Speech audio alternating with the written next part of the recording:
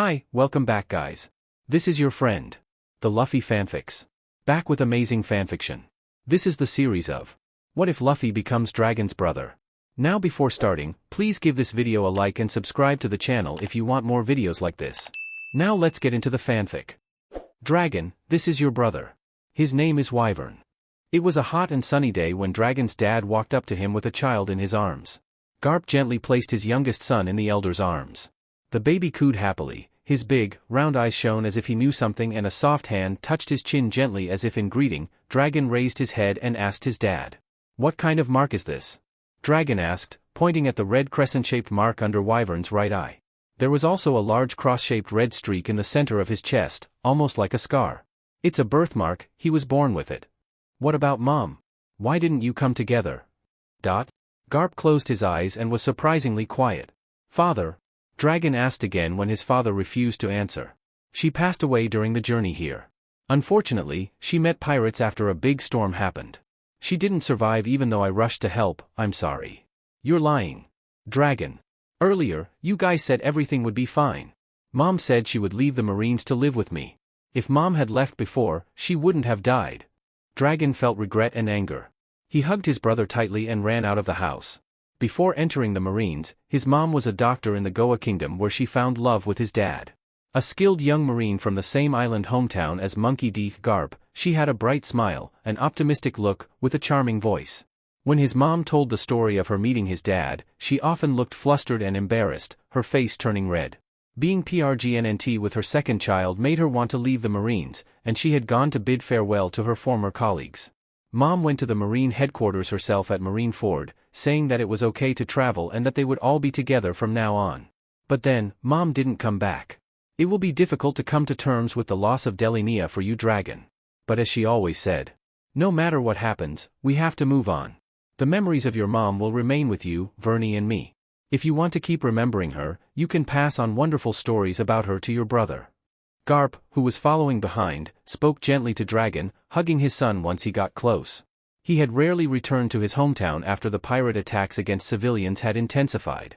Until today, when something important was taken from them, the person that connected the father to his two sons. But at least he was able to keep the other important things she had safe and would protect them with his life. "I will tell my brother about our mom and Dad, will you go back to work again? I have asked for a leave. How could I let Dronny take care of Vernie alone without an adult to help take care of him? The village headman will take better care of us than you." "What? I think you forgot the fist of love." "Ouch, stop hitting me on the head, idiot Dad." Luffy has known since the summit war at Marineford that he probably won't live long, since he traded in his lifespan to help him heal when he was poisoned and impelled down. So, he tried not to leave any regrets behind. He fought hard, ate hard, and partied hard. The only unexpected thing in his life was finding love. Whether you met a dead brother, saw many strange islands, fought 2 emperors, or became the Pirate King, finding love is another thing altogether. Finding love was something Luffy never expected that he, stupid, cheerful, naive and reckless Luffy, would be able to feel that way with anyone. It was a very special feeling and one that took a while for him to realize what exactly he was feeling. A sadistic smile, a dark expression, and tattoos all over his body. This made him seem cold and his friends worried that he would betray them. But he was overwhelmed when he first met him. He also provided a cool excuse for starting a war with the emperors. A lonely aura that screamed not to get close, almost as self-destructive as Ace had been. Until he saw him in a different light on their way to defeat Mingo. But Tereo was a good person. Tereo had saved his life before. He won't let Tereo die. He tried to tease him in a way that made the other man laugh or smile. Law didn't even twitch in the slightest when being called Tereo. Did he think Luffy really couldn't remember the name of someone so special to him? He looked serious, but when he yelled that he hated bread, it was so cute. They traveled together and fought together as if they had done it countless times. Unlike with Zoro or Sanji, who sometimes clash, it was fluid, natural, fun, and sincere, as if they could read each other's minds. They knew each other's patterns without saying anything. They were equal, they were both captains. Law provided ideas and prepared plans, but it depended on Luffy's mood whether he wanted to follow them or not. At night, they cried in private together. They both lost important people in their lives that they would never forget. They hugged each other until they calmed down, to lessen their suffering. Until they finally could talk about their important people without tears, and smile when thinking of them. When they woke up again, they held hands consistently. trusting each other to protect the other's back. They had exchanged their hearts with each other. The heart that beats in their chest beats with the rhythm of the other person's life. They did split up, but they kept meeting up again and again until they just turned around and stayed together. When people saw a pirate ship with a flag showing the Straw Hat Jolly Roger, there would always be a yellow submarine by their side. Luffy and Law never had a formal wedding. Their commitment was shown in the way the unused captain's room in the Sunny had both of their belongings, in how sometimes Luffy went to stay in the polar tank. In the way they listened to each other's heartbeats and the lullaby of the waves. Listening to the two doctors talk about things Luffy didn't understand. At meal times, he would always keep snatching the bread he knew Law hated and would share his meat with the other, even though Luffy usually ate a lot. They hugged each other before going to bed for the night, telling stories about themselves to each other. They went on adventures together until you can only live one more year. The diagnosis was from one of the world's best doctors, delivered with a trembling voice. Luffy showed no symptoms, until one day, at the age of 41, when he collapsed without any warning. He wasn't sick. He had just expired. His body, internal organs, and strength were sufficient for him to live for only another year. Nothing would help, except eternal surgery. Get that thought out of your head, Law. I won't be staying here any longer. There will never be a day to be alone forever. The only thing worse than death is loneliness. That made them go back to their friends and make proper arrangements for leaving. Drank in front of his grandfather's grave, ate a big meal in front of Ace's grave, and Sabo joined after. None of Luffy's friends got off the ship despite announcing the dissolution of the Straw Hats Pirates. More and more people boarded the ship. It was so warm and it would be unbearable to feel regrets if he died now. But his only regret was that he still didn't feel it was enough. He knew so little about Law and didn't stay longer with him. He saw too little of the other person's smile. He wanted to hear more laughter from him. Why did he not get to know him until it was too late? When he asked for his heart back from the other, Law said, "No. You gave it to me. It's mine.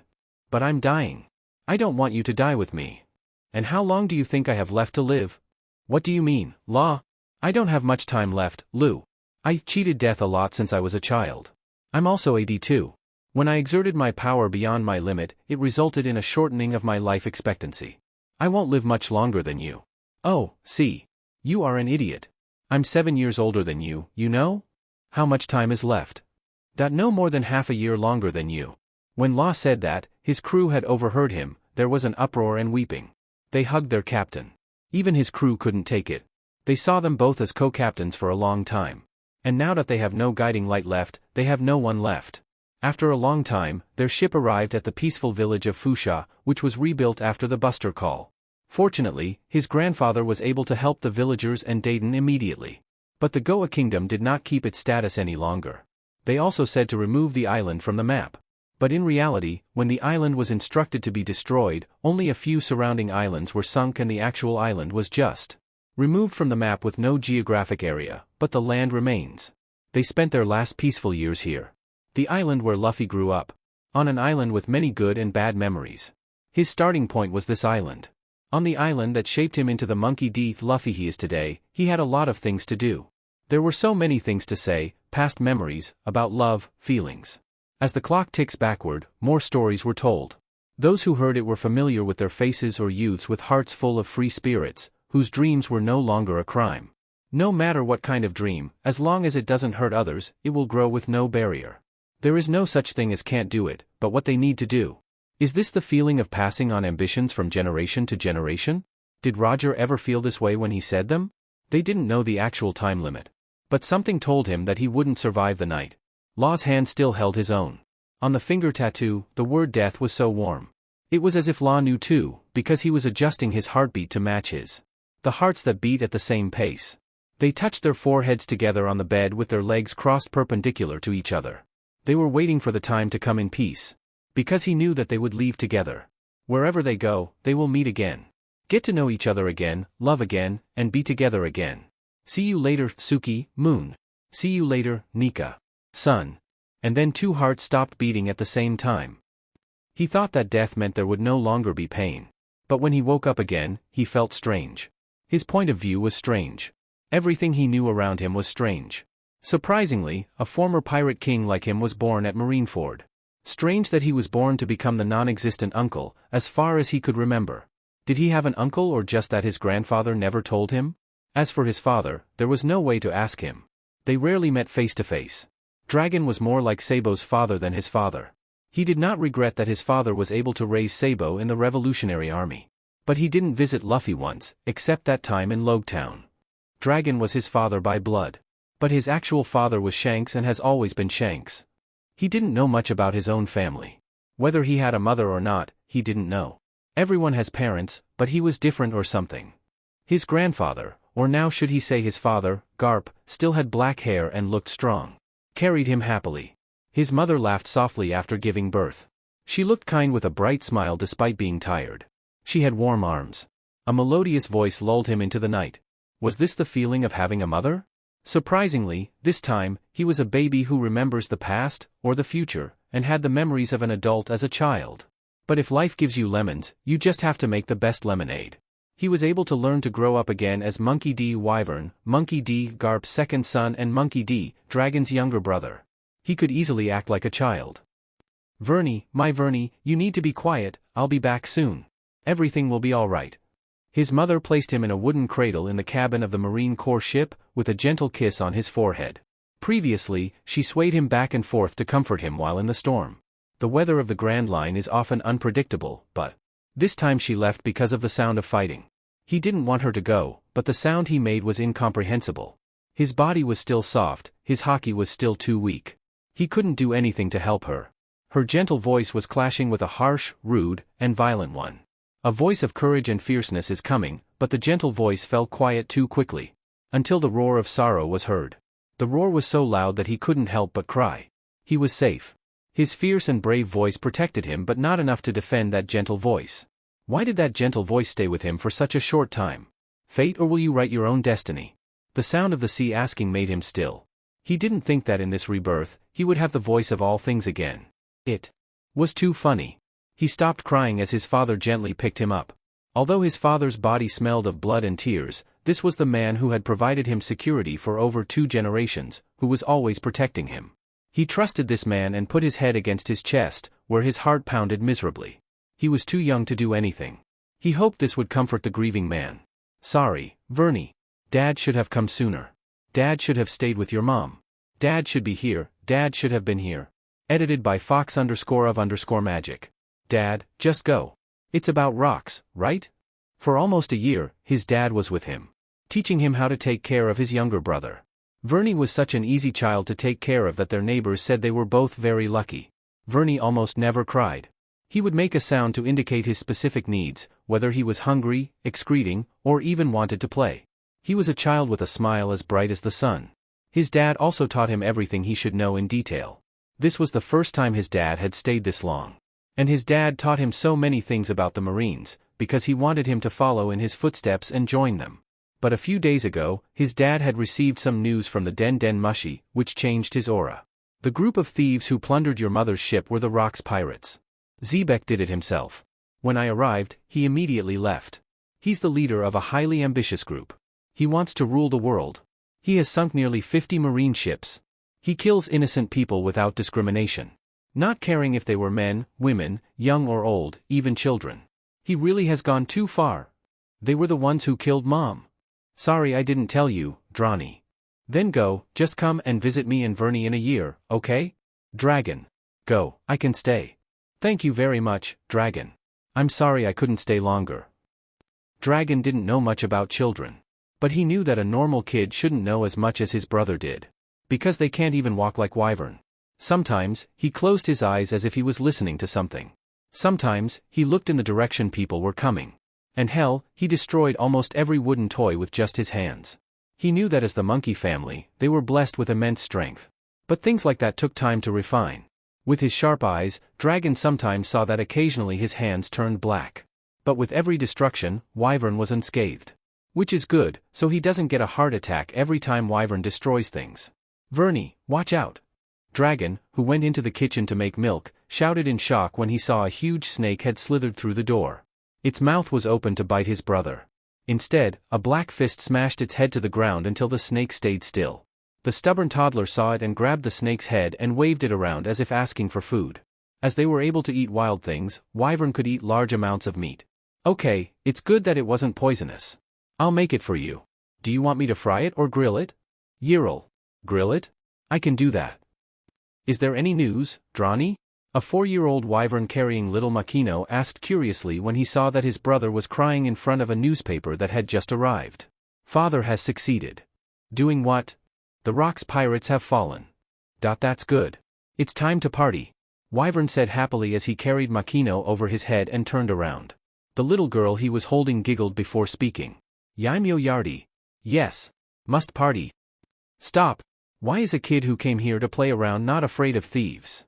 At the entrance to the Goa Kingdom, the mountain bandits shouted and pointed a knife at the child who had a strange red birthmark under his right eye. The child seemed under 6 and looked cute. Clad in clean clothes, the child was smiling brightly like a second son towards the kidnappers. Why are you threatening the villagers? If you want to kidnap kids, you need to find noble kids over there so you can demand a lot of money. Dayton said before pushing her subordinates away to see the kid's face. Who is he? Mountain bandit? Are you Drani's friend? Drani? Dayton questioned suspiciously. No, they were just someone I know that I talk with. The voice of Dragon from the door made Dayton's gang flinch and take a step back. They know Garp well. And Garp's son, Dragon, they had met in the forest countless times. Dragon hunted large animals almost every day. His strength was the strength they couldn't even fight with weapons, which made them quite powerless against this child. Dragon was different from Garp, who usually talked jovially. Dragon was solemn and serious, looking at them calculatingly as if they were going to fall into another trap. They didn't know how many more times he gave them goosebumps than Garp. They look fun, Drani. Can I go play with them? Don't play rough. You should limit using your hands only. Okay. Be careful. The little boy smiled brightly despite the bloody conversation. Now Dayton was starting to feel regret for coming down from the mountain. Today, she must have stepped out on the wrong side of the house for sure. Binkasu no Sakewa, Tadoke Nayuku yo.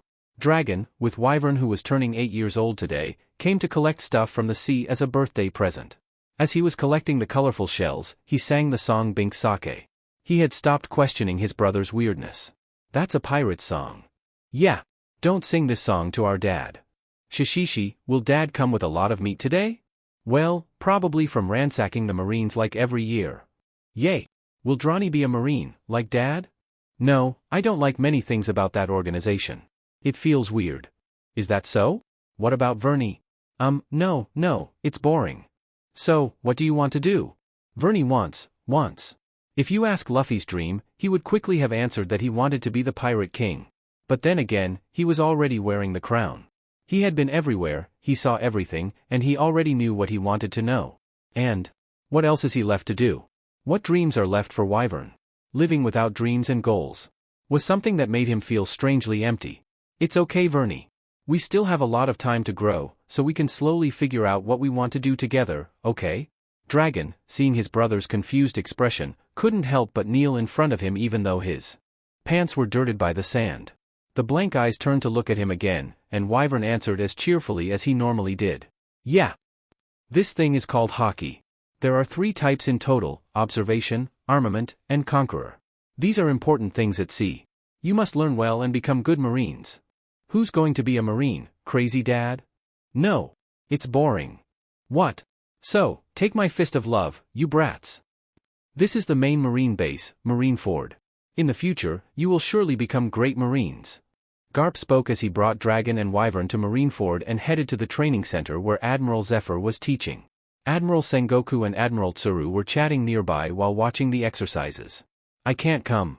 He's still small. Dragon quickly dismissed, using his 10-year-old brother as an excuse. As for the aforementioned person, he jumped up and down, looking around with interest. Yes, Marines are boring and never stay at home. When Wyvern spoke loudly, Garp stopped walking. Then the other senior Marines turned to look. Vernie. No need to make flimsy excuses. Dad can do what he likes. What you thought was justice, you believed in it. Because I and Drani will act on what we believe in too. Wyvern said confidently, loud and clear. Until Dragon couldn't help but pat his brother's head gratefully. Ha ha ha, well spoken, well spoken. You have a good child, Garp. Zephyr laughed as he looked at the children longingly. Should he teach his children something? But alas, Garp's youngest child was still very small. Certainly. My Vernie is the cutest. Drani is a good boy, ha ha ha ha. Garp didn't hesitate to proudly show off his kids. Without Dragon, he would have a harder time raising his youngest kid. He has such wonderful kids. Then why bring a child here, Garp? Are you moving to Marineford? Sengoku asked curiously. No, I prefer being at Fusha, Wyvern quickly dismissed, causing Garp to laugh again. You speak so well. Tsuru spoke caringly and stroked the little boy's head, who moved his head under her palm like a little kitten, which made her heart melt. Even in the beginning, Garp has spoken the grand language with a Fushan accent. But both children spoke clearly. She could see how hard the older brother, Dragon, worked. I'm bringing these kids to watch the training. In the future, they will be able to make good Marines. Garp said proudly, stretching his chest. No. No. The two brothers chorused once more. This kind of training is of no use to us. My fists are as strong as a pistol. Wyvern said confidently, raising his hand. It's bad to insult the cadets I trained. Zephyr said, seeming displeased, but there was a hint of affection in his voice. Garp's children have much more powerful movements than other children of the same age. The boy named Dragon has great potential. The other boy, Wyvern, was no different, just a little too young. So how about this? Let us fight with your best students. If we win, Dad must stop pestering us about becoming a Marine. If we lose 15 times, Wyvern and I will be Marines. Dragon made an offer that sparked Garp. Really, Dragon? Yes. Zephyr. Two of your coolest students. Garp said as he shook Zephyr's collar. Which side do you think will win? Tsuru asked calmly while watching Zephyr and Garp argue. Dragon is so different from his father, favoring Dalinia. He wouldn't be foolish enough to offer something to his disadvantage. Sengoku analyzed the character of his best friend's son. Dragon was similar to Dalinia, although she was more gentle. But there is also a serious angle that is opposite to Garp. Wyvern was like a miniature Garp, far too cheerful. It's like bullying a child. Isn't this too much? Bolsolino said while stroking the soft beard on his chin. If it's an order, we can't disobey it, Sakazuki said angrily but agreed to stand opposite the two children. The eldest, Dragon, was probably good with his hands as their age was not so different. As for the youngest, he will try to get it done as quickly as possible so as not to hurt him too much. Shishishi, I'll show you the power of my fists. Wyvern laughed as he punched his fist into the palm of his hand. Don't be careless. Or else, you will have to become a Marine. Dragon teased his younger brother. This shocked Wyvern and he turned to look at him with his mouth open before starting to look serious. For his younger brother, who seemed to be carefree about everything, this was the only fight that he was serious about. Of course, even some things would have required Wyvern to teach him. Because Wyvern was natural with all three types of hockey from birth. Are you sure, Garp, that this is not too much? Dragon is going to have difficulty in the fight, Zephyr asked again. This is my child. Don't look down on my child. Then, let's begin. When Zephyr gave the signal, the brothers set off faster than if they had been using Saru, which caused the two Marines to quickly use Tekai to defend themselves. Dragon appeared in front of Bolsolino and punched him in the stomach until the other party flew away. Bolsolino's Tekai was immediately destroyed by Haki, causing the Marine to retreat to regain his footing. Meanwhile, Sakazuki was punched in the face with Armament Haki armor mixed with Conqueror's Haki, causing him to fly backwards. Shishishi, did you see that? Wyvern said, bouncing away just as Sakazuki recovered and tried to attack Wyvern. The boy dodged without looking, before he grabbed the wrist of the arm that had tried to punch him, then elbowed back into his opponent's stomach until Sakazuki coughed up blood. After that, he threw him over his back onto the floor. With an Armament Haki-coated fist, he was about to punch him in the face, but stopped at the tip of his nose and shifted his target to the stomach with several simple fists which showed Sakazuki's helplessness in the fight. Armament Haki combined with the Conqueror's Haki? What did Garp teach his children? Sengoku, who was watching, couldn't help but gasp. Dragon's skills were comparable to the rank of a commissioned Marine like Bolsolino and it was extraordinary. But Wyvern, who revealed that he could utilize all three forms of Haki, was even more terrifying. I never taught them this. I just told them about Haki recently. Garp was also quite shocked. But that's not something that can be obtained by telling, Garp. Tsuru couldn't help but stare at him before she turned to look back to the fight. Sakazuki was spent and Bolsolino was also similarly dealt with by Dragon. Ha ha ha, looks like I have to teach these kids again. Did you see that? I told you my punch is like a pistol. And since when were you able to use Haki? Tsuru asked curiously to the youngest, who was fully intent on showing off. Long. How long has it been? How long, Drani? Wyvern was naturally born with all three types of Haki. He has been teaching me the first two types for a while now. He called it a mystical power. We just realized this was called Haki when Dad taught us. Dragon explained as he let his brother hang around his neck, all while chattering happily about how they don't have to be Marines. What a powerful child, natural with all 3 types of Haki from birth, Tsuru said in shock. I have heard that there are children who have observation Haki since birth. But children who can use all 3 types of Haki, this is my first time seeing it. Sengoku couldn't help but remark. For example, on Fishman Island, there was Otoheim, who was born with innate observation Haki which made her susceptible to the emotions of others. As for the armament Haki, there are rumors that the former villain Zebek was also born with it. But the ability to use Conqueror's Haki naturally without having life experience was very rare. Even if someone is born with it, they need to go through life experiences. It is a Haki where its strength depends on the person's will. He, too, had to undergo training. He couldn't use it at all like the child in front of him. Just, if you have this kind of power, why don't you think about using it for justice? Sakazuki, who was supported by a Bolsolino, asked curiously, causing Wyvern to jump from his brother's back, walking towards him and fixing his eyes on him. Those eyes were not childish, it was as if he had already experienced the hardships of the world. So, what is justice? Absolute justice. The evil pirates must be completely destroyed for the safety of the people. If your justice doesn't hurt innocent citizens, that's fine. Sometimes being too extreme will make you blind. If a law enforcement person is blind, and can't see what they should do, it's going to be bad. Sakazuki, when you become a Marine, was it to help others? Or did you just want to kill pirates? What would a little boy like you understand? Our mother was killed by a pirate. I have had the ability of all 3 types of Haki since birth, including observation Haki. I had to listen to my mother's voice disappear. Why would I not understand? But not all pirates are evil. Not every Marine is good. There is more to this world than black and white. All of you are older than me.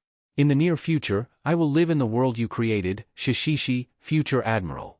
Wyvern spoke seriously and painfully at first. He let out a laugh at the very end before blasting off from them both and jumping to his brother again. Dragon picked up his younger brother easily before hugging him tightly. He knew his brother was special. But he didn't think he could remember such a painful memory. Even his dad, Garp, had a blank expression on his face as he looked down at his hands as if he saw something that left him speechless. Until Sengoku and Tsuru couldn't help but pat their backs to console them. Then, what is justice for you? Asked Sakazuki, causing Wyvern to turn to answer. I'm not a Marine, so it's hard to answer. But being free, and having dreams, and one's bloodline are never a crime. Other than that, find the answer for yourself in this vast sea, Shishishi. What is Drani reading? On a nearby island, there is news that someone has been kidnapped. Really? Yeah, it's a human trafficking group.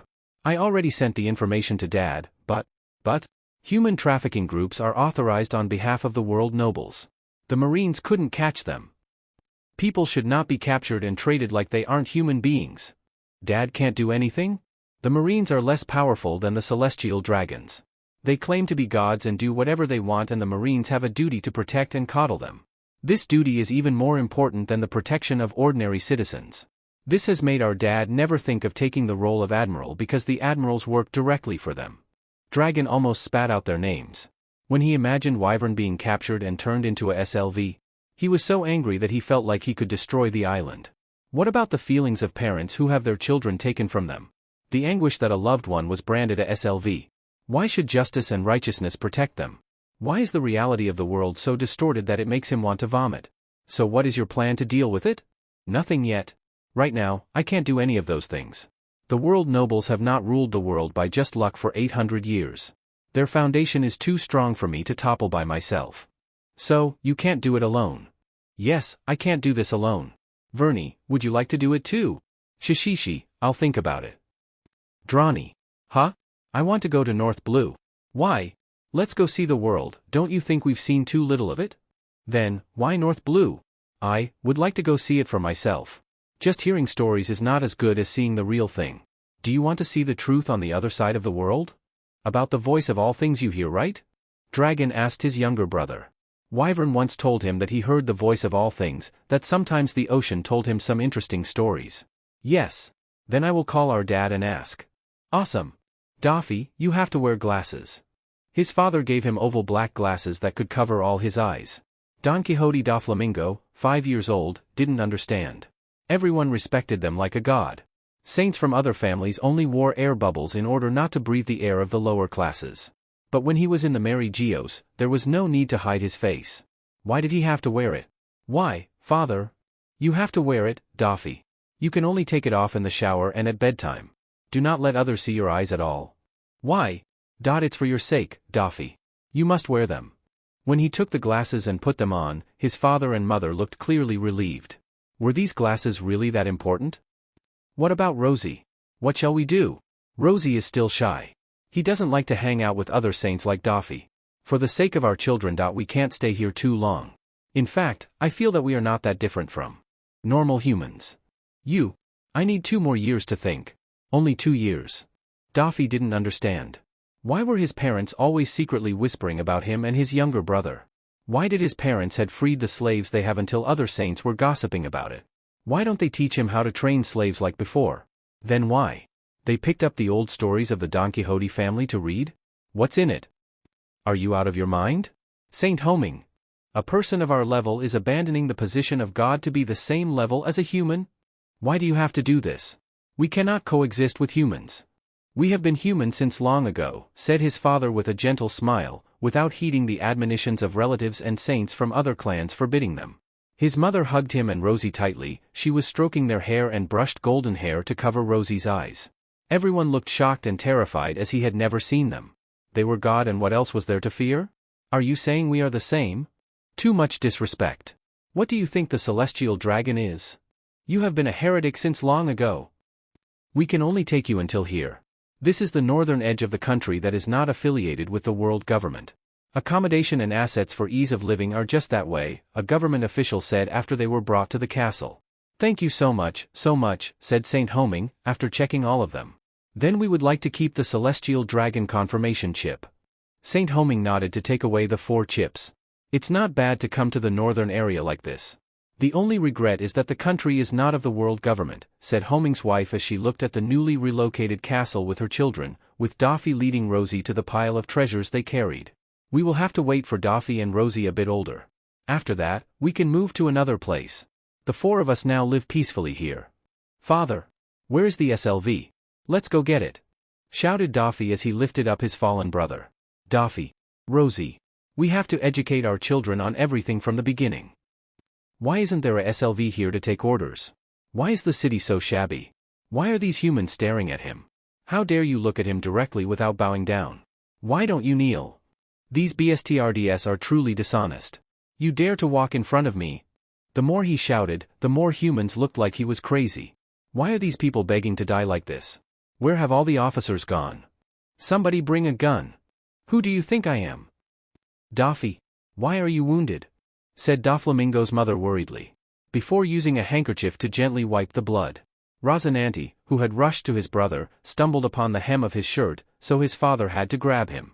Father, the lower-ranking people are arguing with me about who is the celestial dragon, and dare to act against me. So let me borrow a gun. Doflamingo, you didn't tell them who we were? Why? We are the gods, they should respect their gods. Father, why aren't they kneeling? Doflamingo wondered as they ran from the angry mob away from their home. Father had to take some of the treasure before carrying Rosinante. With his mother holding his hand, they didn't have guards to protect them. They could just have ordered the admiral to come. Why? Where is the celestial dragon? Find them! Hang them! They have escaped. They must be still around here, and find them. Don't just kill them. Set them up and torture them. We can make them experience several centuries' worth of suffering. If this was being human that their father used to say that they were, then it really couldn't be any different. They were also very cruel. Why couldn't he have slaves like before? Why couldn't they bring anything like before? Why couldn't he shoot those annoying humans? Why? Why must they stay good for humans?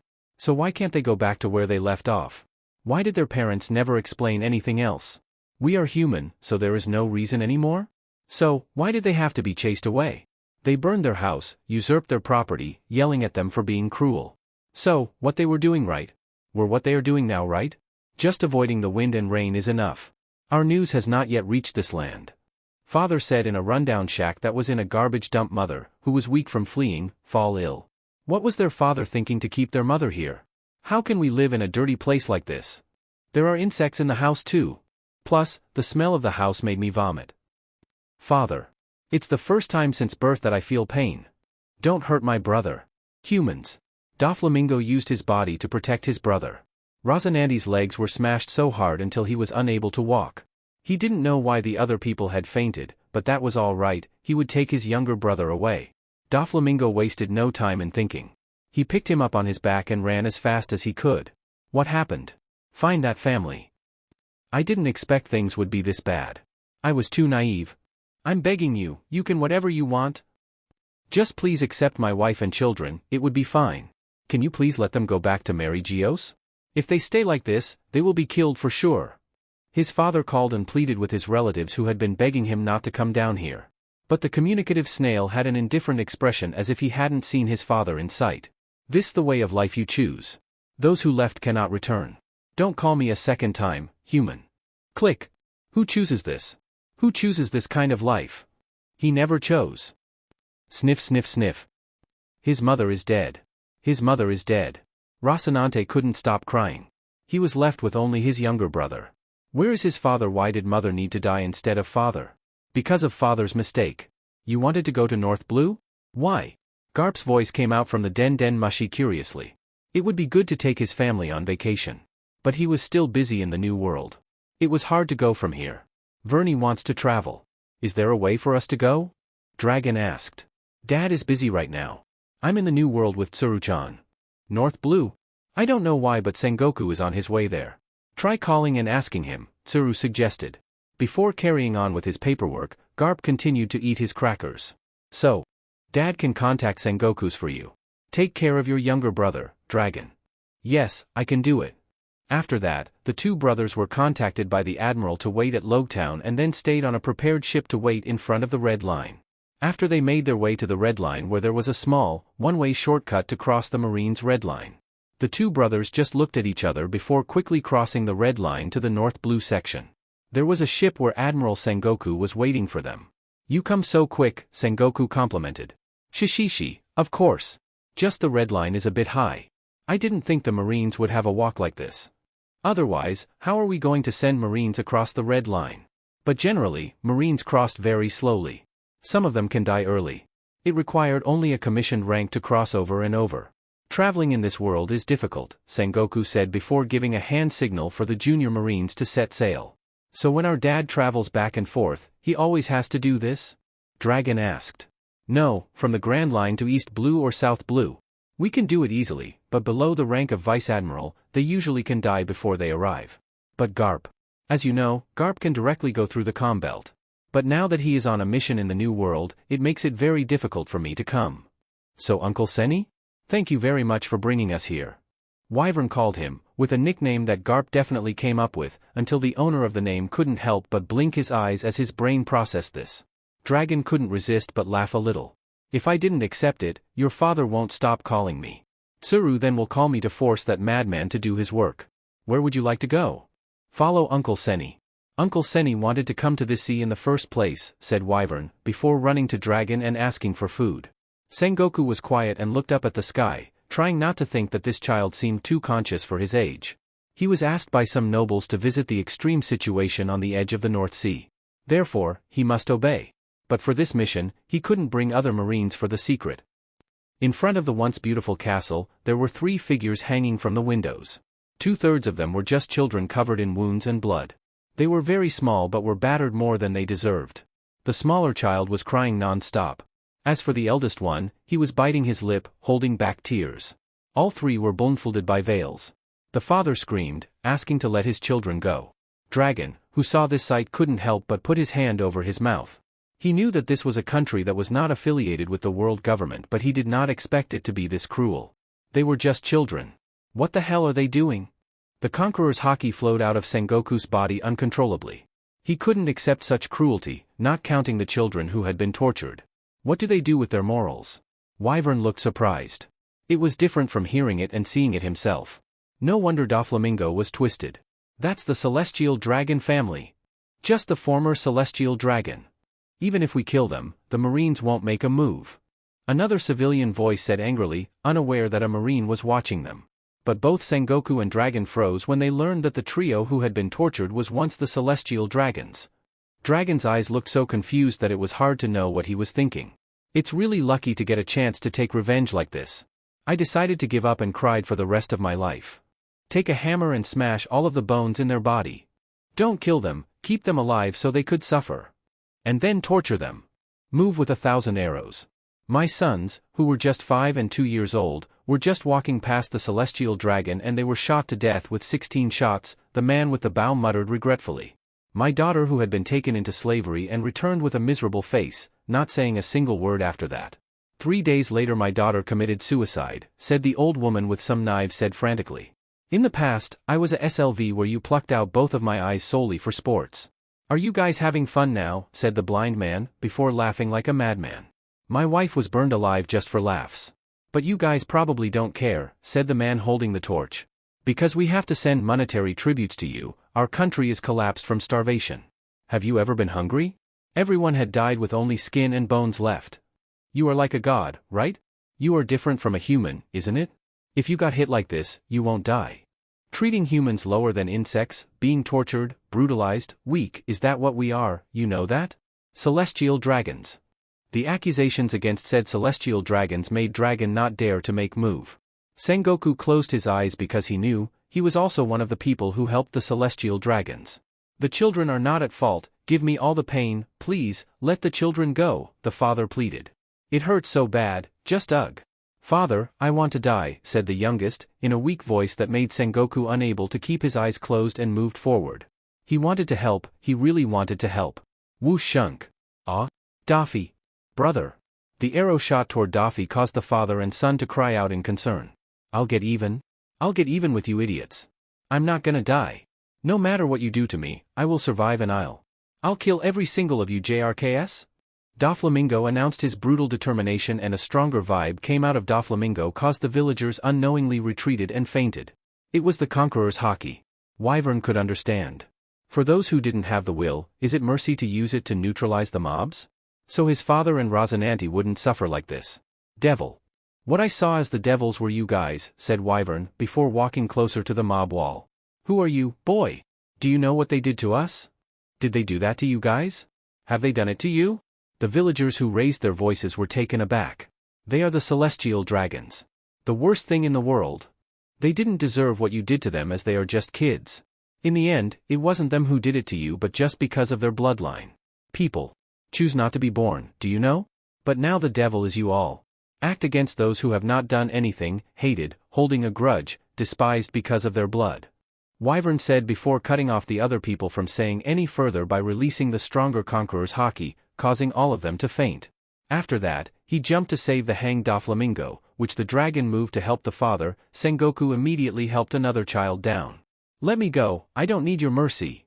Doflamingo said disbelievingly before pushing Wyvern off. He took off his blndfld, showing his blood-red eyes before picking up his glasses that had fallen nearby. It's not mercy. It's just helping other people who couldn't move their bodies on their own. To never receive help without hope doesn't mean it doesn't exist. Noisy, said Doflamingo before running off. Causing Wyvern to turn to look at the other two father and son, Rosinante was crying towards his brother who ran away. As for the father, he cried and was thankful for helping them. Let's go somewhere else to treat the wounds first. It'll be bad for the villagers to wake up soon, Sengoku said before holding the boy who was so light like a skeleton that he almost cried, and lead everyone to go. Wyvern looked at the runaway Doflamingo before following his uncle Senny. Is this the kid that knocked everyone out? Treble pointed at the Doflamingo who Virgo had brought in. Yes. Is everyone completely unconscious? That thing is Hawkeye. The conqueror's Hawkeye. That's proof that you have the qualities of a king. Doflamingo. You are the one chosen by the heavens. Treble laughed. From behind, he brought out a treasure chest containing a strange pear-like fruit with a circular coil with a flintlock beside his waist. Treble needs a bet. If you are a man, prove yourself. Is there someone you want to kill? I will give you the power to for you take revenge. Huh? The person I wanted to kill? There are plenty of them. Doflamingo said without hesitation before picking up the pear and eating it. Then take out the gun from Treble, who was laughing behind him.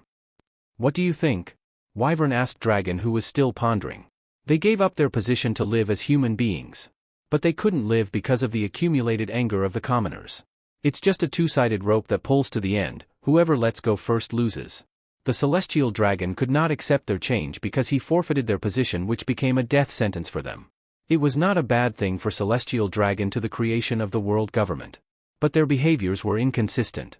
It was difficult to say. Dragon admitted that their coming here made him look the world differently than he usually thought. He didn't regret agreeing to come with his younger brother here. "Brother," said Rosinante, glad to see his brother return. He rushed to hug Doflamingo, who continued to walk despite being hugged by his younger brother to get in front of his father. "What right do you have to take away my power? Because of you, Mother died. It's hard for Rosie to even walk in a straight line because of you," said Doflamingo, pointing a gun at his father's head, causing Rosinante, who was hugging his brother, to hold to stop him but stumbled back and fell to the ground. "Brother, please don't. Brother. It can't be fixed anymore. I and Rosie are going back to the Holy Land." "With your head," said Doflamingo as he moved his finger into the trigger. "Doflamingo. Rosinante, I'm sorry to have a father like you." Bang. "Even if you do that, you can't go back." Sengoku coats his hand with Hawkeye and stopped the shot from the muzzle. He was well aware of his anger. But he didn't want this to become a stigma for others for the rest of his life. "How do you know that?" "The Celestial Dragon hates things that are different from themselves. Even if a former Celestial Dragon like you carried a traitor's head back, they would only send people to chase and kill you." "Oh, that's not true. I'm an admiral, Sengoku the Buddha. I know what are they going to do with the former Celestial Dragon." It was like Doflamingo's hopes were crushed. He fell down and cried like a child he never was, causing Homing to look heartbroken. He would have allowed them to take his head if that could bring his children back to where they were from. But as the Marine said, his children never returned. That's Celestial Dragons, I'm going to kill them." A teenage girl who looked so deranged aimed her gun at the 3 Celestial Dragons. Anger blinded her, she couldn't see the Marine in her eyes. Having seen this, Homing used his body to protect his 2 sons without thinking about his life. Bang! Bang! Bang! Bang! Bang! Bang! Bang! Bang! Bang! Bang! Bang! Bang! The bullets hit Homing's body relentlessly and Sengoku couldn't manage to step in time and stop the guns from running out of ammunition. When the ammo ran out, she dropped the gun to the ground and laughed while saying that she would never be a SLV again. She had already killed the Celestial Dragon and ran away. Doflamingo shook his father incomprehensibly. "What the hell are you doing? I tried to kill you." "Oh, sorry for being such a father, but Doflamingo. You don't have to forgive me, but please take care of Rosinante." "I'm sorry." After saying that, Homing died immediately. The 2 brothers were shocked before making a sound. "Hey! Open your eyes, don't die." "Father! Father!" Sengoku, who hit his fist into his chest and couldn't help the person in front of him, burst into tears. Before going in and holding the 2 homeless children, the orphans held no resistance before clinging to Sengoku's shirt tightly, couldn't accept their loss. "Why do you have to do that? I will kill you." "Why do you have to do that?" "Sniff, father. We should perform a funeral for him. He died for the people he loved." "He'd probably be dead by now," Wyvern said, before walking in to cover Homing's eyes. That made Sengoku feel guilty for bringing the children to see things like this. "Love," said Doflamingo in a raspy voice. "Because of love, even life can be given," the Wyvern replied. "At the hill, the most beautiful hill on the edge of the sea where Mother is being buried," Doflamingo replied, which let his younger brother know that his old brother had returned. His brother loved their mother very much. If the eldest was still angry with their father, he would never allow them to be buried in the same place. "So is there any ceremony?" "We can. Follow your ceremony," Dragon said before picking up the dead body. "7 white flowers for lead the way, and 9 blue flowers go to heaven. A red flower means for family and a black flower for mourning." Both children spoke at the same time. It was as if their mother's ceremony had just passed. On the way to their mother's grave, Wyvern picked flowers as told by for the 2 of them. The 2 brothers dug another grave next to their mother's grave with their hands without allowing anyone to help. When a pit was made, Dragon laid down the body. The 2 brothers kissed the red flowers before placing them on their father's chest and placing his hands over them. After that, they kissed the black flower and threw it into the body. And then, the brothers spread some soil on his face and body and placed 9 blue flowers around his body, buried his body until he was completely covered in soil, and pinned the white flowers as a compass to the sea. "We will remember you at all times. With passionate love, your life will never be forgotten, Father."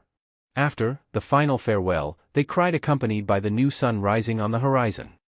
It's unbelievable that Wyvern can convince the 2 brothers to sleep together. Even before, Doflamingo was protective of Rosinante like a mother cat. Sengoku spoke before walking out of the children's room in the afternoon after he bought the 2 frightened, hungry children to the marine ship. Doflamingo's poisonous attitude hurt everyone except his brother. Other than that, the way back here was smooth. Uncle Senny. Can you look at those kids? Too cute, said Dragon. Don't follow your brother, Dragon. Just Garp and Wyvern is more than enough. You can call me Drawny, either way. It doesn't mean anything. So, why are you heading straight here? A territory beyond the authority of the government because there is no worth it to send the Buddha in. A saint asked me to come and check. I can only tell you this. So what are you going to do with the other 2 children? I don't think I can raise more children. I will take them with me. Regarding them, I will report that they are not found, it will be safer with them. They can a good marine like you know? These children have been through a lot of bad things. I don't want them to suffer more. Well, it wasn't wrong at all. Blood shouldn't be a crime, Dragon said, thinking about what his brother had said. Blood should not be the determinant, the actions should matter. But in the end, all things I going to ask them whether they will agree to stay with me. I don't think I can be a good father. I can be an old man or an uncle who takes care of them. No one is a good father from the start. Uncle Senny, you also seem to learn more than my father. Please Drawny. Uncle Senny. During a small fight between the uncle and nephew, Wyvern had become the pillar for the brothers to lean on upon hearing it all. Do they still have a chance to be cared for? Is their blood a sin, even if they've ever had evil thoughts? Nobody is perfectly good. But no one is completely evil. Because we are human. So we have both good and bad. Everything is our choice, you know? Dayton, why is there so little meat? Are you eating someone else's portion again? Dayton said wearily to the younger monkey who left a huge beast in front of the house and went in to find food in their pantry to eat. Dayton gave a hand signal to her subordinate for the animal body to be carved out and cooked as quickly as possible for this black hole to eat. Shishishi, your house is the closest here. Meat, meat. We are making it now. Vernie, Dragon's voice at the door made Wyvern turn and wave happily. Drawny, let's eat. Not early for dinner yet. Before dinner. Don Quixote brothers are calling. Doffy and Rosie? Wyvern said, before putting down the meat he was eating to turn to talk to them. Hi, Vernie. Doffy has nightmares again. Rosie opened up about his concerns. I don't have nightmares. You have nightmares? What's with you sleepwalking and talking about the chosen one from heaven? It's just. Just what, Doffy? You can trust us, Vernie added. There is. Some mafia says that. He said that my conqueror's Hawkeye was the one and I was chosen to be the king. Stupid. I have, Drawny has, and even your dad has them. The old man doesn't have a bit. Yes, father doesn't. Vernie means Uncle Senny. Dragon added with a small smile, since Uncle Sengoku took the 2 in, he immediately took up the adoption to have full legal rights to them. Although he never claimed to be the parent, Uncle Sengoku had put in a lot of effort. In helping Doflamingo to get out of his self-blame mindset or have Rosinante open up to talk to others again. Although they were raised at Marineford, Uncle Sengoku would not do well if the government people to find them. Is that Uncle Sengoku? Doflamingo looked so embarrassed that Vernie laughs. Pa, Dad, do we have the right to call him that? Rosie said so embarrassed that the snail twisted around. So what else did the mafia say? Dragon dragged them back into the matter before going any further. He was a mafia named Treble. He offered me a gun and a devil fruit for revenge. The gun that you brought back then? Yes. Dad. There was a villainous mafia who has been influencing Doffy. Rosinante shouted so loudly that they heard the door open quickly and heavily. Wait, did you just call me Dad? Uncle Sengoku's voice was trembling. Yes, Dad. Can I call you that? The pleading Rosinante's voice was accompanied by some slipping noises. Uncle Sengoku and Doffy rushed to pick him back up. The torture had deformed Rosie's knees and ankles, which made him, an already clumsy person, even clumsier. Yes, right, okay. So, what did you say just now? There was a mafia who influenced Doffy into making a crime. He was in our town at that time. He also gave Doffy a gun and devil fruit. Doffy, you have a devil fruit? Ito no mi? Garp. Tsuru. We have a mafia group to wipe out. Sengoku's voice shouted loudly, before leaving the room until they heard Doffy's sigh. You are very evil, Rosie. You are going to get people killed. Well, they influenced my brother. I won't let go. Shishishi, the brothers are really alike, Vernie said, laughing earnestly. Oh. There is news of the Spider Mile Mafia eradication led by Admiral Sengoku and Rear Admiral Tsuru to help the long-ravaged villagers. They acted fast. Wyvern reading the news on Dragon's lap and was surprised. There is news. Here too. Our dad went to fight the captain of the Happo Navy, Don Chinjo, and win. There are rumors that our dad practiced punching the mountain before going to the real fight. Drawny, is the news true? This is our dad, Vernie. The news is real for sure. Wyvern felt it was very strange that he could clearly remember every moment he grew up again. There were times when he accidentally fell when he tried to stretch out his hand knowing that he no longer had that power. To him who had been with that fruit since the age of 7, it was like he was being born with that power. What made him brave and reckless is to do anything without fear of getting hurt because of the power and ability of his body like a rubber which made him resistant to injury. This time he had to train with his brother, who feels more pleasant than when he was a father, or is it because he hasn't carried anyone's burden, to find a skill that would fit him again. When he didn't have the devil fruit, he wanted to be like Uncle Rayleigh who could swim over a calm belt. He wanted the kids to see him as a cool uncle like that. So he learned hard with his elder brother as well. Can the handwriting be more clear? Wyvern grumbled as he looked at the report he had written according to Dragon's question. It was difficult for him to study with children of the same age in the village. Because of the difference in many things, Dragon was the one who taught him himself. The East Blue is often called the weakest sea. It was calm, the weather is not terrible. The strength of a pirate that came from this blue into the Grand Line or the Marines was weak. But then again, ironically, Roger, Garp, Dragon, and Rayleigh also came from East Blue. This made most of the villages relatively peaceful. The East Blues learned the Grand language so they can read most of the news in the newspapers. Because the Grand language is the lingua franca that the world government demanded to be used together with the 4 Blues. Grand Line and New World wrote the newspapers. Publication books, arrest warrants, and official documents were all in Grand. So by learning Grand, you can go anywhere. But in 4 Blues, they had their own dialect because they have been independent for a long time and were not often used in the Grand Line. Here, Fuchsia Village speaks a mix of Fuian and Eastern. As for those in Terminal Grey and the Mountain Bandits, they spoke rudely Fuian and Grand. Some village children or old people can't read Grand. Only middle-aged people got access to a new language and can read Grand a bit fluently. From what the headman village, Whoopslap has taught because he was in the kingdom of Goa. Within the Goa Empire, the people there regarded themselves as aristocratic and did not speak the Eastern dialect, but only spoke, read and write in Grand, which can be made listening and speaking difficult for those who did not study. This made him learn these 3 languages interchangeably with no problem. It's boring, Drawny. I want to go swimming. You can swim well. Teach me how to swim across the calm belt. Get that crazy idea out of your head, Vernie. Who put this thought into your head? Dad, why are there so few people in the Marine base? Dragon brought his younger brother to Marineford as he asked his dad curiously. After calling them on Vernie's 14th birthday, it wasn't long before he sent a ship to pick them up and went to Marineford. At first, he thought there was a surprise because Vernie's friends, Doffy and Rosie, complained about wanting to see them every day. Which, when they arrived, showed that the Marine presence were much less than usual. There is a reverie where a meeting of leaders from different nations affiliated with the world government. It is a big event that the admirals had to protect Mary Goyes. Dad also had to protect the leaders who came. Sengoku was a bit worried about the 2 brothers and asked you to accompany them. Okay, said Wyvern with delight. But Garp seemed very worried. He knelt on the ground so that his eyes were level with Wyvern. Vernie, don't get offended by anyone. Even at Marineford, nobles shouldn't be off track. But nothing is guaranteed. Promise your dad. Well, I'm not a child anymore. Dragon, keep him safe for me. Yes. Having accepted the answer, Garp hugged the 2 brothers before continuing with his duties.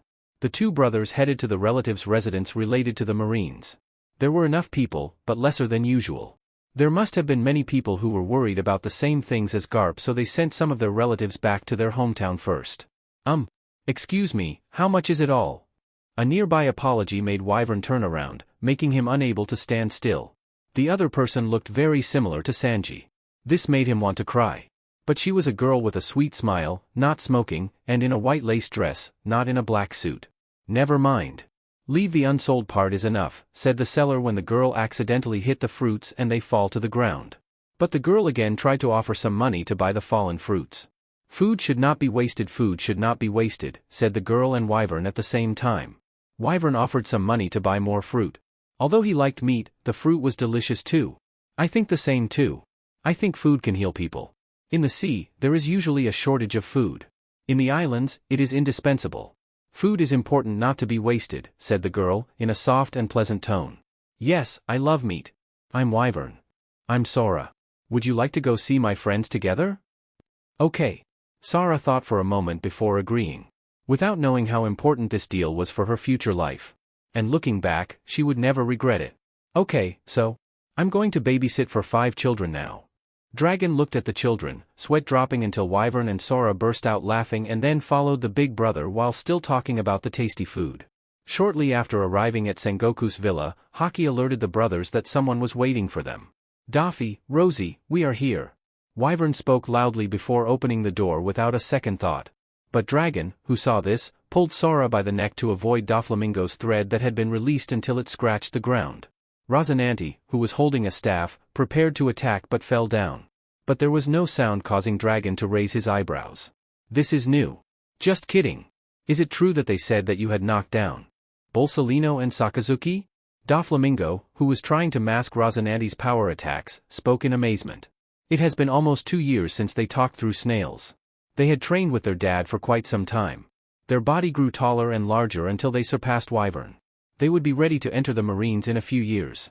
But their dad used to tell them that their friends, Wyvern and Dragon, had defeated their trained Marines once, and they didn't believe them. Especially skilled Marines like Borsalino and Sakazuki, who now had mastered all Rokushiki techniques. Now they were going to learn Haki with an admiral. Of course. But why is Rosie speaking without a sound? Wyvern casually dodged the attack and pointed at Rosie, who tried to speak but made no sound. Whoa, Rosie, unzip first, unzip. Daffy rushed over to his brother, wiping his mouth slowly for Rosinante to unleash his power, so the other could listen to his voice.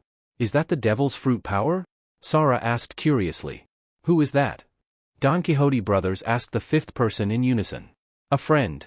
Wyvern said carefully, causing Sora to bow her head slightly to introduce herself. Vinsmoke Sora. Huh? People of the Germa Kingdom?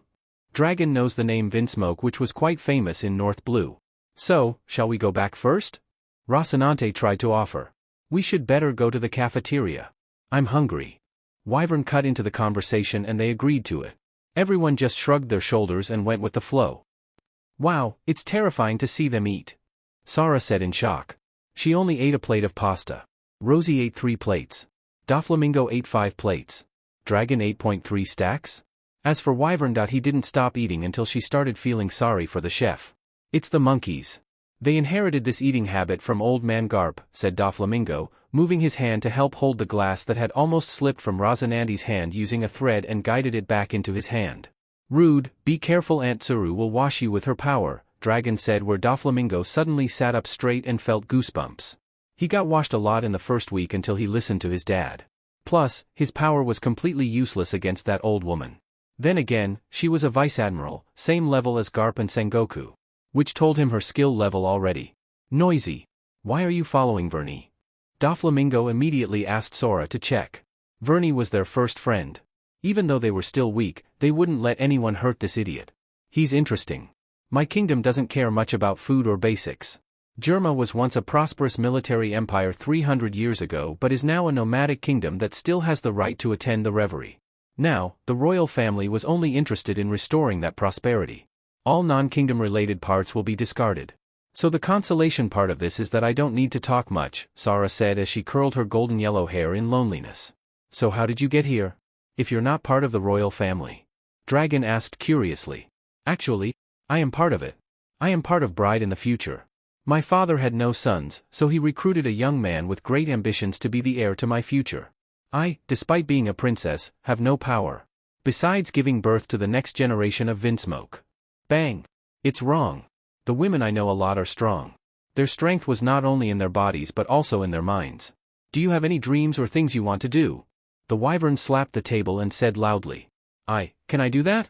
There is nothing that cannot be done. I'll teach you. First, in this sea, a fist is a power. Said Wyvern before raising his fist. That caused Dragon to shake his head before gently rubbing his eyes. Isn't it a good idea to come over here to practice hockey like this? Rosinante asked curiously as Doflamingo and Sora were seriously trained with Wyvern. He privately sat with Big Brother Dragon. How was it a practice by using a BLNDFLD and got hit by a bat? Yes. There are 6 types of martial arts, besides Saru, which are all inferior to hockey. Yes. Let's take a shortcut, Wyvern said cheerfully before calling on Sora and Doflamingo to take off their BLNDFLDs. Shortcut? Since when did hockey have a shortcut? Doflamingo asked curiously. His dad once said that to be able to have hockey, it would take time, the right body, and mindset. If there are shortcuts, why didn't Dad teach them? Does using a BLNDFLD really help? Sora said, stroking her own head that had been hit by Wyvern. Although he didn't very strongly, being hit multiple times would hurt a bit. Shishishi, a shortcut like me especially. Do you know that the 3 types of hockey have more than one method? As soon as Wyvern said that, he suddenly released a lot of the Conqueror's hockey. Wyvern didn't let out the strongest, but it was enough to cause Sora to fall to the ground. Consequently, Doflamingo and Dragon were able to release theirs and withstand, causing the pressure to soar so high that the surrounding sound instantly fell silent. Rosinante was watching on the sidelines and was suddenly shocked at how much pressure was there, even though he knew that the 3 had been released to counter the power. The pressure of each other. What are you playing, kids? You have knocked out the rest of our Marines. Bolsolino's faint voice caused Wyvern to stop using hockey. When Wyvern stopped, Dragon stopped. Doflamingo was forced to let it on for a moment, and fell to the ground, causing Rosinante to rush over to look. Who are you calling us, kid? Be careful when you say that, said Wyvern as he folded his arms and looked at Bolsolino that came with Sakazuki. The last time they were warrant rank officers. It looked like they were in commission class rank now, right? If he was not mistaken. We are now captains. Don't think we're as inexperienced as we were before, Sakazuki argued, despite being hurt that he had defeated a 10-year-old before. So let's give it a try, said Wyvern fearlessly before shaking his arms. So, Sakazuki-chan, let my revenge, Bolsolino said confidently before turning into a ray of light in front of Wyvern. But Wyvern smiled in return before bending down and punching in the stomach so hard Bolsolino's body flew into the stone pillar and fell to the ground. Bolsolino, has anyone ever told you that Logia who is too confident usually dies quickly? Wyvern grinned, eating half his face. But the closed eyes made it difficult to guess whether it was good or bad. Just a sec. Can you hit my body too? Bolsolino asked in surprise.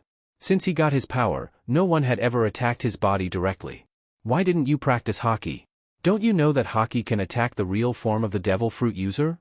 Dragon asked jokingly as he looked at his younger brother who continued his fight with Sakazuki. He didn't know why, he thought that Wyvern didn't like Sakazuki that much. Whenever he came to Marineford, he would go and fight Sakazuki every time. Hockey can do that? Sora asked in surprise as Wyvern knocked down the other Marine. Yes.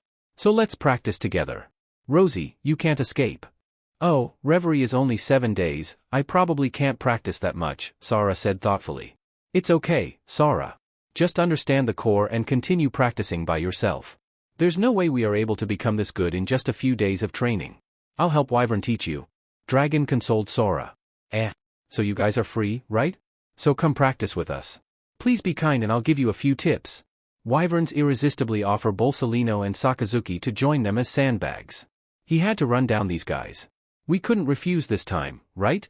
Sakazuki grumbled as he knew he going to regret this. Maybe we should run away in the first place.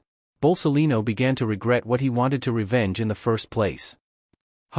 This hockey is so strong. Tsuru said as she returned from the task of escorting world leaders at Reverie. Garp raised his eyebrows at the rather intense amount of hockey, which includes Wyvern and Dragon. I don't doubt my kids will train Doffy and Rosie.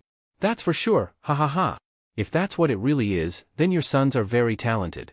Our new generation of Marines will become stronger. Tsuru admired the strength of Garp's 2 children.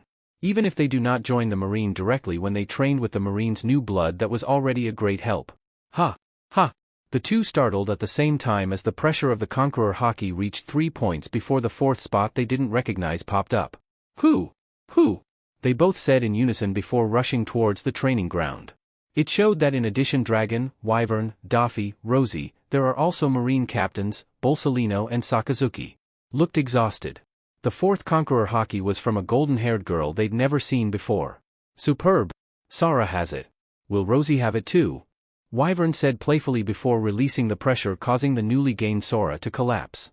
Vernie thinks it's that easy to have? Dad said you must have been born with it, it couldn't practice. Rosie asked curiously. Well, this is a lot, the Wyvern pointed out. You know, if the Conqueror's hockey is all over the sea then this hockey probably not is that special.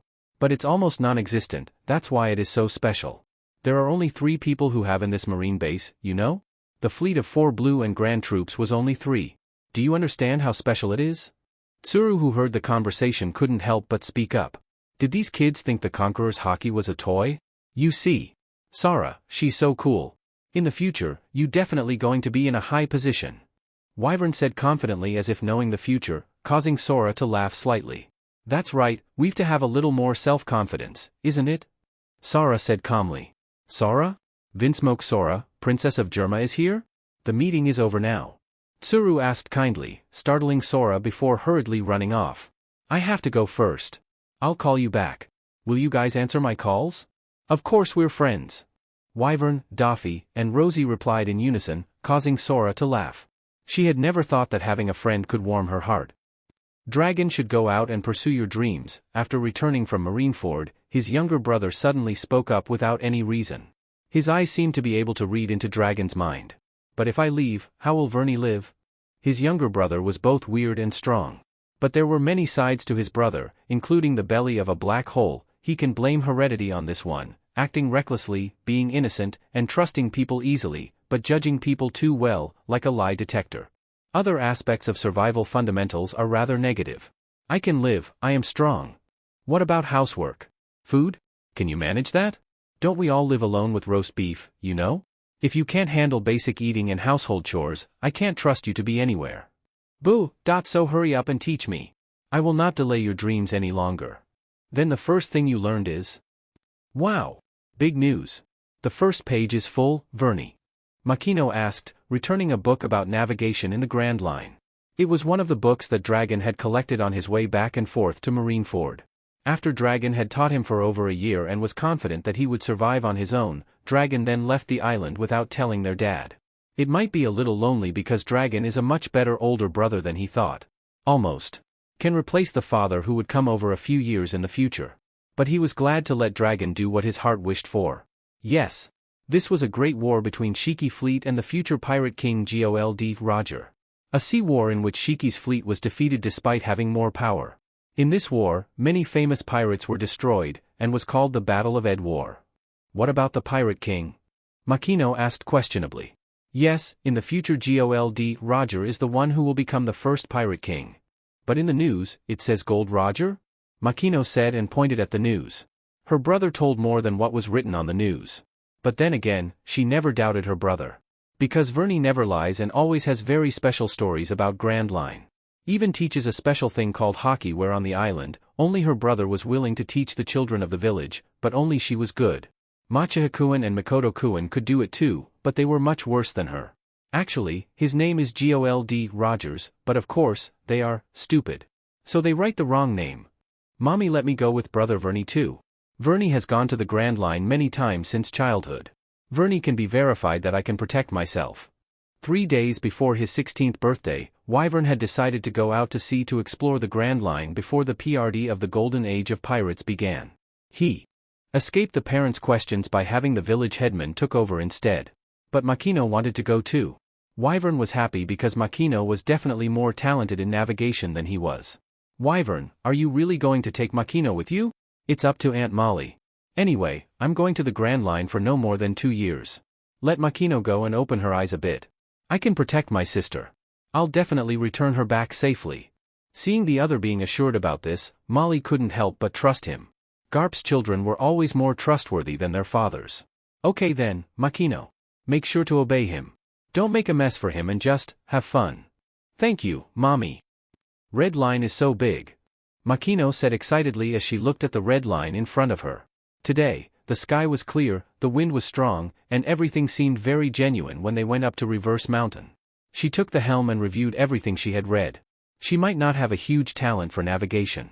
But with observation hockey Vernie taught her, she could adapt it to predict the weather in advance. When in East Blue, Vernie said the weather was calm and that she wouldn't need it. But on their way ahead, she would have to try to do it and see what it was like. How amazing it was, like how Vernie used to tell her before. Right. Have you seen the river yet? I saw it, the river is actually flowing up the mountain. We're going to sail up there, right? Yes, the entrance to the Grand Line is interesting, isn't it? Superb. To the Grand Line. Makino said before steering the medium-sized ship that Vernie had bought at Logetown with the money he got from hunting pirates in the East Blue. To the Grand Line. Vernie cheerily responded to her. He ran in accord with her orders without any complaint, even though she was younger.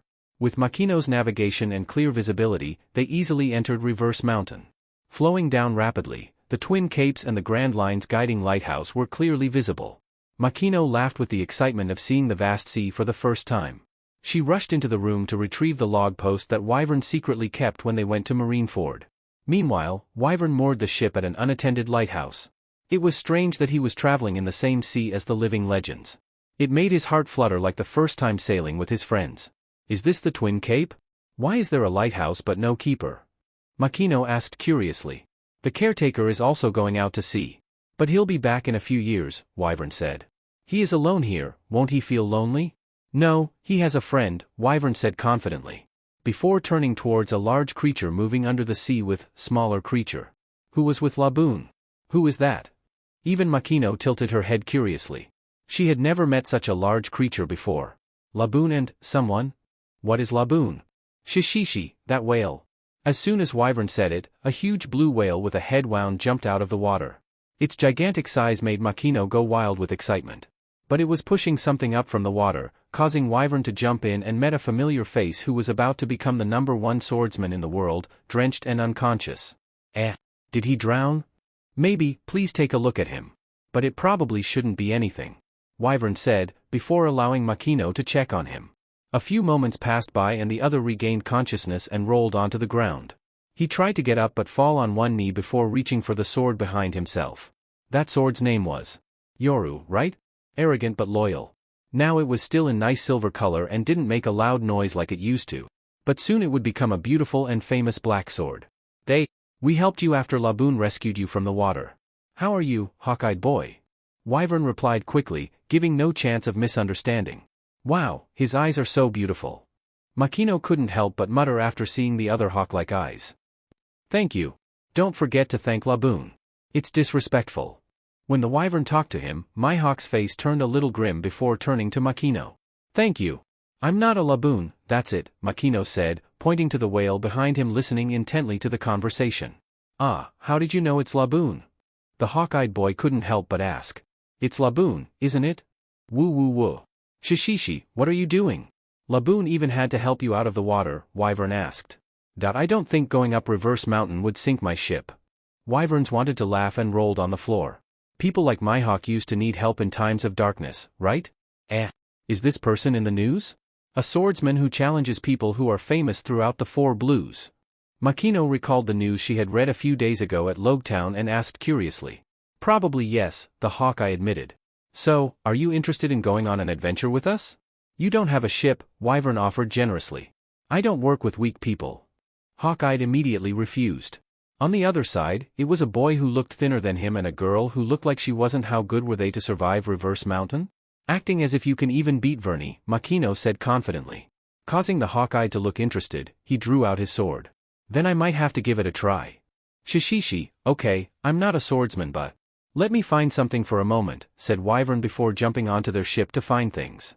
It was not difficult for him to fight with his bare hands against a sword, but, having a weapon wasn't bad. Crowbar? Said the hawk-eyed, looking puzzled as he saw the other boy getting off the ship with something in his hand. That wasn't even close to a sword. Shishishi, it's the longest. Are you ready? Asked Wyvern, with the crowbar coated in black with hockey.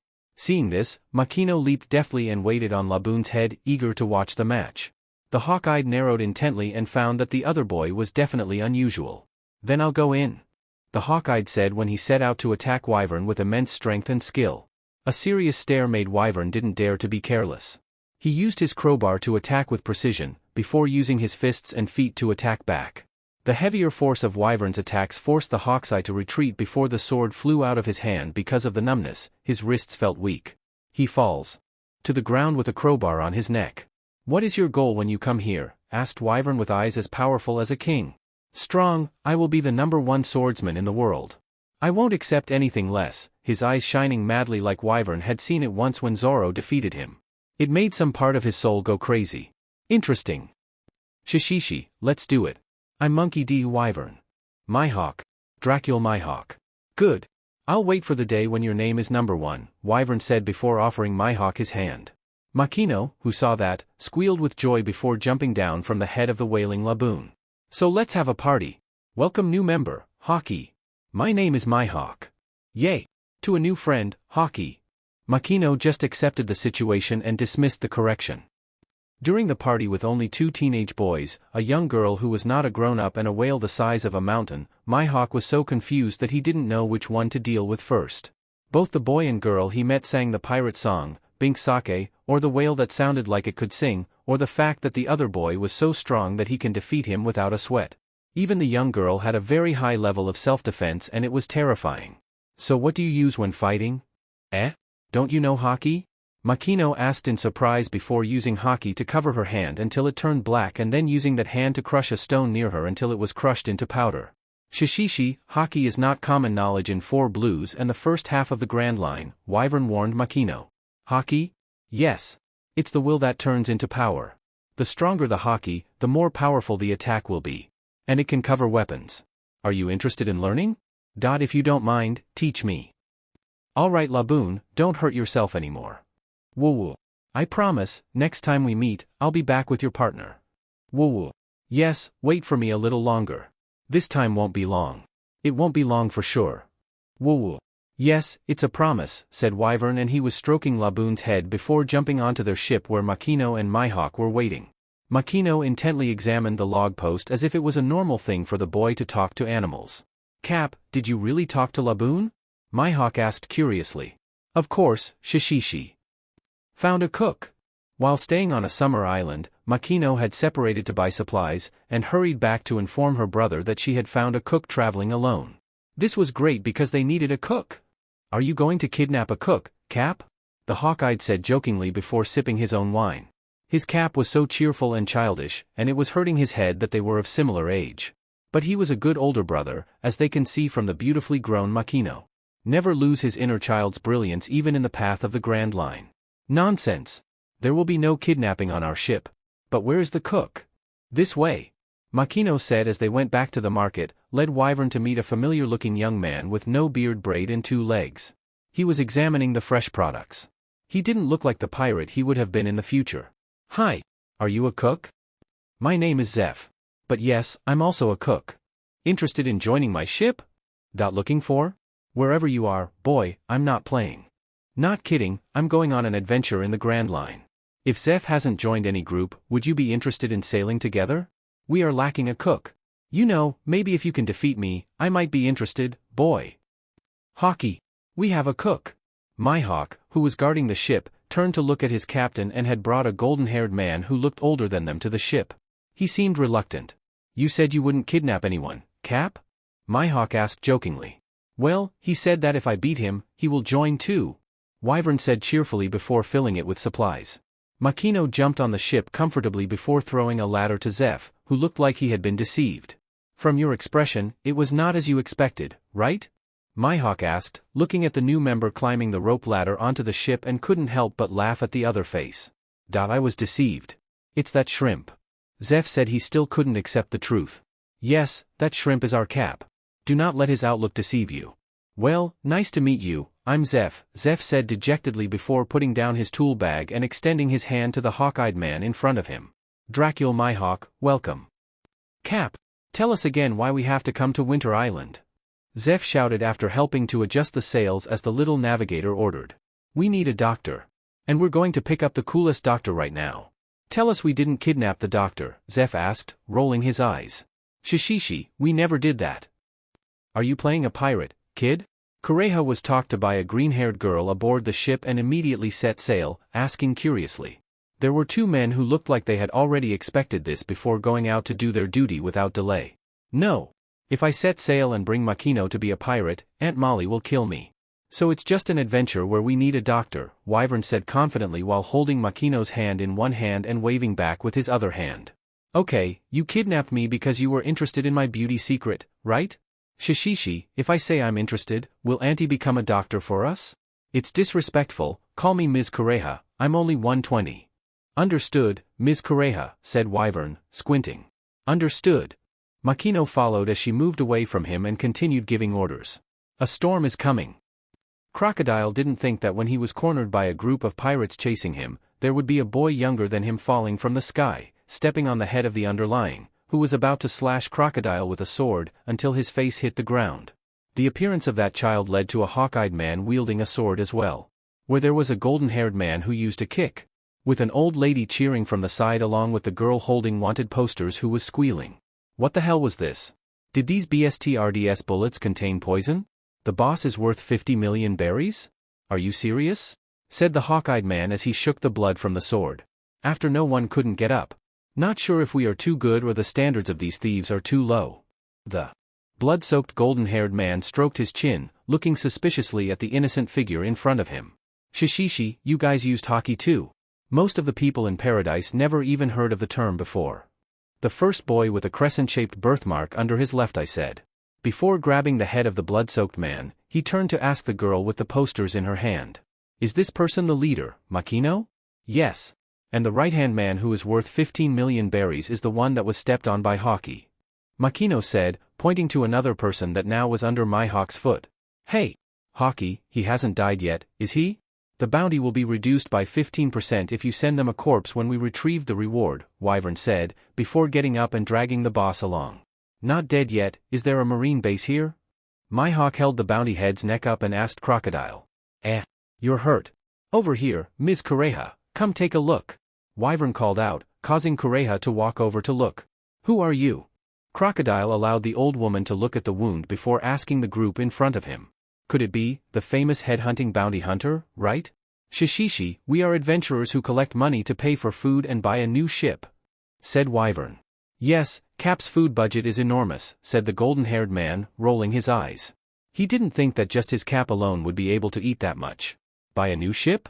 Makino asked, but looking at the rough condition of the ship, she nodded. This she agreed. Their next ship must be bigger. Yes, our ship is from East Blue. Our ship has endured this much and it's not fine. How about you, lady? Wyvern asked, turning to Crocodile, who had to take his shirt off to bandage the wound, which showed the body clear enough to guess the gender, causing the person being asked to answer angrily with the person's veins popped. I'm a man. You BSTRDSSCK as pirates, Crocodile said angrily, before trying to get up, but he was hit on the head by the old woman causing him to sit back down and continue his treatment. So sorry, I'm Wyvern. You're interesting. Would you like to go with us on an adventure together? Not interested. I don't have time to play with a kid like you. Shishishi, everyone on my ship said this. But that's it, we don't accept unskilled guys, you know. What the hell, you're an idiot. I'm a pro sniper. What's your name? Crocodile. As soon as he told him his name, the boy had a shocked expression on his face before laughing. You are Crocodile. Have you ever heard of a devil fruit called Horu Horu no Mi? No, why? This fruit can change the gender of another person. 100% change. Hearing such a story, Crocodile couldn't help but show a hopeful expression. He was born to the wrong body all along. He was not Illida. He was Crocodile and he was a man. Where is it? The user is Ivankov, he's a commander of the Revolutionary Army with my brother, and then. What is your dream? I want to go out and see the world. I will not be constrained by anything that will try to imprison me. Illida should be beautiful. Illida should obey. Illida has to do an internship on this island. Illida must be a good wife, nonsense. He is Crocodile and he will never return to Illida again. Shishishi, then Croc, do you want to go see the world with me? Wyvern asked, extending his blood-stained hand to the person in front of him, with no disdain on his face, but thirsty for freedom and in search of dreams outside the island. Even if he doesn't come, Crocodile would be leaving anyway. And how far can Crocodile go, he wouldn't know. F it. Hope I don't regret it. Shishishi, welcome. Now we have a sniper. This island, should it be an agricultural island? Makino said curiously. They arrived on an island before Water 7. In front of them, the island seemed to have gone through a war, which was concerning. She couldn't control her haki yet. But her brother's expression didn't look good. Makino, Kureha, and Crocodile stay on the ship. Crocodile, expand your observation haki as far as possible. Makino hasn't got her haki under control. We'll go take a look. On the island. There is no more survivor. As Wyvern called their actual names. Everyone straightened up to take orders from the captain. When Wyvern became serious, they should too. Mihawk and Zeph? Are you ready? Anytime, Cap, both of them responded in unison. So, follow me closely. Don't stray too far, said Wyvern, before quickly moving out from the ship. Mihawk and Zeph were able to follow his speed without difficulty. The direction their captain had passed showed no survivor. But from the look of it, it looked like a war from both sides. Which was why they did not see the people of the world government at all. How bad, no one survived, their captain grumbled irritably in the middle of the soundless island. It was eerily quiet. It's probably a war in a country that is not affiliated with the world government. Otherwise, there would have been news. Mihawk was unable to comprehend. Or it was a plot to conquer the island by initiating this stupid war. I'm afraid the soil here is special. But they shouldn't have started a war because of it. Wyvern spoke as if he knew something. But before they could ask for further explanation, their captain closed their eyes and walked steadily forward. He stepped over the various debris without hesitation. They followed until they found a large tree that stood beautifully without any traces of anything from the war. This is Adam's wood. The most treasured timber in the world for making ships. Its value is as low as 100 million berries, up to 2 billion berries, Wyvern said, stroking the tree as he was saying to the crew. Cap, are you saying that a war happened because of this tree? Zeph sounded unbelievable. But one thing they learned a long time ago was that their captain would always be telling the truth. Even though some things seem impossible. Even sometimes their captain acted like an airhead, but he was reliable. Yes, there is an increasing demand for Adam wood. Maybe because of the black market, high-level pirates, or even the world government. They can do anything to gain any advantage they want. So what are you going to do, Cap? Asked Mihawk. Just for a single tree, was it really necessary for the situation occurred?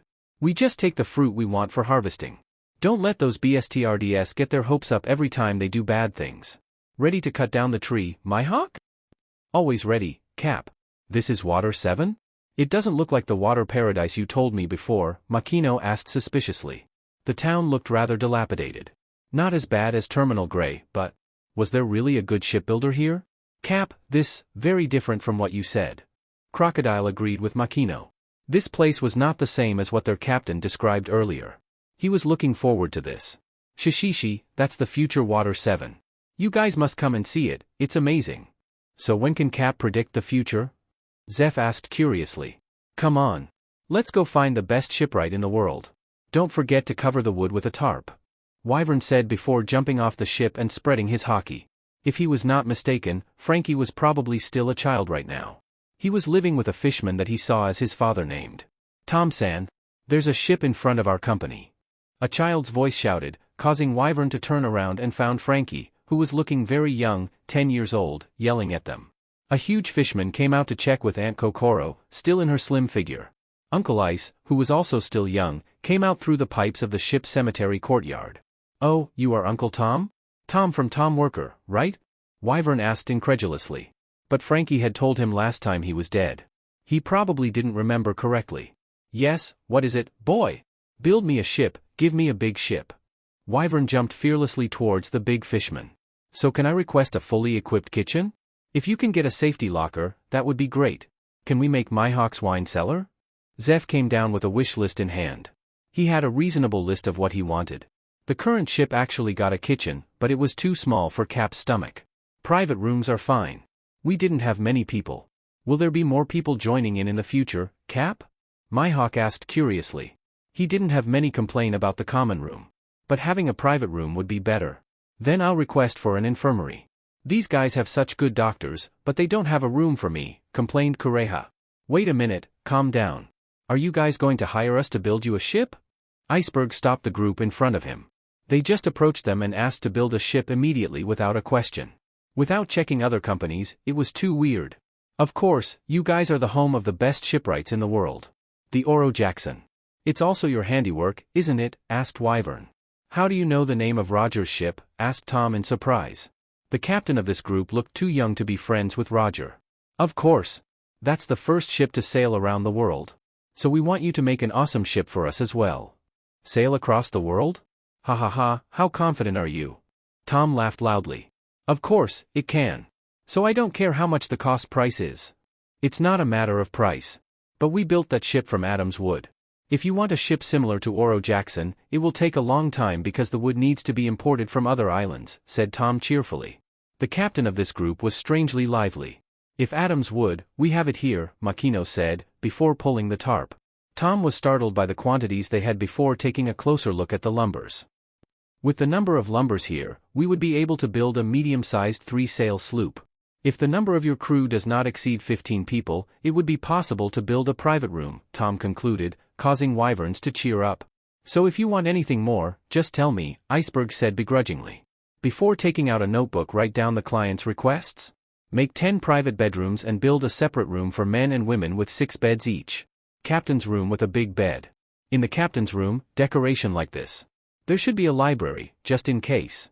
Whoever wants any private room can design it themselves. Wyvern stuffed a crude design of the captain's room in Iceberg's hands and shouted at his friends. That bedroom was styled like the one he used to have with Law in Sunny Go. Huh, okay, let's see.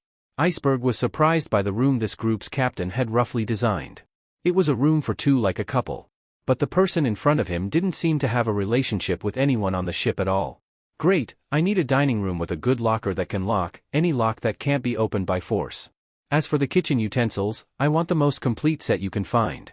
Indoor dining and a collapsible deck for parties or barbecues. Zeph extended his list to Iceberg, which include a list of private rooms as well. Like everyone had been preparing for a while. This was good for them too, with customers with a clear request like this. We should get everything on the island. But it's a bit expensive. Relax, we've been hunting a lot of bounties, Zeph said nonchalantly. Hunting for a bounty? Aren't you pirates? Frankie or Cutty Flam asked curiously. He thought these people were pirates. But looking at their ship, there was no actual pirate flag. No, we're what Cap calls adventurers. Mihawk handed him the design of his room and then moved away to let the old lady come in and talked about the infirmary immediately. I'll try to find as many things as possible, Iceberg responded to Kureha, referring to the long list for an infirmary with a private room. About the bathroom, can I have a bathtub? After all, you couldn't build a single bathroom, separating the toilet and shower room. Crocodile had been making demands about toilets for a while now, which can be included. Is there going to be an observatory? Can I ask for a design that can place the telescope? Map and locker too. Makino said before handing over the room design she wanted. Yes, can. There must be a storage room, a large room, and a craft room. Repair storage room. The rest, could you think about what else there should be? Wyvern added. So you guys don't have room for weapons on board, are you? Cutty Flam asked incredulously before being slapped by Iceberg on the head. So do you have any thoughts on the prow? Tom looked at the long list and couldn't help but ask more. For that, a snow leopard would be beautiful, Wyvern replied detachedly as if reflecting on someone. This is a big job, Cutty Flam, who had just been adopted by Tom-san, couldn't help but protest. Because he just started learning for a bit. The client's design was not for him as much as for Crazy Berg. But at most, Crazy Berg would help support Tom-san and fix the design in the work before actually starting the job. Yes, they trust us a lot too. Therefore, we have to give them our genuine effort back, said Tom-san firmly. It's been a long time since our last job. Where did Iceberg go? Aunt Kokoro, who served tea and sweets, asked curiously. She thought she saw him just now. Crazy Berg took a form to ask the clients if they can accept the price. Most of them are expensive because we have to buy stuff from other stores, complained Cutty Fam. Well, it's difficult to communicate with other islands here. Why is Aqua Laguna every year? Even though this place is a famous shipwright island, we always compete for clients. Like we are located at the end of the island, it's hard to have clients come to our place. Tom said that before drawing the blueprint intently. Those kids were so cute. He would devote himself to building this ship well. Are you exhausted already? Makino, how many minutes can they maintain their hockey state? Everyone was practicing coding and maintaining their hockey until it disappeared. Wyvern turned to ask Makino to keep the timer. Hockey 20 minutes, Zeph 15 minutes, and Croc and II hockey only has 8 minutes of armament hockey. Croc, try again, said Wyvern, before he pinched the exhausted crocodile. I'm a sniper. I'd better go with the observation hockey instead. Shoo, you might need to do close combats. Like they can get past you guys. And Cap. Since when did you practice hockey and why are you able to use it like that? Since I was born. You such a liar. Crocodile let out a soft snort before taking another break. Mihawk and Zeph became more agitated. They learned to take maximum rest after using all of their hockey. Because after resting, the volume and intensity of hockey would greatly be improved. If they continue to force it, the hockey's intensity may reduce. What are you guys doing here? Iceberg asked curiously. He looked at the old lady at the armrest and the young girl, looking at the worn-out men lying on the ground as their captain couldn't stop pestering. Practicing, and how long will it take you guys to build a ship for us? Probably less than 2 months. So long, Wyvern couldn't help but grumble. How long did Frankie and Iceberg make Sunny go last time? They made it in 2 weeks. This is the fastest. Anyway, Tom-san is the main creator. I and Cutty Flam are just apprentices. Cutty Flam? The blue-hair kid? Oh, so is there anything else? It's about the cost. We have a budget of 450 million berries, probably more if there are bounty thieves to catch, Wyvern said. Yes, we would have more if Cap hadn't been such a black hole, said Zeph tiredly. Okay, if you have that much then it should cover all the expenses. But I've never seen people like you before. Travel for adventure, not as pirates, bounty hunters, or even the Marines. Iceberg said. He had seen a lot of people. But never a group like this. Set off on their own for the sake of an adventure. Shishishi, if you don't go see the world, it's hard to deal with what's coming, you know? The more we open our outlook, the more solutions we'll get compared to problems. Don't let other people's thinking influence you and say you can't do anything. Because people can do anything as long as they want to do it. Wyvern said cheerfully. He had been through a lot. He saw countless possibilities. He was a witness to changes that others think cannot be done. So going on an adventure now felt very different. The sea was not dangerous, there were not many Marines in the sea. They just kept following the log post without any destination in mind. Do you think Water 7 will survive? Iceberg asked softly as he looked back at the island. Of course, Water 7 will be a beautiful city in the future. I will definitely visit again. That's right. There must be a way to survive here. Throughout the 2 months of waiting for the completion of the ship, Wyvern and the group also chose to train while looking at building their ships from one of the ship's graveyards. Kureha had to carry an emergency pill box every day for the other 3 men who had trained to their limits. Even little Makino cheerfully joined the training. Shipman Cutty Flam was interested in learning more from Tom and chose to ignore them. But as for Iceberg, he came many times to ask them things. Some time later, Tom and the rest got a sumptuous meal from Zeph. In the cemetery of the dead ships, sounds of laughter were so bright that it drew other people to Wyvern to listen to the stories and adventures. Wyvern's group acted like makeshift guards who did a better job than the Marines. When pirates came to Water 7 and started to make disturbances, they would immediately get caught and carried to the Marine base for bounty. This caused the pirates who had come in later to behave. At this point, they couldn't help but wish the group to stay a bit longer. Other than their strength, this group also just causally spent their money away. Because when their money was running out, they went hunting down those with bounties from nearby islands to get money and used them. But in the end, they had to leave anyway because their ship was finished. Complete. Are you satisfied? Ha ha ha ha. Tom-san laughed as he pulled the tarp for Wyvern's group to see the ship they were waiting for. The hull was a 3-sail sloop ship. The bow was a snow leopard. The ship was beautifully polished in a white, silver, and black theme and looked luxurious. Everyone hurried and climbed into the ship, where the deck was 3 times larger than before. Makino jumped to her own crow's nest which was bigger than before. And there were a lot of things that had been prepared for her. She loved them so much. Oh see. You guys made a proper kitchen. Zeph loudly praised. Not only did the kitchen was fully equipped, but their supply cabinets and wine storage are also of high quality. The kitchen area was wider. Plus, the tables and chairs for a picnic outside were perfect. The dining table was next to the cooking area, allowing him to serve food in time because of his captain's black hole. You guys are geniuses. Kureha complimented. The infirmary had everything she needed. There were even separate hospital beds and operating beds. Although many of the pieces of equipment were not the newest or the best, but these were far better than the old ship. In fact, it might have been better than her room at Drum Island, just that there weren't any herbs she had collected. So cool, isn't it? Cutty Flam couldn't help but puffed his chest proudly. He teamed up with Tom-san and Iceberg to build this wonderful ship, even without any combat systems or weapons. The ship's crew was already deadly themselves, which he was very proud of. This ship was the first ship he had built. Don't get that into your head, monkey. Remember, most of them are designs by Tom and me, Iceberg said before rubbing Cutty Flam's head. Noisy. You just wait. I'll make a ship that's as cool as this one or the Oro Jackson. Ha ha ha, you guys must be able to do it. This little practice has helped you so much. Tom laughed proudly. His disciples would surely surpass him in no time. Thank you very much. This ship is amazing. Wyvern said after inspecting his room. It was like when he was with Law, there was nothing wrong with it. So what will this ship be called? Every ship should have a name before setting off, you know? Iceberg asked, looking at the white sails. Perhaps it would be nice to add something to its flag.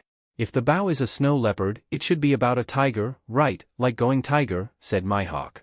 Or will it be Yukihio? Zeph suggested another name. Or would it be Toriyuki? It's so cute, Makino joins in. Mr. Tiger isn't bad, Crocodile commented. Hey Cap, do you have a name in mind? Kureha turned to ask their captain, who closed his eyes on the bow of the ship. Fate. Dawn. Destiny. Dawn, that name isn't bad, Wyvern offered with his eyes closed. That name had nothing to contend with. Fine, Dawn is also in our hometown, Makino agreed without objection. That's better than I expected, my hawk did not expect it. A very powerful name, Kureha commented. She wondered sometimes with his eyes closed like that, something was whispering to their captain. So we got a name, right? Said Zeph as he looked at the ship that belonged to them. Their ship, sounds wonderful. Then we'll get out of here. Crocodile couldn't help but regret it a bit. Here, the people were good-natured. Always welcome them with pleasure. Yes. Iceberg, would you like to go with us for a while? We will head to the new world. Without a mechanic, I'm afraid the ship will break first. Sure. Over the past 3 months, Wyvern has seen Iceberg's thirst for knowledge. Not like Uncle Ice, but as a shipwright's apprentice, was branded a criminal just for building a ship for the Pirate King. Not a person has been able to empower themselves to oppose the power of the government for many years. Without asking a hand from anyone. Iceberg had the intelligence and savvies to manage things that Frankie didn't have. Meanwhile, Frankie was just Cutty Flam, too young and more interested in learning from Tom-san than going out shortly after being dumped by his parents. He was therefore more interested in Iceberg, as Tom's pupil, and was only a year older than Makino. This was not a 10-year-old boy. Yeah, why are you inviting me? Iceberg asked suspiciously. Even though his heart was beating so hard that he felt it almost break through his chest. He wanted to see more of the world. He wanted to know more. He wanted to help Tom-san and his island. The way on the island was too dark right now. If he wants a better way, he had to know what he could do. Yes. Shall we go together? I don't have much time left. But it's fun enough. Said Wyvern, causing the rest of the people to look at him suspiciously. What is not much time left? Are you going to steal my apprentice? Tom asked jokingly. Yes. Give me a year or two and I'll return him back. You don't have to return him, just take him. Cutty Fam yelled in support. Noisy monkey. I hope you come back to learn more. When you came back, I was already ahead of you. Get my disciple back safely. Will do. Do you know what the road ahead is? Iceberg asked after finishing the Dawn group flag. The pictogram is an hourglass with the setting sun. It's not a pirate flag or a marine's. More like an expeditionary group of kingdoms. Certain. Vernie brother said there is a Devil's Triangle sea, right? Makino said, looking at her log post to see if it was still on the way. It's the name of the sea that shouldn't be wandering around, said Crocodile as he examined his ammunition. Usually, if someone is an expert in Grand Line when they finish their business at Water 7, they would use the Eternal Post to go to the nearby island of Eating City or Flower Island to reset the log post. Because of the Florian Triangle, or the Devil Triangle Sea that you said was difficult for anyone to pass. Every year there are often dozens of ships that disappear in that waters and never return. Ice explained what he knew. So Cap is still going? Zeph had taken out the dessert ask. Certain. I want a musician, so you have to go in there. Said Wyvern confidently. Give me one more time, Cap. You want a musician so you can go into the Devil's Sea? Mihawk asked as if he had heard the craziest thing. Certain. This is crazy, ha ha ha ha, said Kureha, before merrily drinking the liquor in her silver can. Oh. Yo-ho-ho-ho, it's been a while since I've seen people. I am Brook, who is dead. An ancient grand was said from a skeleton aboard the large galleon that shocked the crew. Like everyone except for the captain of the ship that used to moonwalk on board. And stood at the same eye level as the skeleton. Interesting, I'm Monkey D. Wyvern, nice to meet you. Can you play music? Yo-ho-ho-ho, of course. I used to be a musician for the Rumba Pirates. I can play all kinds of instruments. Cool. Then join my group. Okay. Brook had lost his eye. But he saw a gleam in those eyes staring at him that shone so brightly that it could almost replace the sun in this dark sea. He had been in this place for 30 years, the only thing that kept him alive was the promise made only to friend. Let's go. The other carried him as if he had carried him many times. Onto a large, warm ship. All eyes stared at him questioningly. Cap has this kind of problem every time? The freshman Iceberg has a question. Most of the crew on board were abducted, said Zeph, then smoked heavily. He didn't smoke much. But when Cap is as crazy as he is now, it's good to smoke a bit. The body is interesting how it can live. Devil fruit? Kureha walked toward the skeleton in front of him with interest. Yes, I ate the Yomi fruit, resurrection fruit. So it shouldn't have revived you right away? Crocodile asked suspiciously. The devil fruit was effective as soon as it was ingested. The demon user he had encountered was like this too. Yo-ho-ho-ho, it actually has immediate effect. But as you can see how the sea is. As the soul was about to return to my body, I lost my way. Over a year later, he found his own body. But only the bones are left. Wonderful, can you eat, drink, breathe, and excrete normally? Kureha asked, piercing his spine and using his cold Brook eyes to support his spine. Cap, are you serious? Mihawk asked seriously. As Makino looked at the bone with interest in his eyes. Since going out to sea with Vernie, there's always something interesting every day. Certain. Where have I been kidding? Where can we find such a cool singer? Skeletons, afro hairdos, musicians, and, most importantly, Laboon's friends. As soon as Wyvern introduced the last sentence, Brook appeared shocked. Makino and Mihawk raised their eyebrows. They were reminded of what the Wyvern had told them. The story of Laboon's Twin Cape Promise and a group of pirates 30 years ago. Mihawk thought they were definitely dead from the Grand Line. Makino sees it as another tearful tale. But the friend Laboon was waiting for was this skeleton? You guys found Laboon too. How is Laboon? When we came from West Blue, it was still a whale as small as a small ship. How is he? How is he? Tears flowed from his hollow eye sockets instead of the hustle and bustle that swirled in this endless sea. He had found a way for him to fulfill his promise. Shishishi, he's fine, he's still waiting for you. Yes. I'll tell him the story of our last trip and the results of it, Brook said before removing the dial from the skull. Makino looked at the dial in the form of a conch shell with interest. What is this? Yo-ho-ho-ho, let's just listen to each other. A song from a new member of the ship. Brook said before opening the dial as he took out a violin with his singing voice. Yo-ho-ho-ho, yo-ho-ho-ho, yo-ho-ho-ho, yo-ho-ho-ho. Yo-ho-ho-ho, yo-ho-ho-ho, yo-ho-ho-ho, yo-ho-ho-ho. Yo-ho-ho-ho, yo-ho-ho-ho, yo-ho-ho-ho, yo-ho-ho-ho. Yo-ho-ho-ho, yo-ho-ho-ho, yo-ho-ho-ho, yo-ho-ho-ho. Going to deliver Bink sake. Following the sea breeze. Riding on the waves. Far across the salty depths. The merry evening sun. The birds sing as they draw circles in the sky. Farewell to the harbor, to my old hometown. Let's all sing out with the dawn. As the ship set sail. Waves of gold and silver dissolve to salty spray. As we all set sail to the ends of the sea. Oh. See. Brother Vernie. This is the Sabaody Islands. Let's go on a trip. At the amusement park over there. Let's go on a trip. The Sabaody Islands began to emerge. Makino will be thrilled with the beauty of the theme park in the center of the island that stood out. The additional bubbles that floated up made it look like a dream island. Makino can't wait to go down and play with them. Yo-ho-ho-ho, it's a very beautiful island. My heart pounded when I saw it, But I don't have a heart skeleton joke. At least this island is really beautiful. Are all of them really islands formed by trees? Crocodile couldn't help but ask curiously. It's interesting how an island like this has local ingredients. Even Zeph couldn't help but get excited. Wow, at least it was a really interesting excursion. Kureha looked at the completely different island from Drum with interest. What a wonderful escort trip. Even though it was so short that she couldn't help but regret it. Okay, well, I know everyone just wants to jump off the ship and go into the island. But as we're heading there, I have something important to emphasize with everyone. This time we will be different from every island because we will have rules, okay? Makino heads to G51, it's going to be the source of the cover craftsman. Wyvern giving orders to Makino. Makes everyone more serious than ever because the Wyvern is a storm. He has no rules as long as he doesn't cause trouble for civilians. We can do anything. As I said before, Sabaody is an archipelago in a tree where it produces that bubble from its roots. There are a total of 79 islands, each island is numbered. We're not pirates, so we can park our ships near the Marine's base area.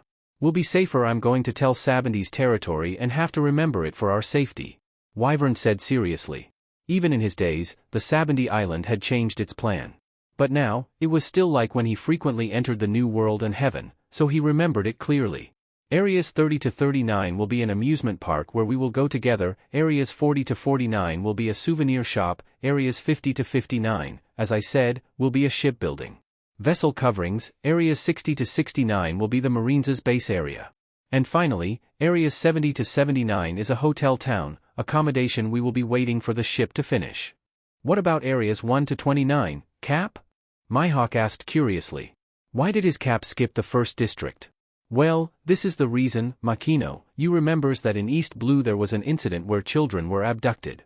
Can remember. Big Brother Dragon is very angry. They sold them here. Regions 1 to 29 are outlawed.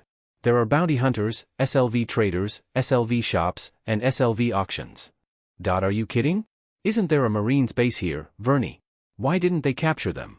Makino asked curiously.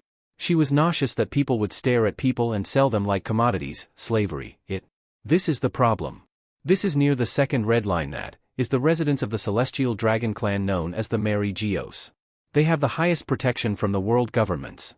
They call themselves gods. These people love to have slaves in their collection. The SLV shops here have the military name Human Welfare Shop. Enough, Cap, I'm going to puke. What the hell is going on in this world? Iceberg stopped Wyvern. At first, he was glad to go down to the Mermaid Island. The address Tom came from, but what is this island? That's why I have rules. We cannot walk around this island alone. We can only be divided into two groups, the group I lead. And a group led by Mihawk and Zeph. I'm not insulting anyone, but here. They're better at catching people than fighting. Even stronger, but if you can't fight, it's over. As soon as you get close to island, Makino. No. Everyone adjusts the observation of Haki to capture the feeling. Mihawk does best and has a minor Zeph, so I trust them to take care of our people.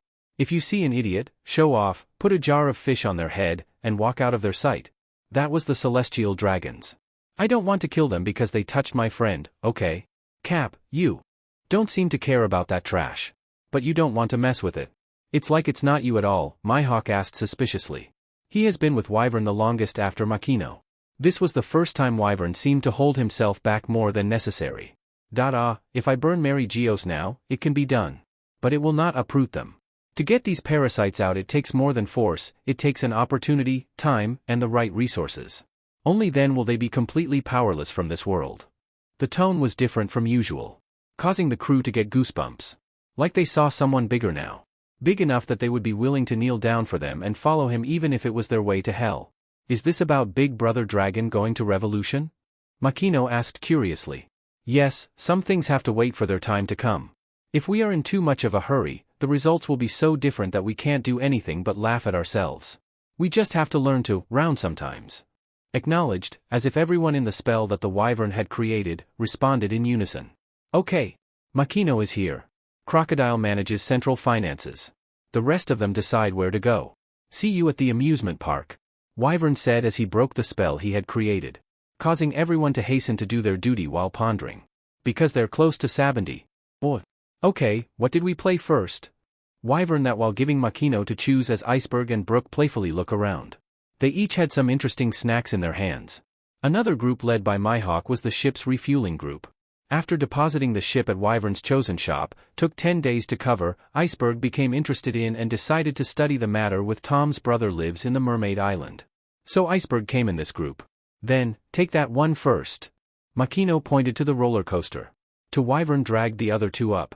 No matter what device you play by something to drink Wyverns will pay out and drag everyone to have fun together. Even when taking a break to eat delicious ice cream Mihawk's group had just arrived. Haki. Zeph. Croc. Sister Kureha. Let's have fun. Why are you making that face? Wyvern asked curiously. As Mihawk frowned and sat down silently beside him. The others also had equally grim expressions on their faces. As an adult, it was Kureha who spoke for himself. It was unfortunate that I came across a dozen bottle heads. They're a bit more effed up than we thought. And these guys can't do anything normal, so let's get annoyed. Forget it, just keep it and think about it. Today, let's have fun as if we were young. Because when old, the skin will be thicker and forget about being a kid. Wyvern said before inviting everyone to play together. I'm sure, Cap. Even if you're older than grandmother, you can still have a bold face, Crocodile said before being slapped by Kureha on the head. Who's that old? Shishishi, come on. Captain's orders, today is amusement park day. Oh. Wow, we actually got underwater. The view is also very beautiful. Makino runs around the ship to see the scenery around the ship. As Mihawk looked at the boy on the ship with warm eyes. Before inspecting the sails, follow the instructions that the ship cover shop provided with the Iceberg.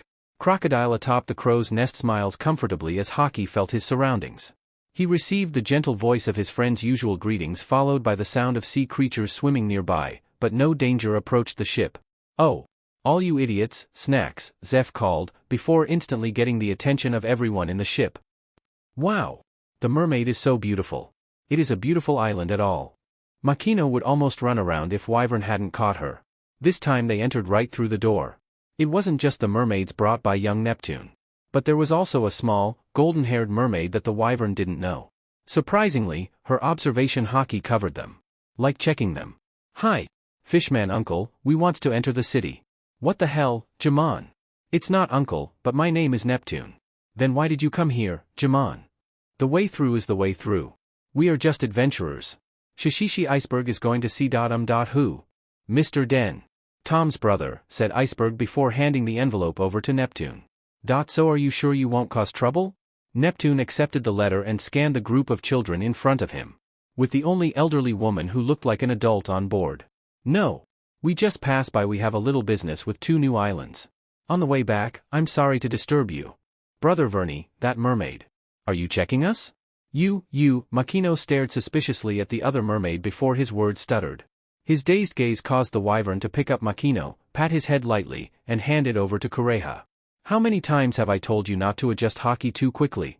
What does sister care about us? Seeing that the newcomer was focusing on the golden-haired mermaid, many mermaid soldiers took cover as if wanting to protect. I want to talk to people on Earth like you. And, your identity is both strong and special, unlike any pirate that has ever been here. Even Roger? Even he is fierce. But your voice brings with it joy and peace. It makes me want to talk. Shishishi, of course, but there must be a party. I'm Monkey D. Wyvern, you. I'm Otoheim. Nice to meet you.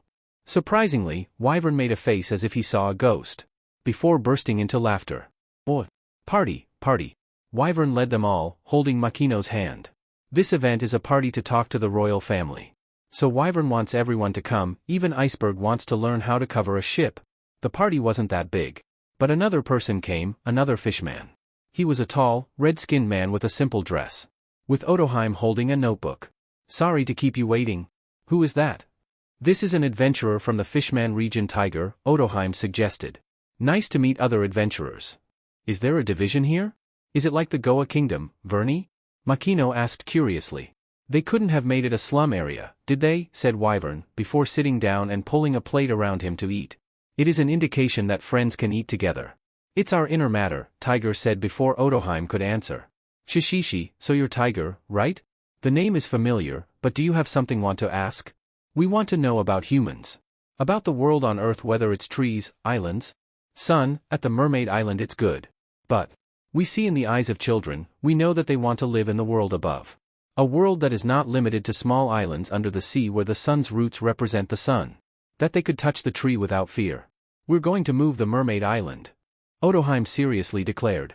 Honestly, I have rarely come across people with such strong wills in my entire life, Kureha said before taking a lap back. And it would be that easy? Iceberg wondered. We will hunt down a list of people who wish to move onto land for SBMSN to the world government. The Ryugu Kingdom also joined the world government 200 years ago. If the list is enough, we will have a chance. Do you really think that just a list of people in this realm would be enough? Wyvern stopped eating and asked earnestly, until his friends were no different. It was a display of Wyvern's power that wasn't often seen. What do you mean? Otoheim asked curiously. Fishman or merman over 1 million berries, female mermaids cost more than 70 million berries. That's your price in Sabaody. Sabaody closest to the Marine's base, and who do you think bought them? Yes, it was the lords and the celestial dragons that the world government gave the most protection. If your island is on land, what will protect your people? Undersea pressure has always been your shield. Wyvern asked. Otoheim's expression turned pale. Tiger has a fierce look on the human side. Why do you guys know the price? Our pass is the Sabaody Islands, you know? Even humans can be kidnapped and sold. I had to learn how to protect my people as much as possible. Haim-chan. It's not wrong to want to know more about the world on land. But what is needed is never obtained from a peaceful and simple call. If the power of the Celestial Dragon clan was not involved. Because most nobles still see you as just fish. It can be rude, but this is the truth. Unbearable Tiger punches Wyvern. But Wyvern just tilted his head and threw Tiger behind him without looking. We don't have a chance at all? We just want to do it so that the next generation doesn't have to live in fear like us. We don't have a chance at all. Otoheim cried impatiently. Is this all your intention, to change the Mermaid Island, Haim-chan? When you know the truth, it feel like the world is pressed down. There's no way out. Everything is over. So there's no need to start anything. And then hid in the island in fear all the time. If only peaceful pleadings weren't possible, what should we do? Otoheim wiped away his tears. And then stared at the stern eyeless gentle eyes before. Cap, you're so bad at making women cry, said Zeph before taking in the food to taste. Ah. Otoheim-sama, Tiger called in shock. I want to know, what should I do? We cannot oppose the world government. Otherwise we will be judged as a noble country and be conscripted into slavery, but we cannot be too humble or we will be oppressed. Is this what you want to convey? Yes. I can only say that you must have bargaining power. Bargaining power? This part is a delicate matter. I'm also not one of those conspiracies, haha. Wyvern laughed awkwardly. Usually the planner is Sanji. After that, Law will always take on this role. As for him, he just does what he wants and Law will adjust the plan for himself. But to give it to others, it's... Cap, don't give them hope. If you haven't thought of it yet, Mihawk murmured before pouring more wine. As usual, it should be according to world news. Find your own strengths, take advantage of it, isn't it? Fishmen and mermaids can move in the water easily. A world where the sea is more than the land, there are more advantages here than it seems. There are 2 paths to go through the new world. If you don't ask for permission to go through the red line, you have to come down through the Mermaid Island. This is an advantage that should be taken, isn't it? Said Crocodile, who poked the food and said. Which Otoheim immediately followed intently. Before staring at Crocodile with hopeful eyes. So what next? Is there anything else we can do? Otoheim changed his target, causing Crocodile to be helpless. Before trying to think and give a rough plan, Tiger looked at Otoheim-sama, seriously talking to the humans. Before sitting next the Wyvern and handing him a glass of water. Sorry for taking action just now. Who cares, you won't even get hit. I'm even called an adventurer. But most of them just go to see other islands, avoiding meeting people. Even though I saw the outside world more than anyone else on the island, but it is not such a strong political idea. I also hate politics. I only know about them from my own experience. I'm not a good parent, I'm breaking the rules, but I understand that a good country should have rules that are acceptable to all parties. So I have people thinking about this part that I am missing. Someone needs help in the missing part, Tiger said softly, looking towards Otoheim-sama, seriously talking to Crocodile and writing everything down in a notebook. Yeah, I'm not good at navigating, so I had to look for a navigator. I could only cook enough to sustain myself, so I looked for a chef. I can't even use a sword, so there must be a swordsman. Gun shooting is not accurate. Can't treat anyone, ship repair SCKS, can't play music, no one can live alone in the world. Don't we all need someone to help us with what's missing? Yes, is there any space on your ship? Get more adventurers? Shishishi, we always need a water rescue. Oh, this is the closest to the forest we have. What do you guys think? Otoheim, Neptune, and Tiger brought the Wyverns to the forest of the sea after nearly completing the Mermaid Island tour. Wyvern had a surprised expression on his face when he saw that there was a red Poneglyph with a normal Poneglyph. Wyvern remembers the first time he came. It didn't exist. What is this, Vernie? Why isn't Makino familiar with these alphabets? Makino was sure that she was the one in the village who had seen the most languages. Whether the official grand nobles in Goa, Eastern people coming to the bar, strange grand accents along the islands, or the other 2 blues she had heard of. Especially at Sabaody she had heard and seen until she was dizzy. Or even the sentry language used by the nobles of the world. She saw Daffy and Rosie use them. But this stone, there wasn't a part she was familiar with. If you can read it, then it's bad, Makino. This is a Poneglyph. The ancient language was dead and the world government banned its study. Absolutely do not translate. It is said that this can awaken an ancient weapon, Kureha told little Makino with good intentions. Ancient weapon? Crocodile was clearly interested. It is said that ancient weapons can destroy an entire island with a single use. The world government has issued a law prohibiting it, Iceberg explained, adding to what Tom had told him. Baran Poneglyph wasn't just talking about weapons. But it still tells the story of the lost past. Notify important places, there is a long apology. Poneglyph can tell a story that much. Through the unbreakable rock so that the stories that should not be forgotten are destroyed. It's more than just a weapon the world government doesn't want people to study. Wyvern explains as he listens.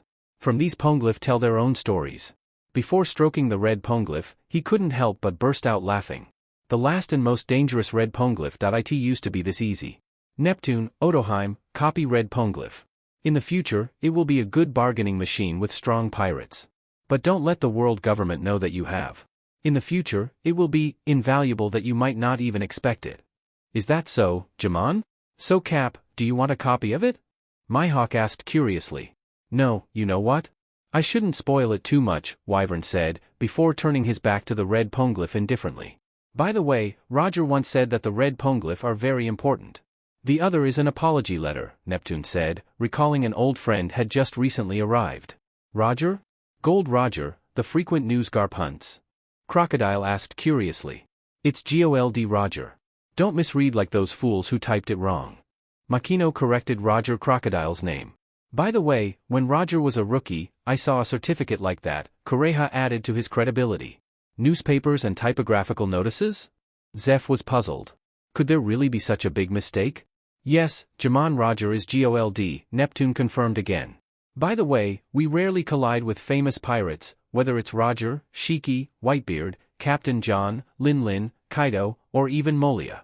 A new rookie who has just become famous, Mihawk said suspiciously. But the one guided them was Makino. But will they really never meet?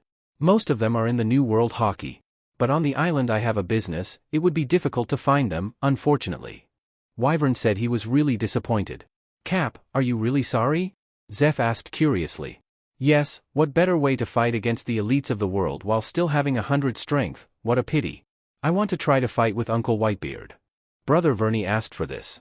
We definitely hit them. Makino said earnestly. Sometimes, it seems like the world will indulge her brother too much. It was born people who will rule the world are about to be born. When going up the Wyvern couldn't help but hear the gossip that the Lord of the Seas had been discussing. There were 2 future-borns with such strength. He knew them well. Is this island too peaceful for the new world? Crocodile using binoculars looked at the target island in disbelief. What the hell? The weather here was so volatile that they could barely close their eyes. But the island they were going to look unbelievably peaceful. That's the most peaceful island in the New World, you know? But it is an uninhabited island because it is not suitable for people. We will take what we need and leave. What's on that island, Cap? Mihawk asked curiously. What was so important that it had to come into the New World? Den Den Mushi. Do we really need to enter the New World to find a Den Den Mushi? Crocodile asked curiously. Even 4 Blue has Den Den Mushi to use. Why punt to the New World? Ha ha ha, those Den Den Mushi were taken from this island. Even those rare black snails, the white ones or those big ones, were taken from here.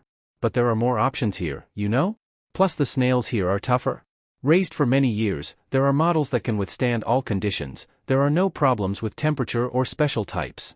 I want a special one, the type that can call and take pictures in the same way. You guys can find one you like too.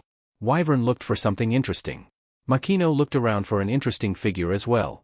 Then let's find one that can withstand the cold a bit. It's cold in Drum Island. Kureha said before looking for something interesting. Go on, what does Cap say that this journey is not long? Did you bring something that looks like a long-distance connection for us? Crocodile had been wondering about this for a while, questioningly. Yes. I just wanted to venture out into the sea before the new era began. But to meet such wonderful friends as you, it makes me want to meet again, no matter when. I want us to keep in touch. If there is any problem, they can call each other at any time. If there is something happy, let's share the news. That would be good, don't you think? Before the new era begins? What do you mean? Zeph asked, their Caps always acting like prophets. Not long after there will be the first Pirate King ascending the throne. He will create the waves and winds of the new era. Era of dreams, or known as the Golden Age of Pirates. Isn't it exciting to see the sea before such a crazy era? Isn't it exciting that we're on the same sea as a formidable future legend? We will be fortunate to see the beginnings and glory of the next generation. Cap, do you see the future like a cherry? Tiger asked curiously. There was also a child on Mermaid Island who could see the future with such accuracy. No. I just heard the voice. Have you guys heard the story about the voice of everything? The entrance is a waterfall? Brother Vernie. And how are you going to get me up there? Makino couldn't help but lose his way when he saw the entrance to Wano. It's a waterfall that flows down. How do you get the ship up? The waves are very strange. I can't believe my eyes, but I don't have any eyeballs, yo-ho-ho-ho, Brook said as he looked at the waves that were so strange that they were paintings. It's not strange to be a closed country. The entrance and exit are too difficult. It is said that the samurai from Wano were so skilled that the government didn't want to interfere. Until making it a closed country for almost 800 years. It's like this after the country is closed. Alright. Zeph, let's go fishing. Catch a fish? Cap, are you hungry? No. We'll catch fish. To climb up the waterfall, Shishishi. Oh, why is the air so dirty? Crocodile asked curiously after getting off the ship. There are many buildings that don't fit in a country that produces smoke and pollution that is too dirty. Because of some idiots. But we can't interfere in domestic matters, Wyvern said before leading the way. And here we don't put money down. Wouldn't it be a good idea to bring the treasure down like this? Makino asked curiously. They left millions of berries on their ships without any care. Then take some treasures with you and walk on the island. Well, this is a closed country. Therefore use a different monetary unit than ours, so just bring the treasure and exchange it for the currency here. So we both looted pirate treasures and raised our bounty, with marines, Zeph said while holding his own portion of the treasure. Of course, each is different. Even though most of the world spends money in Beri, but a closed country or an offshore country of the world government is already using something different. So, isn't the language thing bad? Would you like to communicate with each other? Tiger asked curiously. This place uses Wakan language mainly. But they can already say grand. Because there are still people like us, even though civilians can't speak. But the eldest man can already speak. If talking to people here using Eastern language is enough. The kind that Makino and I always use. Why is this place able to use your Eastern? Tiger was extremely doubtful. East Blue is in the blue, a different pole from the New World. Why are there similar languages? Because. Who are you? Aren't you the Wano people? The locals shouted as Wyverns were about to explain. That voice was the voice Wyvern knew well. The voice had begged and bowed to him to help the country. Kinnaman is still the same. Only the 9 sheaths of red sword were different from what he had remembered. They were all wearing outfits with many patches. However, the Kuri region, although its condition was not very good, but it was still many times better than when Kaido came to rule. Is that the language of the Wano people? There are a lot of parts that are very similar to Eastern. Makino couldn't help but mutter. Even though the samurai blocking them looked strong, but she was more confident in her brother. The language they speak is called Wakan. At our Eastern is similar to Wakan. Because in East Blue, a number of Wano people moved out of Wano before the country was closed. The Eastern has been mixed with Wakan since before, Wyvern explained before stepping up to negotiate. We are from outside Wano because there is something that we want to create specially in Wano. We have come to bring you treasures, which should be exchanged for many Ryu. Wyvern said with a Grand Eastern accent that was easy to listen to for the Wano people. Before opening the bag on the back to see the treasures he brought, Kinnaman turned to Kanjuro and consulted. Then let Denjiro come to check if the treasure is genuine or not. While examining, a voice came from behind the samurai. Is there a group of people from the outer sea? Roger's group? No, Tokisama. These people are not Roger's group. Kiku tried to stop her. But Toki came out anyway. Her met a group that was much younger than Roger's group. But the young leader had a distinctive aura, as if she had never met Roger again. Yes, we are not pirates. But we are a group of adventurers, you know that? There's also a fishman like me, Kawamatsu said, pointing at Tiger, who was looking at him suspiciously. Fishmen have come this far. Tiger couldn't help but wonder. But for the fishman, it's not difficult to swim upstream. Then why are you guys here? Toki asked the outsider Wano. I can tell you one more time. I'm here to find someone to build something special. We bring wealth, we're looking for a sword fighter. We came to find a place to practice good hockey. And bring basic knowledge from the outside world. Yes, you see, we're good. The treasure is real, said Denjiro, who was examining the treasure. You see, we can go in here, Tokisama? Wyvern asked with a wide grin on his face.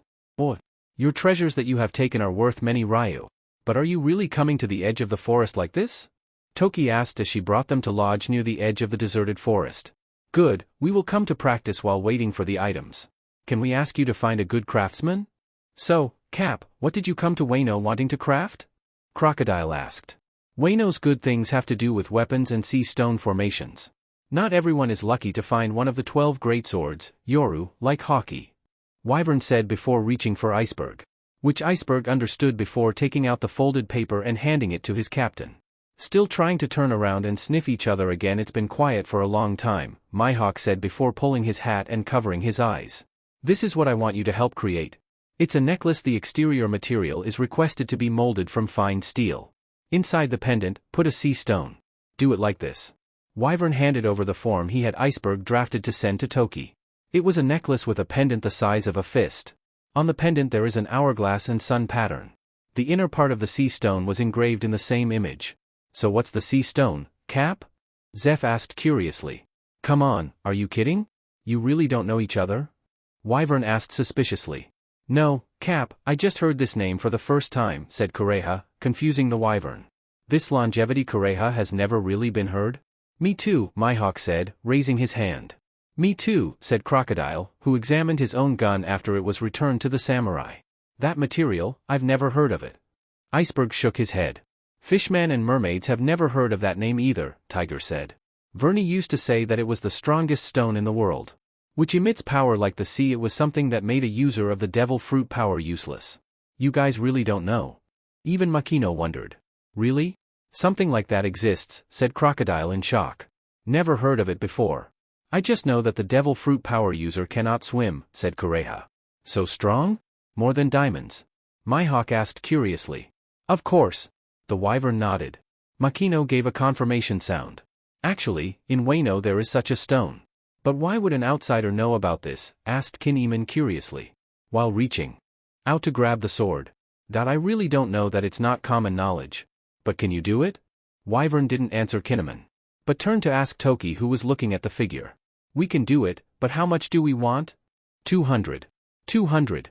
What are you going to do with just that much? Just to spare it. This country is said to be easy to come by, so it's better to have some left over. How long do you think it takes? There is no limit on money. We're going to ask the mechanic for this. Reizo, would you mind? Toki turned around and asked. Yes, I'll find the best craftsman in Kuri. Reizo took the piece of paper and disappeared. Besides, we want to hit the weapon. Do you have a technician to recommend? Cap also use it? A sword? Mihawk asked eagerly. I can't use it, but the pipe-like thing is what I use. Wyvern came here to make a weapon because he felt his attack range was too short.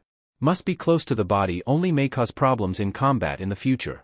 He had an important person who this time wanted to protect, no matter what. Pipe?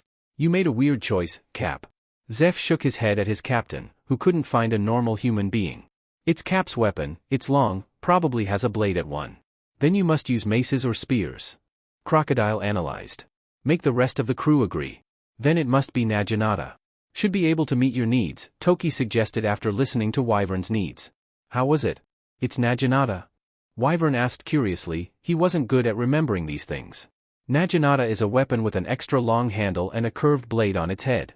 We have kept a lot. Would you like to see one? Toki asked. If you choose something that already has one, it won't take long. I want the one I ordered. Because dragging long items besides fighting, it's annoying. I wish it could be folded into 3 parts. The tip of it, without a blade, was mixed with sea stones. As for the blade that is not sharp, you can mix it with sea stone. Can you do that? That kind of order is quite delicate, causing us to search for the best craftsman. It might not be cheap. Denjiro stepped forward to negotiate on behalf of Toki. I told you that the budget is unlimited. Or you can call a technician to talk. We will see the same picture. Are you sure? Denjiro asked again. Wyvern nodded. Then I'll go get the mechanic for you. Excuse me, said Denjiro, before immediately dragging Kanjuro to follow him. Oh, what's the rush? Inuarashi, who was playing with Momonosuke and Hiyori, asked curiously. After seeing Denjiro hurriedly dragging Kanjuro towards the sword forge. We will follow the blacksmith to appraise the price. Rich people come to squander money. We have to get as much money as possible. Do you really have to run like this? Kanjuro, being dragged by him, asked tiredly. Hurry up. If you want to get money, you have to get it now. Do we really lack that much money, meow? Nekomamushi asked curiously.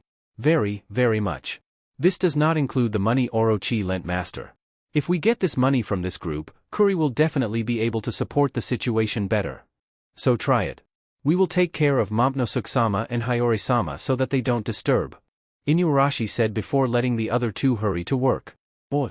While waiting for Denjiro and Kanjuro to follow the craftsman, Toki the mistress was taken back by Okiku. Only the samurai were left to wait and see. Kinemon was standing in the same place, not going anywhere. Kawamatsu waits under the tree. Wyvern, who was sitting still waiting, turned to the crew and asked. Anyone want any more weapons? Order at once. Won't be long to wait. I don't want anything more, just Yoru is enough, Mihawk said, taking out his sword to maintain. Amidst the sparkling eyes of the other samurai who were staring passionately. I don't want it. I prefer to use my legs, Zeph denied. Yo-ho-ho-ho, I'm a musician. I have everything I need. I'm a sniper. Cool guns haven't been made here yet, are they? Crocodile said as he raised his hand to the samurai. Sorry, please. We don't really have people who are good at making guns, Kinemon admits. See, besides practicing hockey, I probably won't have much weaponry. So, Croc, don't forget to pick a short knife or a short sword with you. Be careful. Be careful at close range. Okay, I'll find time to take a look, Cap. Crocodile said seemingly forced. But in fact, he smiles a little. He knew that Cap was worried about him. But now that he still has someone to protect, can I have a taste of it? Suddenly, Denjiro and Kanjuro returned with a blacksmith who took the type of weapon Wyvern wanted. That comes with an existing prototype to adjust the length for Wyvern to choose as needed. So let's just keep it like this. I have to grow up anyway. Just in case it's best, Wyvern said confidently as he set aside nearly 2.5 meters in length. Are you still going to grow up, Cap? Zeph teased, his cheeks puffing up with anger. I can still grow up. I'm young now, understand? Understood, I understand, my hawk, Zeph and Crocodile said in unison to provoke little Cap. Cap, unable to do anything, turned to look at Kureha who was laughing at the front porch. I'm a doctor, I don't take any weapons, said Kureha as soon as Wyvern's gaze fell. Then it's just Makino, Iceberg and Tiger, concluded Wyvern. If you wanted to get that much. I'll take a harpoon, Tiger said, a meager weapon. After receiving the expectation from the little captain. Then bring one more sea stone harpoon, the Wyvern shouted excitedly. Make the technician nod and take the order. Before going to measure the size of the harpoon that will be forged based on the weapon that Wyvern gave to try. Tiger was therefore easy to tell the length of the harpoon he needed. Do I really have to? I'm just practicing myself. I don't know what's right for me. Iceberg pointed at himself suspiciously. He only had strength that surpassed Makino. Other than that, he's unbeatable and he's almost the newest in the ship. Take it away. So. The ship repairman needs a hammer. Give Little Ice a two-handed hammer. The kind that opens and collects knives that turn into cool axes. Can you do it? When he saw Iceberg, I didn't want it. Wyverns therefore choose for themselves. Clobotermen like to use hammers, don't they? So give me 2 icebergs. There is a specific mechanism to open and close the blade of the axe. That must look like a hammer. I think. What am I doing? The technician pondered for a moment before taking the job.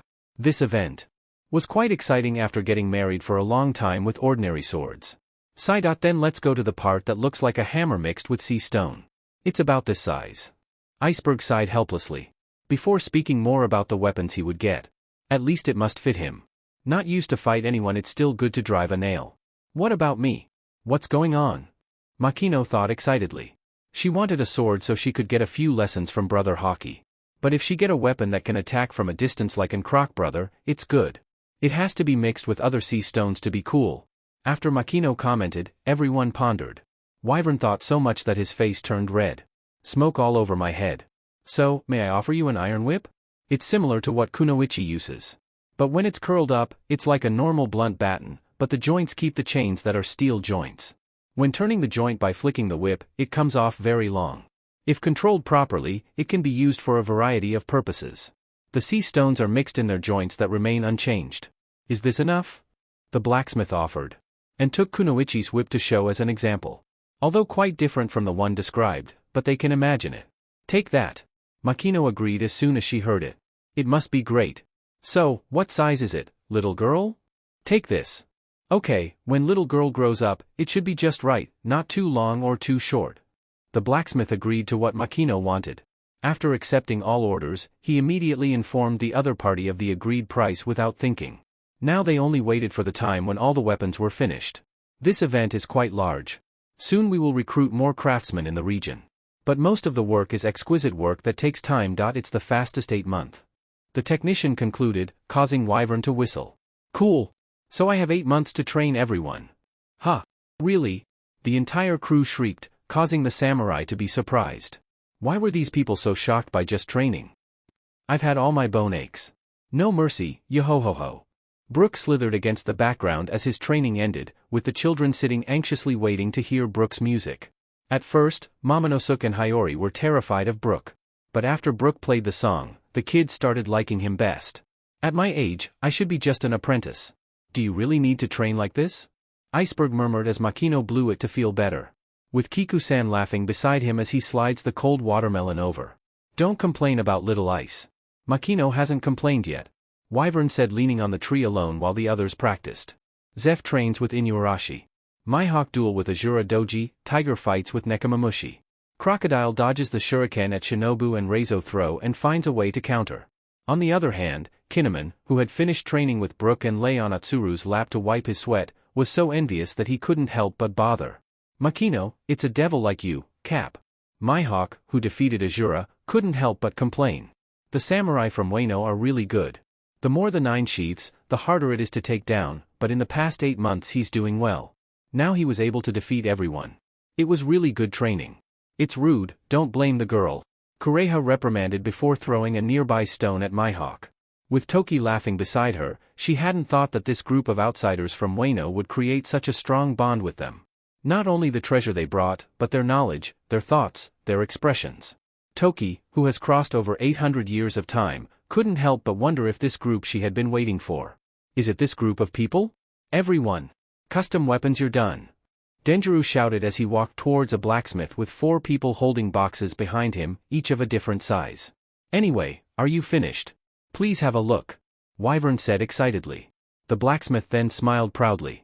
Before picking up the item from the second longest box, which is a naginata with a beautiful curved blade, there were ripples that ran from the dark blue blunt side and then faded to the silver blade. The silver shield is only 20 centimeters long.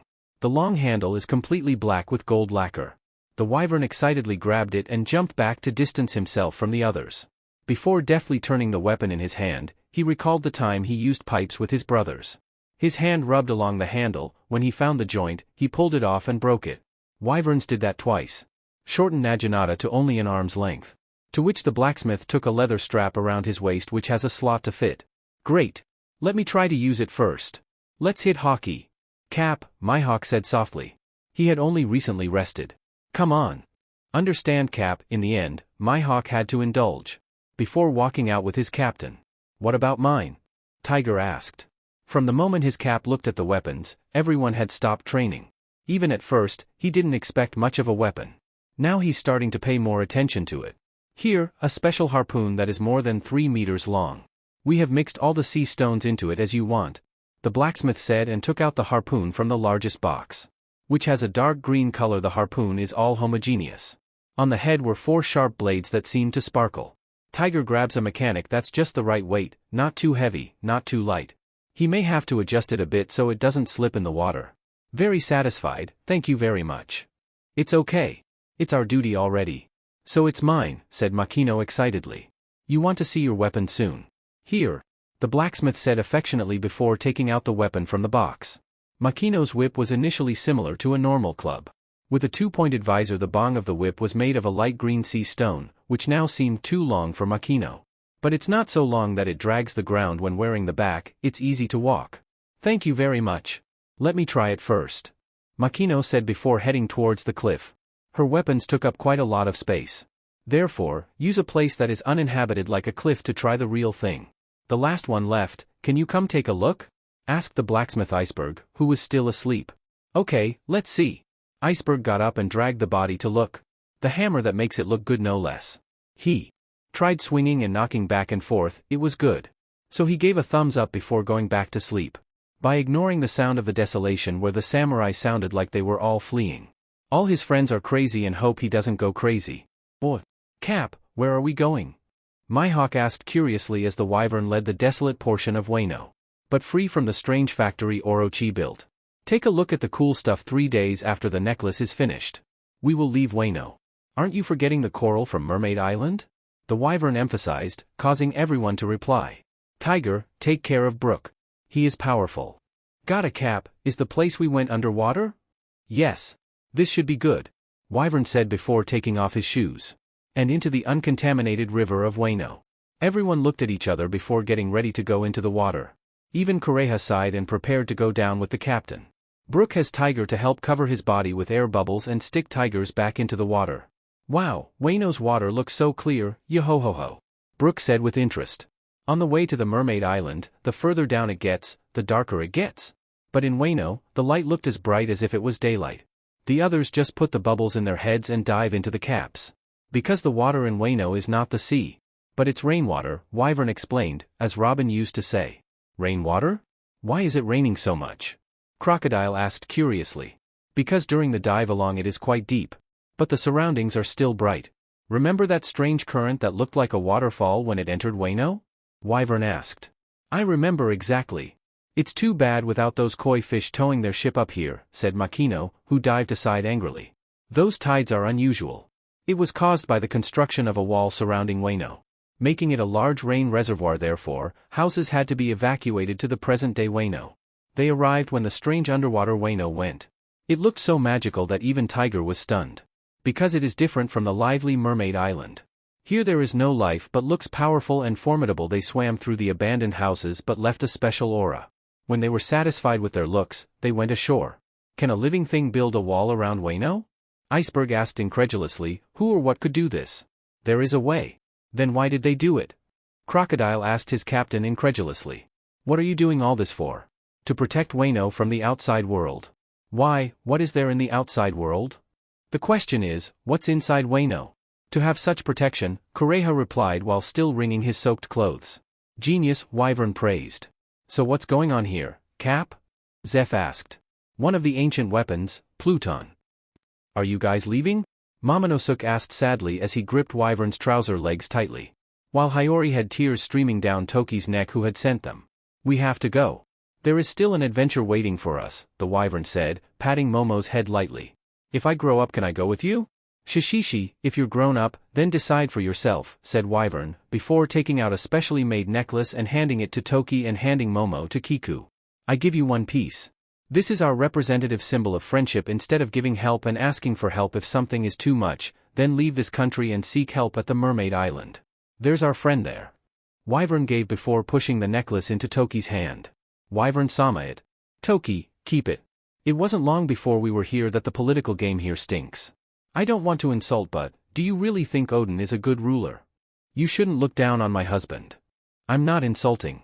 But as a good spouse, besides supporting lovers, also had to remind him of the weaknesses he had. If you indulge him by ignoring his facts, you will regret it later.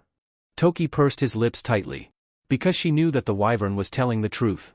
We went first and, beware Kanjuro, he was never one of you.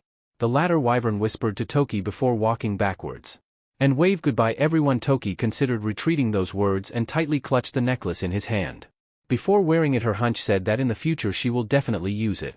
Hey! Everyone look at 6 o'clock, am I have a visual illusion? On the way back to the Mermaid Island. The watchful crocodile shouted loudly, causing everyone to hurriedly turn in that direction. Found an ancient wooden house floating on the water that the waves were too calm and scary. There was a large ancient cherry blossom tree with flowers in full bloom behind it. The area of the wooden house was dark, only a large yellow moon in the sky behind it shone in its direction. Everyone stopped breathing at the unexpected sight. Should we escape?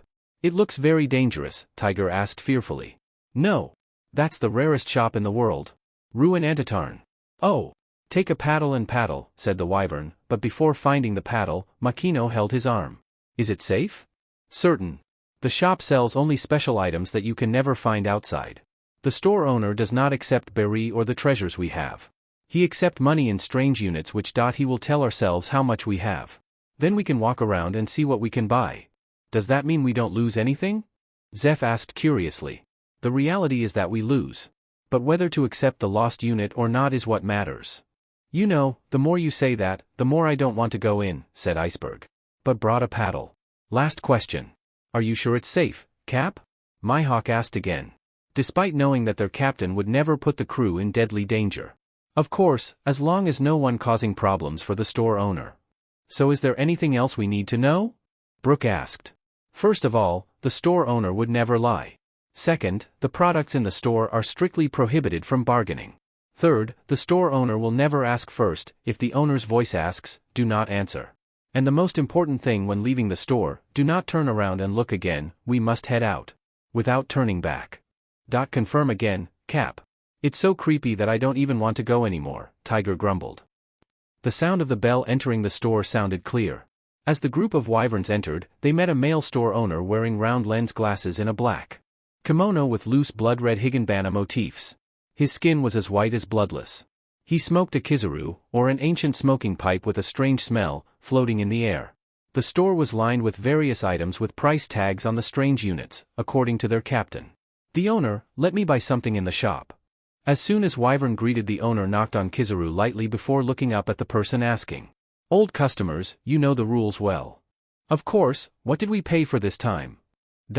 Loneliness, sadness, disappointment, this is all we accept today. Really? It's like giving it away for free. There are a lot of people buying these things these days. Now that the market is full of happiness and dreams, there is no price. Are there really that many people selling happiness and dreams? They sell in exchange for power and wealth. A lot of people sell for both, you know? They sold out inflated. Not like before with a good price. Then let me know how many we have.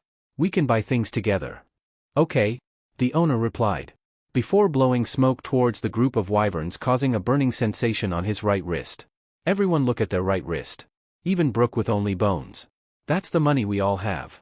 Now go shopping for yourself. If the amount of money you have is enough with the product you set, you can pick it up. We'll talk again after getting on the ship, so that we won't use our voices. Can I have a bag, please, the owner? There's a price, 100 loneliness, replied the owner, before picking up a palm-sized drawstring bag. Okay, let's buy each bag to carry things. Big or small, you can put as many pieces as you want. But you can only wear items in the shop. Wyvern warned again before taking the bag from the owner. Then walk around the store to find something interesting. Everyone kept their mouths shut and slowly picked up their bags one by one. Makino pursed her lips because she had so little of these money that she wasn't enough to pay for her purse. As for Iceberg, it was barely enough to pay, but the disappointment was still enough to buy something else, so he went to find something that was of interest. Is the money not enough? Interested in accepting more? Makino, who heard a voice coming from the table, pursed her lips tightly. Before walking into the store, there are few price tags that glow in her can buy. Until she came across some interesting product that she couldn't buy with the money she had. But if she put all the money she had together, she should have bought a set. So she went to ask the owner. The owner, Makino, can combine all the money to buy a set of that item? Makino thought about the rules in his mind. She didn't ask to lower the price. She just asked to include the money she had, which bought one set and left only the fraction of the unit. The owner looked along the index finger before nodding. Here, get one. The owner said before waving Kizaru in his hand, causing Makino's desire to fly into his hand. It was a spigot of 3 liquor barrels in one set. Which when used, the liquor barrel will have an unlimited amount of liquor and you can choose the flavor as you want. If it were to be used at Mom's bar, it would have saved a ton of liquor costs. Thank you very much. Oh, it's a shop that has a lot of weird stuff. Can it be used according to the price tag, right? Brook spoke with a rather strange performance as he held his tote bag tightly. Of course, did you get anything cool? It's not that every day we come across this shop often. This time, fortunately, this round of currency was cheap for us, Wyvern asked. Let's go, Vernie. What is the money you spoke to the owner? I don't understand, I still have very little value for those money, I have to combine all 3 money to get something. Makino asked suspiciously. This caused the Wyvern to bend down to slide his sister's head. No wonder Makino has such a small value. As he said, he would take from us the feelings of loneliness, sadness and disappointment that we had. Even though we have those memories in our memories, but those feelings don't interfere. We don't feel. We just recognize that we used to feel it, but we can't go back to feeling it. It's not strange for Makino to have fewer. You will be young and live in a peaceful village. Is that so? Yo-ho-ho-ho? It makes me strange that I still remember the story of 30 years of floating on a ship whose rudder hadn't worked, but couldn't think of that loneliness anymore. The sadness of watching his teammates die slowly fades away, and the disappointment of not being able to reach Laboon as promised disappears. All that was left was the expectation of meeting him again. It's so weird, Brook said as he looked ahead. Use your feelings instead of money, it's creepy. But if the items you buy can be used according to the price tag, it's worth it.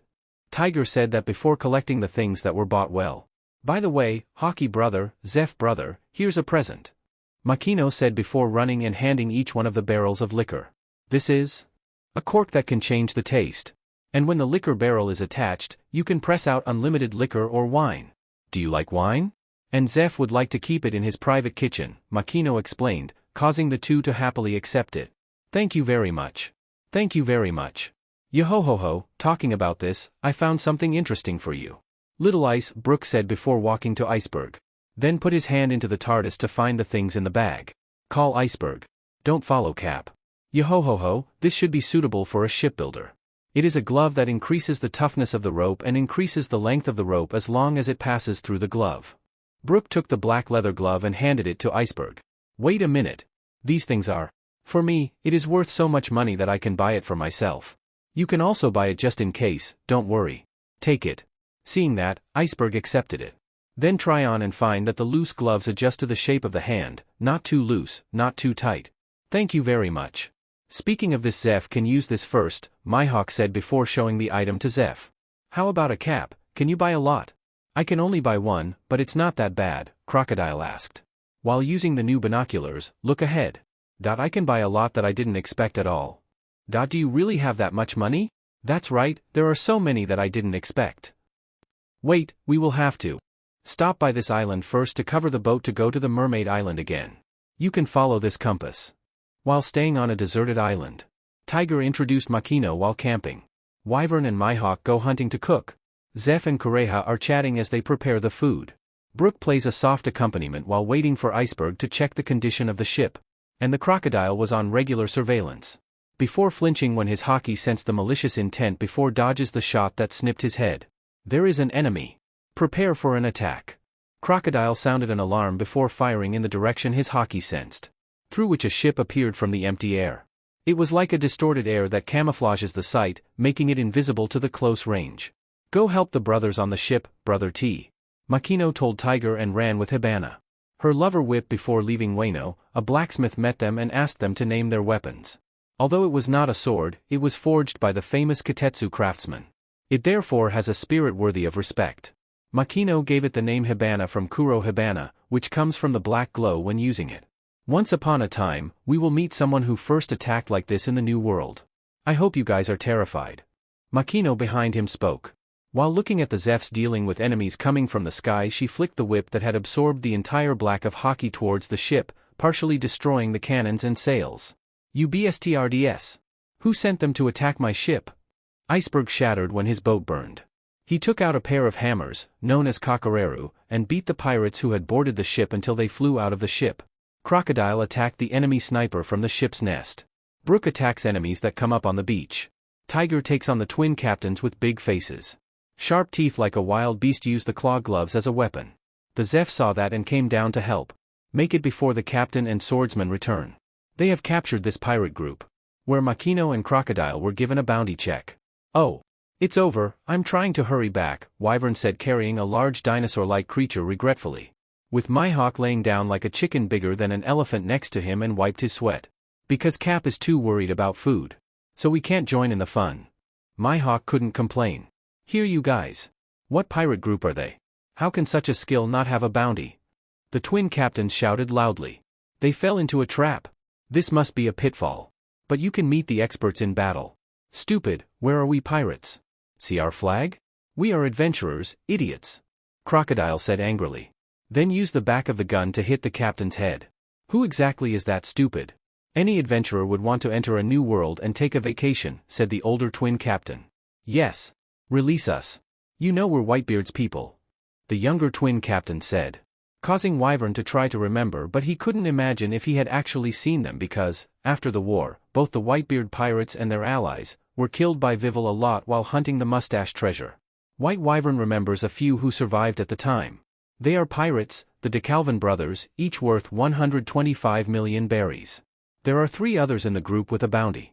Sniper 55 million berries, Vice Captain twins 85 million berries each, totaling 425 million berries in prize. Makino found the bounty card and informed everyone. You guys are bounty hunters? If you don't want to be hit by Whitebeard's anger, then let us go. The twin captains continued to threaten. But was hit by Iceberg with a hammer on the head. How many times have I told you that I am an adventurer? Listen. These guys are probably allies with the Whitebeard pirates. The Whitebeard pirates called everyone under him as their children. And is known for loving his friends very much. Tiger told his captain the information. Because Whitebeard pirates are not only friends of King Neptune, but also a very powerful pirate in a new world with its own territory. Then if Uncle Whitebeard is there before tomorrow morning, we can talk. If not, we will raise money. I'm giving you one chance to contact them once, Wyvern said, handing the snails to the twin captains for an experiment. Pop. We have been contacted by the DeKalvin brothers. They were captured by bounty hunters. They need help. Rakuyo rushes to inform Whitebeard, who is discussing the details of his rapidly growing crew. Not counting his territorial claims to be stationed. Which will choose from people who want to create a family or have a family because on his ship did not want to accept a woman who was not a fighter. In the sea, it's too cruel. What? Aren't they saying that they're going to welcome a newcomer who has just entered the new world? Which gang of bounty hunters was caught? Whitebeard asked in surprise. The 2 brothers were already getting used to the new world. The skill is not small and it has been dealt with as if alive and not killed. They said let us help before the next day or we have to allow them to bring the DeKalvin brothers to raise money with the world government, Rakuyo quickly said, causing Whitebeard to make an immediate decision. Where are they? Oh. Hey, are you really going to fight, Pop? Don't you know Whitebeard? The older twin asked curiously. This group of children who called themselves adventurers were very young. Even the captain still looked less than 20 years old, despite his stalwart physique. But still very young, he was also a good boy who wounded them that they could never be seen by their enemies. Shishishi, know it, they're the top class in the world, right? So I want to measure my skill once. And the one who attacked my friend before going out like this. It's not fair, you know? In the past, wyverns were often considered innocent. Don't kill opponent, but actually he's a person who doesn't want to think too much and acts according to his instincts.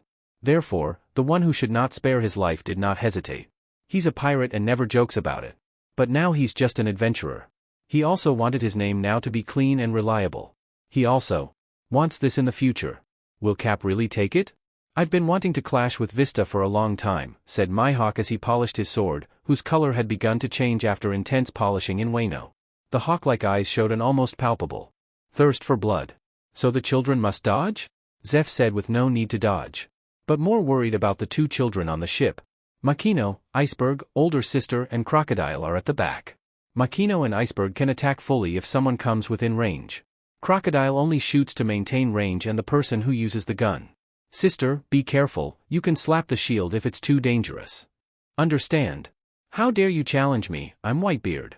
The crew had just accepted it, and Whitebeard's voice rang out in the twilight as the sun dyed the sky orange. A loud shout came from a giant man with golden hair. A strangely curved tentacle like a banana stands on the bow of a whale-like ship. Wyvern smiled madly at the chance to see that Ace's much-respected father was young. Still has a lot of power, not old, not sick, he wants to know if he compares to these legends. How much will he fight?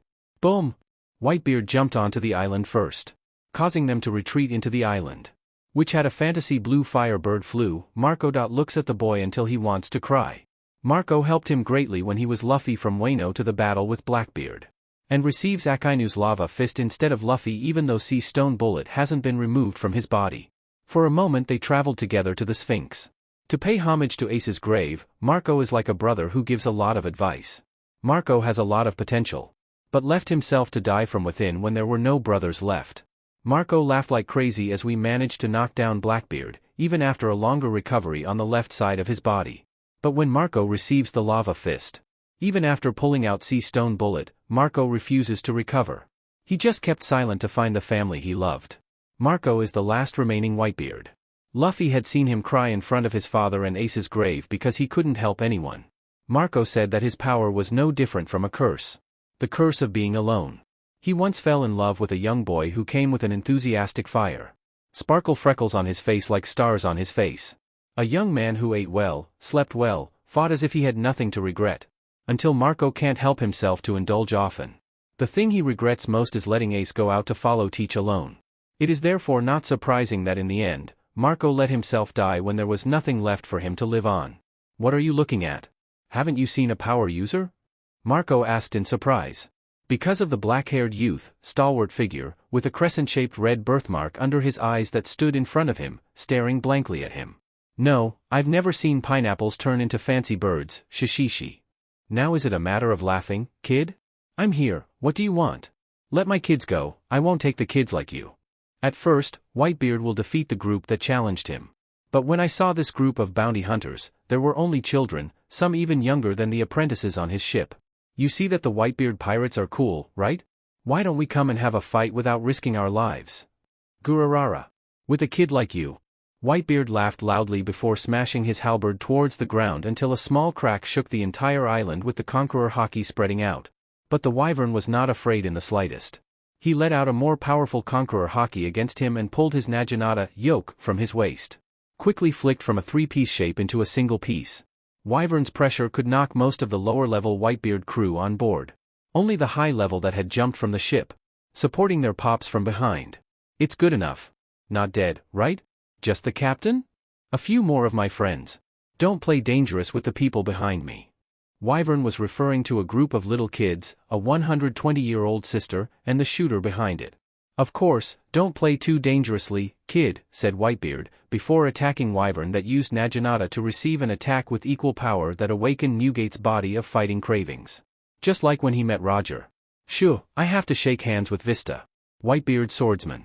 Mihawk said before slashing at the people who blocked the way to find the target. So Vista hastened to accept the challenge. Never seen a person like you before, Hawkeye, it is a pleasure to be honored. Dracul Mihawk, that is the name of the future #1 swordsman, remember that. If you want to get that position, you have to some skill. Vista said before attacking. Even though the Wyvern's people were less people but can receive attacks without problems, the Zeph's kick was so intense that no one dared to take it directly, pinning down many of the best. Tiger's strength made the fishman in the Whitebeards dare not attack. So turn to Brook, who could fight without problems. Even though it annoys most others. Good. What's your kid's name? Why did someone like you come to this sea and I don't know yet? Wyvern. Hunters and adventurers from East Blue. I'm not a pirate, but it's really nice to fight you now. Why? I've fought you who aren't old, sick, and powerful. What better way to fight a future legend like you? Wyvern said that before adding a heavy amount of haki to the weapon. Until Whitebeard saw it, he added haki and special powers, so they could fight each other closely. Can the kids fight? Marco sped towards the, presumably, young intern who playfully guarded the doctor and the shooter. But instead, he was hit by a whip until he flew backwards far away. The stinging takes time to heal the burnt abdomen. Fasa was knocked down by a hammer and crouched nearby. This group of apprentices are tougher than Rogers, aren't they? Marco murmured as he stood up. Vista loses like a sword storm until the whiskey has to be carried on a ship to heal. This made the Wyvern's attack more effective. The captain's side was fierce and close, as if watching Roger and Whitebeard fight. Where did this group come from? It's so brutal. Kairu, who was kicked, couldn't help but complain. Ack, run away, old woman. Croc brother. Croc. The sound of the group behind him showed that Teach unexpectedly entered the close range.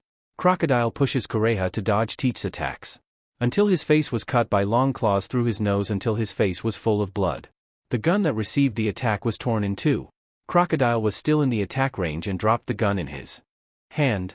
He then picked up a dagger at the waist that was forced by the captain to choose from Wano to carry. Then the other side's diagonal slash from the shoulder dragged down to the waist deep and kicked the other person out. Seeing this, Iceberg used a two-hand hammer to smash Teach's lumbar wound away from them. He has never killed anyone. But he didn't hesitate to kill someone who hurt his friend. Marco. Go and help Teach, how could he sneak up on a doctor and an apprentice like that? Whitey Bay said angrily before collapsing to the ground. When the haki was felt so intense that it had physical effect. How dare you?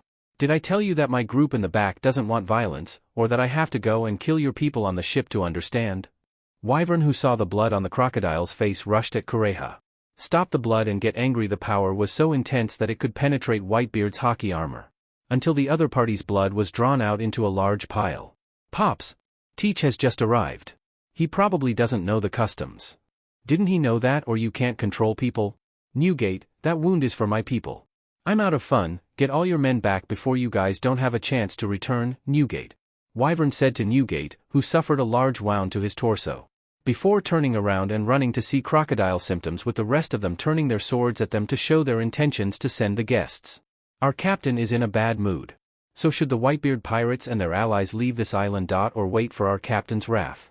Brook is the most mature, stepping out to deliver the guests. The Whitebeard group looked towards their pops and captain, awaiting orders. Return. When the captain's orders came out, Jozu and Izo rushed to support Newgate, with Marco waiting to use fire to help preliminary treatment. Everyone, including the twin captains, quickly left. How's it going, Croc? Wyvern asked worriedly. The wound was deep enough that Kureha had to be stitched up immediately. It's okay, Cap. The wounds from the battle look cool. As a man's son. You idiot. It's not cool at all. Kureha murmured as usual. But you could see how trembling her hands were. It's okay, old woman. I've always had you to help me. This wound can be healed by an old woman like you. Yes, just this wound. I can heal already. Brother T. Jinbe, who was dressed in the soldiers of the Ryugu kingdom, greeted cheerfully when he saw his respected brother. Are you well? Have you joined the Neptune army? Tiger asked in surprise. Most recently, he gave Jinbe to the children in the Fishman Zone. But now back to take care of the ships that will enter the kingdom. Most of us, brother. Now the Mermaid Island has changed a lot. Brother will surely be surprised, Jinbe replied before giving a hand signal for his subordinates to open the door for Brother Ti's boat to pass through. Excited about this change, Tiger? Asked the Wyvern. It's just 1 year. If I said I wasn't excited at all, I'd be lying. Jinbe looks much better. In the past, he was still a gangster in the Fishman Zone with Along. So? Well, the two of them are close like brothers. But Along tends to go to the end. Hate humans, the temper is more intense, but I love my comrades. Ha, Wyvern replied and looked at Otoheim swimming with Neptune towards them. Welcome back, how was this adventure? Otoheim greeted cheerfully. Neptune saw his wife happy. Also smiled happily. There is a very interesting matter. I have something to give as well. Can that matter first?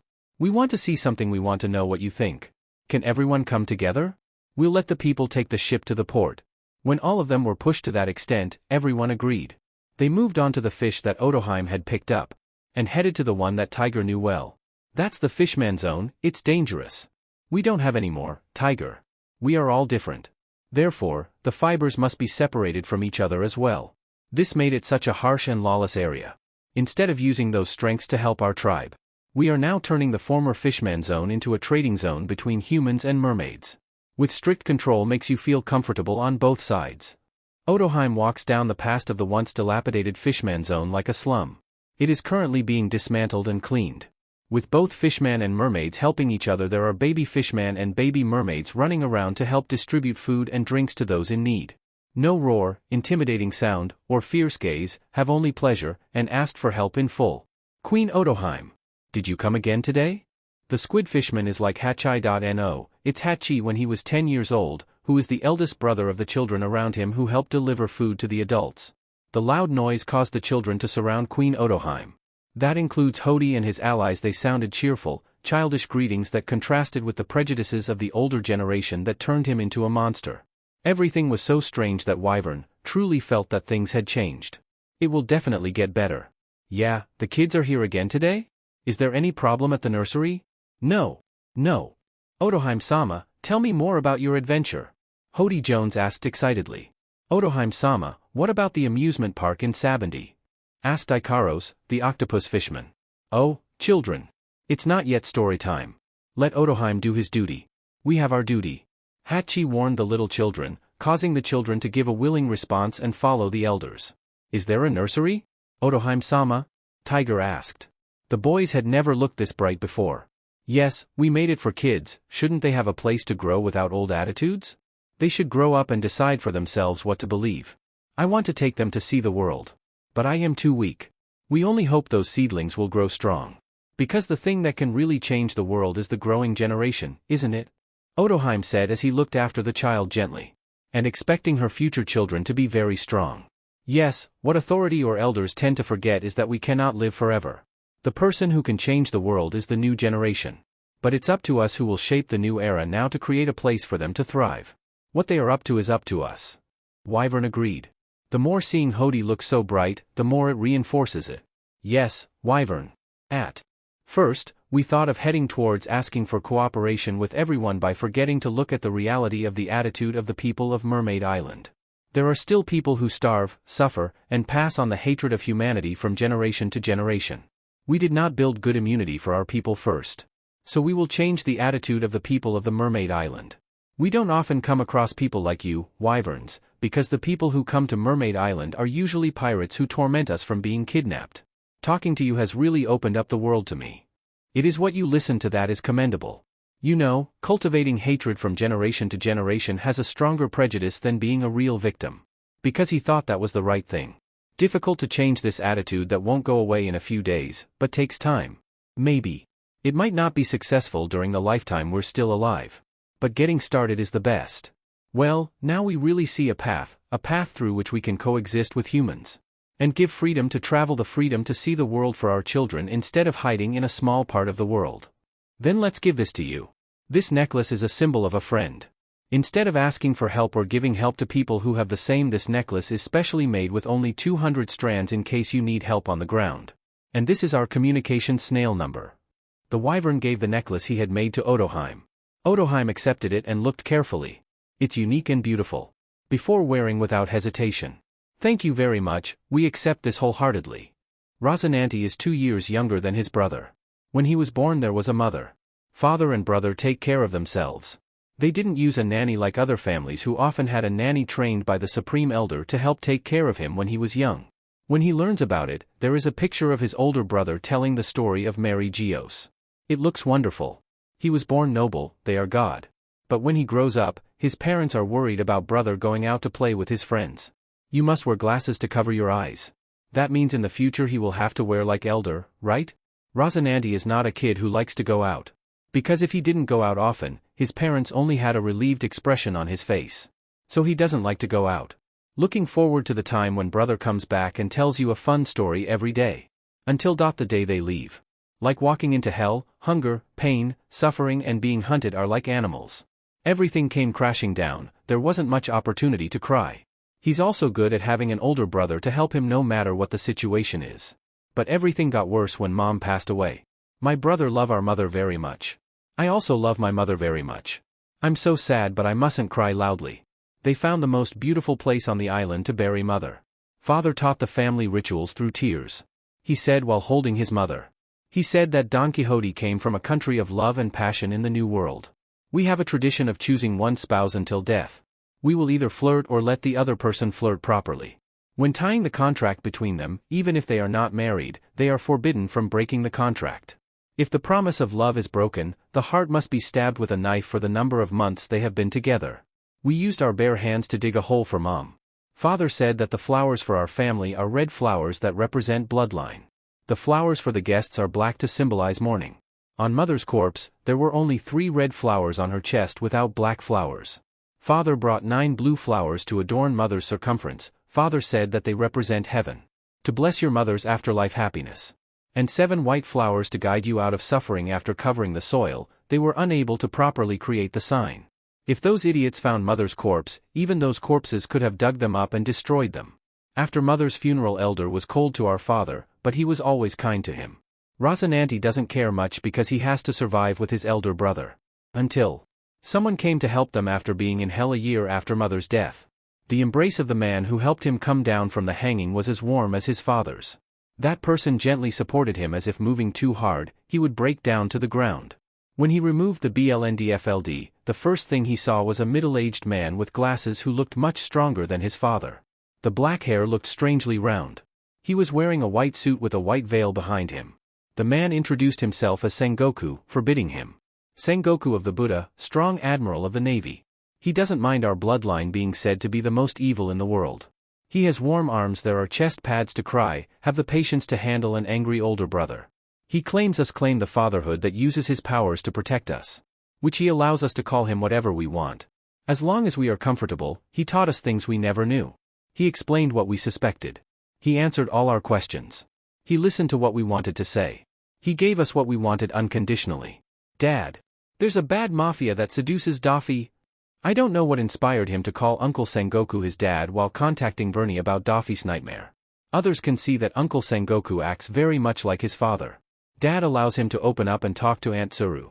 Dad kept waiting for Uncle Garp to fill their plates non-stop. Dad brought them warm milk before going to bed to drive away the nightmare. Dad took him to the doctor every week to treat deformed knees and knuckles. It's what my dad has done for us in a few years. He gained more than his father by the blood that led them to another hell.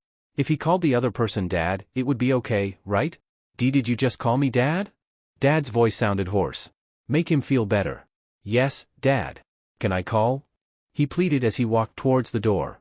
But he loses his balance and falls to the ground without his dad, and Daffy rushes to pick him up. Dad let out a sigh of relief that he was able to catch him in time. Before asking why, he shouted.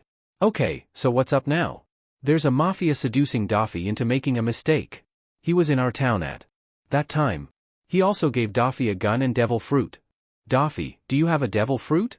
Like our dad had the courage to dare to call Daffy with a full mouth. This made Daffy blush until her face turned red before giving a blunt answer. Yes, the Ito fruit? Garp. Tsuru. We have the mafia to wipe out. Father shouted in uncommon rage, before walking off with his veil of justice fluttering fast. Oh, Garp, who is that? Dad asked Uncle Garp, who had brought a man with him. He looks like a wandering man? A tall, curly-haired, black-haired, tan figure stood behind Uncle Garp, while the surrounding Marines managed to take out the pirates that Uncle Garp had obtained. As for us, we ate okaki, a souvenir from Uncle Garp, and looked at the conversation with interest. Kuzan Greenhorn, this one will join the Marines as well. Who is it? Meet this boy during the mission. A street boy in the Grand Line saving villagers from pirates. A good boy like this I have to support, right? Okay, I'm going to throw your kid into Zephyr to deal with. And what are some of the devil fruits that you bring? Yes, it's in that bag, said Uncle Garp, pointing at the bag I just opened and eating the fruit inside. And yes, the fruit tastes very bad. Is it a waste? I was surprised because I was suing Doffy and Dad saying the fruit tasted awful. But there was no sound coming out of me. What happened? As soon as I saw that I couldn't speak, there was no sound from me even though I slapped the table hard. Doffy was nervous. As for the father shaking Garp's neck. Why don't you put the devil fruit in the box? What fruit did my child eat? Ha ha ha, really naughty, boy. It's not funny, Garp. Boy. Will it be good if I try to get good at science? Maybe I can talk to Judge Sara in the conference call. Her future husband is an aspiring young scientist. The determination to use technology to restore Germa prosperity, which Vernie complains often, as if he doesn't like the face, but Vernie has seen Judge's face? Well, you can't change your marriage, right? Doffy encouraged. Even though they were preparing to enter as a trainee, but the older Doffy gets in first. So I picked up the rules book to study early. That's right, you guys can choose a married couple, this is really good. Sara groaned with envy. I already have an awesome lover. So don't look hard, Vernie said proudly. Lie. Big brother Dronny, does this BSTRD have a girlfriend? Doffy argued. Do not have. Have. Pretty, cool, awesome tattoos, gorgeous golden eyes and a CC body, what's not so great? Vernie, in Goa, no one has golden eyes. And don't stay with Dayton too much. You received some strange words from them. How strange. Admiration, someone special is the right thing to do. It's more romantic than I thought. Sara teases, Vernie often talking about lovers with beautiful golden eyes. That big brother dragon would quench that dream by saying that he had never met anyone with those eyes before. What about you guys, Don Quixote? Have you thought about this? Sara turned to us brothers and asked. Rosie is still young. So cut it off. What is it, Doffy? You are too young. Neither me nor my father would agree. Isn't it going to be there now? Where are the family traditions? Family tradition? Is there something like that too? Big brother dragon asked in surprise. Yes. Our ancestry is from Dressrosa, the country of love and passion, so we still have an old tradition. We always believe in love at first sight. The first feeling that made my heart beat fast. In his head, he only thought about him. When we are confident, we will strive to flirt seriously or let the other person flirt. When agreeing to meet, must accept the contract before dating. If anyone is unfaithful, that person will be stabbed in the heart for the number of months they have been together, explains Doffy. Sounds lovely madness. Sara can only describe this tradition. We assume that if we don't love each other, we shouldn't agree to be together. We hold on to one love until we die. If anyone is unfaithful, they must receive their karma. Dad brought me some old Dressrosa's books. We found out that this was legal until 100 years before King Riku cancelled. But local people are still doing it and the locals pretend they can't see it, adds Doffy. Of course, to get that book, we had to wait quite a bit. It's not strange to cancel, Big Brother said. Then what is important, they say that the more beautiful, the more madly in love. So if you're not prepared enough, don't even think about flirting. I added seriously to Doffy. Love is not a joke. Boy. Garp, Tsuru, right now the people above are keeping an eye on a group of people who call themselves the Revolutionary Army. These people have taken part in anti-government activities. Overthrow the power of the rulers of the country. Dad had serious talks while I was helping him with the paperwork. My brother has now joined the Marines and is expected to be the youngest commissioned officer. Well, Doffy has a whole bunch of devil fruit that can be used insidiously. Hockey can be used before boarding the Vice Admiral. In that tall, strong body again, Doffy is awesome. As for him now, he was still a trainee. But that's okay, I'll be following Doffy and Dad soon. It's important, Garp. It is said that the leader of the group is called Dragon. It could be anyone. Is the dragon still at Fuchsia? Garp. I do not know. Okay? I went back and found no one. Both Dronny and Vernie Whoopslap only said that Vernie took Makino out on an adventure in the Grand Line, but Dronny, I don't know. Sigh. I hope not. Dad looked very worried. Since receiving the order, my dad has always been stressed. Doffy tried to help speak positively. Even though we knew in our heart that the boss was definitely Dragon Big Brother hated the world system that currently serves, the Celestial Dragon. We are too. The more you become a Marines, the more we see injustice. They quietly cheered Big Brother Dragon in their hearts. Oh, Rosie! Take the trainee out. Hurry! Shouted Doffy at him as he was using a thread to help block the Golden Lion Shiki. who had singled out the Marineford during the execution of the Pirate King Gold Roger, that BSTRD had gone mad. Dad and Uncle Garp are coming. But now they have to survive first. Shiki wouldn't have been a legendary pirate if it wasn't skilled. Go! Hurry up before Shiki knows it. Lead troops to protect the civilian side, don't get hit by a stray. I commanded as I snapped my fingers, creating a huge wall of sound that silenced the troop transport. Doffy is still fighting with the other vice admirals. Doffy is still okay. Rosie! Watch out! Doffy's voice came as he concentrated on keeping the sound barrier. I found that the wreckage of a building floating in the sky flew towards me. Doffy's voice sounded like it was suffocating. Thread sent trying to destroy the carcass, ignoring himself. He tried to gather his thoughts and ran away, but stumbled and fell until his ankle sprained. Can't move. Ouch, be careful, Mr. Sengoku will regret it, said a deep, sluggish voice as he froze the wreckage that nearly attacked him, and carried him out of the bride's position. Before placing him in a safe place, he used his cold hand to gently massage the painful area. The other looked up at me and stared blankly. Before lowering his gaze, his face slightly red, which made me blush. A pretty boy like you is too fast to be on the battlefield. Be careful, Kuzan said before joining the fight. But it wasn't long before Admiral Sengoku and Vice Admiral Garp came to end the madness. His father's voice seemed particularly angry. With Doffy who hurries to find, but everything seemed to be fading because my heartbeat was louder. Rosie, thank you for the sea that you are still safe. You're going to give me a heart attack, Doffy said nervously as he pulled me into a tight hug. Now I understand how the moment of falling in love, my father said. I fell in love with Kazan, Vice Admiral of the Marines, Ice Logia, an indifferent man who is often scolded by Uncle Garp, OC. He's 10 years older than me. If I tell Dad and Doffy will kill him, Logia? It's not that important. It's okay, I can wait. I'm good at waiting. I'll wait until the day I'm ready. And if Dad and Doffy didn't kill him first? Vernie. You BSTRD. As soon as they come up on Sabaody, Wyvern receives a punch of love that hits his head. His crew is as alert as the enemy. If it weren't for the man, the Marine Makino greeted cheerfully. Ouch! Why did you hit me, father? Neither of you nor your brother told your father where you were going and even brought Makino with you. And what about Drani? I'm not no. I only brought Makino. And this is your friend? Garp asked, looking towards the crowd on Vernie's ship. At least he was glad that his son wasn't facing a pirate. Even if not a marine, being a bounty hunter is also good. If it wasn't for the nature of the people who frequently raise their bounties, this time around Vernie, he himself would not have found his son here. Yes. This is my adventure buddy. Everyone is Old Man Garp, my father.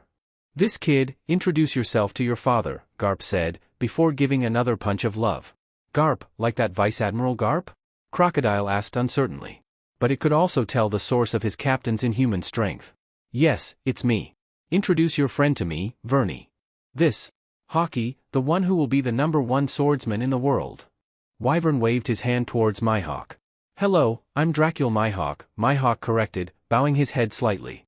Good, people must big dream, Hawkeye. This is my chef. Cook delicious food, very promptly. Zeph, nice to meet you. Being the only chef on a ship with AD on board like this, you must be really good at it. This way is the Croc. Our sniper and clerk. Crocodile, sir. Good, give Vernie too. It's such a delicate matter that I don't even want to think about. This part is one of the coolest doctors. Kureha's sister. Did you agree to come too? I thought it would be in the drum again. Your son kidnapped me. Remember, too. This part is Little Ice. Our awesome boat mechanic from Tom Worker. Iceberg. Nice to meet the captain's father. Please too, he still looks young, but he's smart. It's Tom's apprentice. This is our musician, Brook. Yo-ho-ho-ho, I am the dead Brook. Pleased to meet you. Same as, the resurrection devil fruit. This way, rescuers, the great adventurer of the Mermaid Island, Tiger. There is a human mermaid too, looks strong. The matter at sea must be left to you. Yes, you can trust me. Have a good friend, Vernie. Garp smiled at his son's casting. There are some weird guys out there, but again, this is the Grand Line. Since when is it not strange? Of course. And we set sail during the storm now. Where are we going, Cap? Tiger shouted, who helped Mihawk and Iceberg control the sails, while Zeph had to take control of the helm. Makino was in the crow's nest waiting to give orders upstairs. As the captain looked up at the sky and smiled like a madman. We're going to a cool place you've never been to. Yo-ho-ho-ho, where did you come out in such a storm? Shouted Brook, who used the rope to tie himself to the mast. Well, he's made of bone, so he's lighter than the others. Tiger is from the Mermaid Island 10,000 meters under the sea, right? Therefore, we will go to the island of the sky that is 10,000 meters above our heads.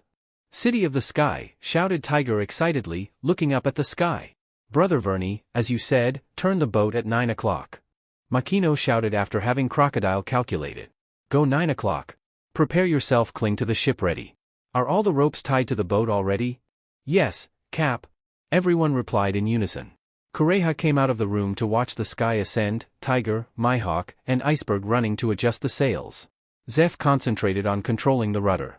Crocodile also assists Makino in observing the direction. From the direction of the spiral stream will start in 30 seconds, go ahead. The scrutinizing Crocodile gave an order with Makino. Make everyone ready to go in the same direction. Soon, everyone could feel the tremor beneath their feet. Then the ship flew forward from the fierce sea waves. But the wave didn't go straight forward. It flew forward like a spiral staircase that climbed higher. Makino ordered to adjust the sails again and let out a loud noise. When the ship was going up a giant vortex ladder into the sky. Let's go to Sky Island. Wyvern shouted from the bow of the ship. Even though the ship swung back and forth, they did not leave the ship. Because the ropes of life tied to the boat hold it. Go! All the crew shouted with excitement. The white clouds as vast as the sea had a large door that wrote, White Heaven, and above the door was a city that could be seen faintly in the clouds above, with houses and towering towers waiting for them to explore. Is this the Sky Island, White Heaven? Tiger said to himself in disbelief. Shishishi, there are many islands in the sky. White Heaven is a city known for trading. It is a trading center that used to be in contact with the Blue Sea hundreds of years ago. Blue Sea? Asked Tiger suspiciously. What is the name of the place where we came from? Here is the White Sea, below is the Blue Sea. Have been contacted? Crocodile was interested in this information. Yes. As you can see, coming up to the White Sea is difficult. But in the past, there seems to be an easier way. Is anyone else having trouble breathing? Kureha asked as he lightly patted her chest, being 10,000 meters above sea level, causing respiratory problems. Yo-ho-ho-ho, I don't have lungs. So can breathe normally, skeleton porch. No, I can handle it. The lungs of a mermaid can handle it. I am. Me too. Makino, Iceberg and Crocodile raised their hands for help. Wyvern, Mihawk and Zeff sit back and take a deep breath to adjust their breathing accordingly here. When everyone got better, Wyvern had Crocodile prepare all the cash he had. Do we really have to spend that much money? Shishishi, Croc, coming here is not easy. So we'll be shopping to the fullest. The central part only separates the accommodation and food into 5 parts, the rest is divided into personal snacks. Follow that, Cap, said Crocodile before handling the money. Here, let's go find a paddle. There is no wind up here. No more wind. Iceberg murmured as he picked up the paddle. Head to that door. We can get a visa and go eat on the island of the sky. Sounds good, Cap. The staff here should be a lot different from the one below, said Zeph, who helped paddle with interest. Cap's word, shopping to the fullest, caught his attention. Hello, what are you here for, White Heaven? At the reception table by the door was a shoulder-short silver-haired woman. There were tiny white wings on the back that seemed to be unable to fly. Dressed in blue that looked like a uniform, greeted politely with an oddly accented grand, similar to what Brook often said. We were traveling and shopping. Wyvern replied loud and clear. Made the angel who greeted him chuckle before writing down the information on a piece of paper. How many people are there? 9 people. So it's a tourist visa. How many days will you stay? I didn't think so. Can you do that? Yes, but if you leave before the visa expires, there is no refund. But if you want to renew your visa, please contact us here before it expires. Otherwise, you will be charged 5 times the fine. Yes. How much? Accounts for 60 million extals each, 9 people is 540 million extals. Just a. Is the visa fee that expensive? Crocodile was shocked to the point of choking. They only have 300 million berries in total. Just the visa fee. What is the cost of living inside? Don't worry about it. This is Extal. How much is our common area? What is going on to Extal? Our central area has 156 million berries. Extal is the currency of the Sky Island. Fairy sister, would you like to exchange berry for Extals? Okay, can you exchange 156 million berries? It's better to exchange one at a time. How much is the rest of our money? How much can each person share? There is a common fee of 156 million berries, then 16 million berries per person for personal snacks, Crocodile replied. If there is a currency exchange like this, it should be enough to pay. So exchange it for an extals and put a pocket on it. Take the first 10 pocket cards for 156 million berries, the other 9 cards for 16 million berries. There are a lot of numbers like this that are mostly Nami doing. But if he doesn't do it, others don't know about it. May make our shopping fun. Yes, the first pocket gate can be exchanged for 156 million berries for 1560 million stalls. You can put the money here, said the angel, before stretching his hand towards a strange, pearl-like scale where a man with wings stood waiting. Wait! The currency here is 10,000 times different. Crocodile didn't think the currency here would be 10,000 times cheaper. Shouldn't have been charged for such a brutal visa. That's right, Croc, put the money for him to count, said the Wyvern, pointing towards the waiting shell. Crocodile then placed a separate silver bag in the middle and went down. A silver pearl on top snapped off the lid before a number ran across the shell. And stopped at 156 million. It's already counted. Can you deduct the visa fee? Yeah. After that, the angel was doing something at her table for a while. And handed the closed rectangular clamshell to Wyvern. Take this, Croc. Spend instead of the cash that we added a moment ago. When you use it, open the rest of the shell so that the shop will take care of itself. So I don't have to carry money. Wyvern said, before handing the shell to Crocodile. Crocodile opened the clamshell. Figures showing the current balance in the billions were found on the mirror. At the bottom, there is a rectangular shape that looks like something. It's convenient to use like this. Otherwise, there wouldn't be enough space in the boat to hold money, Crocodile said, before putting the clam shell, also known as a pocket, in his shirt. This is the visa. Wear it on your wrist. If you lose it, please notify the city officials. As soon as you leave White Heaven, return it to get your way down. Alright, you guys take one each. Wyvern, who took the bracelet strung with shells, handed it to his friend. The rope itself is soft but tough, unlike the materials they know. As for the mollusks that come in, there is a number showing 1800, indicating the number of days they've lived here. So next, let's make the next pocket, shall we? The food here should have a different seasoning. I'm going to have to go take a walk later. Zeph said while eating at the largest restaurant in the city. After arranging a long immigration affair, the captain immediately headed to the restaurant. Makino was also interested in the store layout. Tiger was interested in everything in the city, taking notes while eating. Mihawk looked so interested in the wine here that he called the staff to ask their name. Brook looked in the spotlight, but when he asked to look at his underwear, he was beaten by an angel. Crocodile looked at the food prices and mumbled something. Hey Cap, how did he travel here? The White Sea here is like the sea below, right? But it's not windy here, Iceberg asked himself. This place is very wide and there is a visa like this. There must be a way to travel. Yes. After we finish eating, let's go and see, shall we? We are here for this purpose. Wyvern replied inexplicably, making Iceberg even more interested. Oh, if you are interested in any type of dial, please let me know. Our shop is the largest dedicated boat bread dial in the city. The owner's voice hurriedly suggested. His eyes lit up as soon as he saw the tourist visa the Wyverns had applied for. They haven't had many tourists from the Blue Sea for a long time. What is a breath dial? Iceberg asked curiously. Cap brought them to this store with a strange tug that dragged them up, even though they could use it to moonwalk. It's like Cap is having fun here. Oh, don't you know the dial? So come this way. As you can see, the dial is in the form of a clam. But these mollusks have a special characteristic, the island of the sky. If it's a breath dial, it's used to collect the wind. The larger the size, the more air can be collected. By pressing here, it will be used. If it's a sailing ship, it will accumulate wind as it sails along. It is said that it is suitable for attaching to the boat, the owner suggested and demonstrated. Oh. So it's just like I have, Brook said, before taking out the tone dial that he had picked up his friend's voices in his skull. Yes, the customer. That one is called tone dial. It can keep audio and can play the recorded sound repeatedly. If it is installed on a boat, what should be done? Is there a particular mechanic? Iceberg asked curiously. These guys can make boats move without any power issues. Because they can circulate energy by themselves. If these dials are intact, they can be used all the time. Yes. We have technicians already. Don't know what size the boat is? What kind of speed do you want? The owner of the shop, who saw the money-making channel, immediately asked. Uncle. And there's a milky dial, a wave or two, and the shoe and the board that floats? Asked Wyvern, afraid he had to wait so long. The customers know enough about it. They are in my shop, a small mobility zone. Meme, take the customers to see. The owner of the shop called for the employees to take the Wyverns to look at the other zones of the shop themselves. Iceberg, give me the boat. I'll go look that way first. Is anyone going to go with me?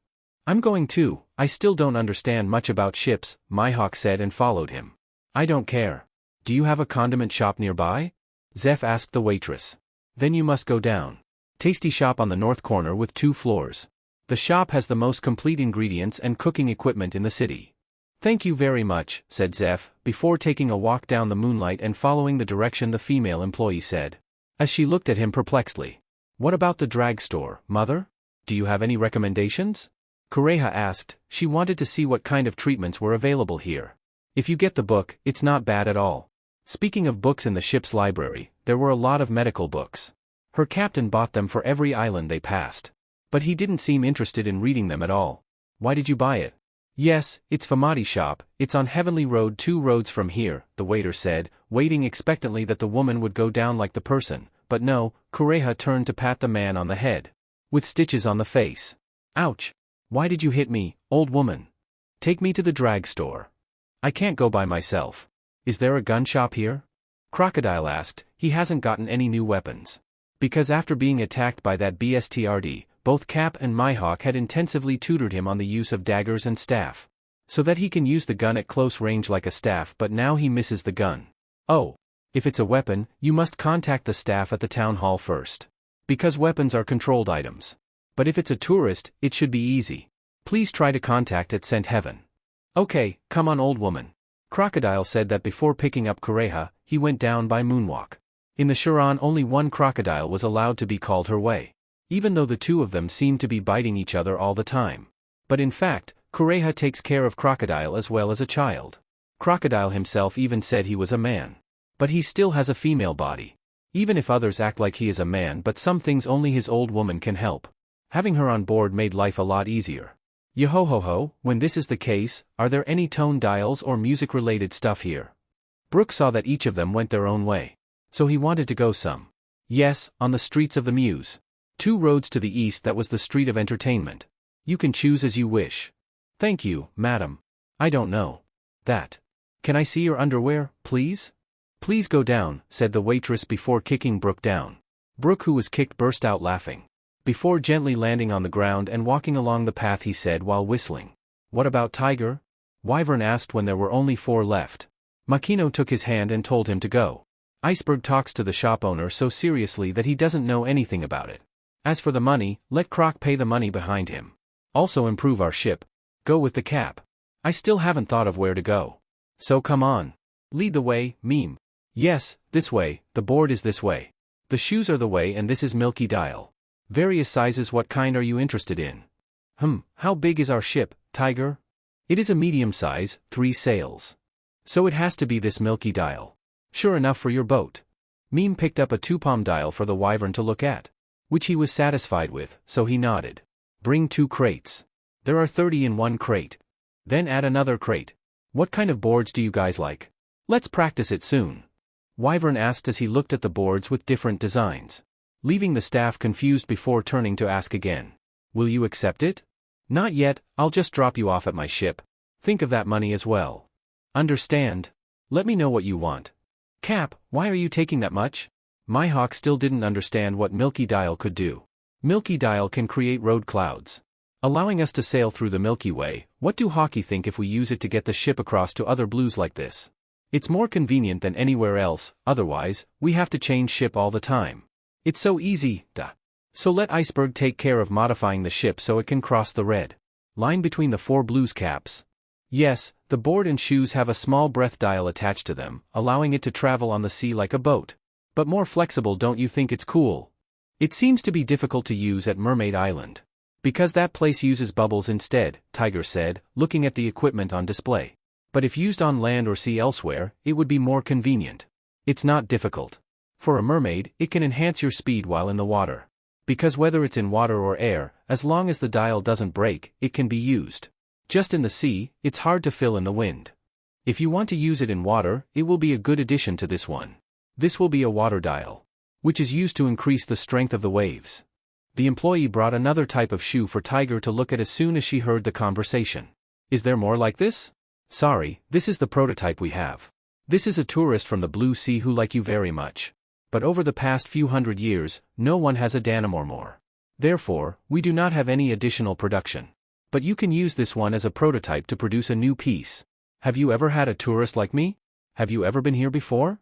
Tiger asked, startled. He had never imagined that a mermaid would come up until this island created something to please us. Yes, about 600 years ago there was no further contact. We don't have any more production, but we keep one prototype. So how many pieces does one crate have? 50. Then I'd like 4 crates, here. Tiger considered this a personal item and immediately handed his pocket gate to the cashier. The staff then smiles, accepts the pocket and plugs it into the machine, and immediately charges. You like customers who order without asking the price. Let's send people to the same place. Yes. If this is the case, then take 2 crates of every board. 2 crates of shoes of every pattern, 3 more waivers, delivered to a ship with a snow leopard prow. Charge that money with someone named Crocodile. Okay, is there anything else? No. Hawkeye, Tiger, and Makino, let's go somewhere else. Yes. The 3 answered casually. Come back to the boat right away. It's a waste of money. Crocodile grumbled amid Kureha's laughter. His new gun was redesigned and received next 5 days. The gun has been mixed with Eisen dial to enhance its strength of the gun.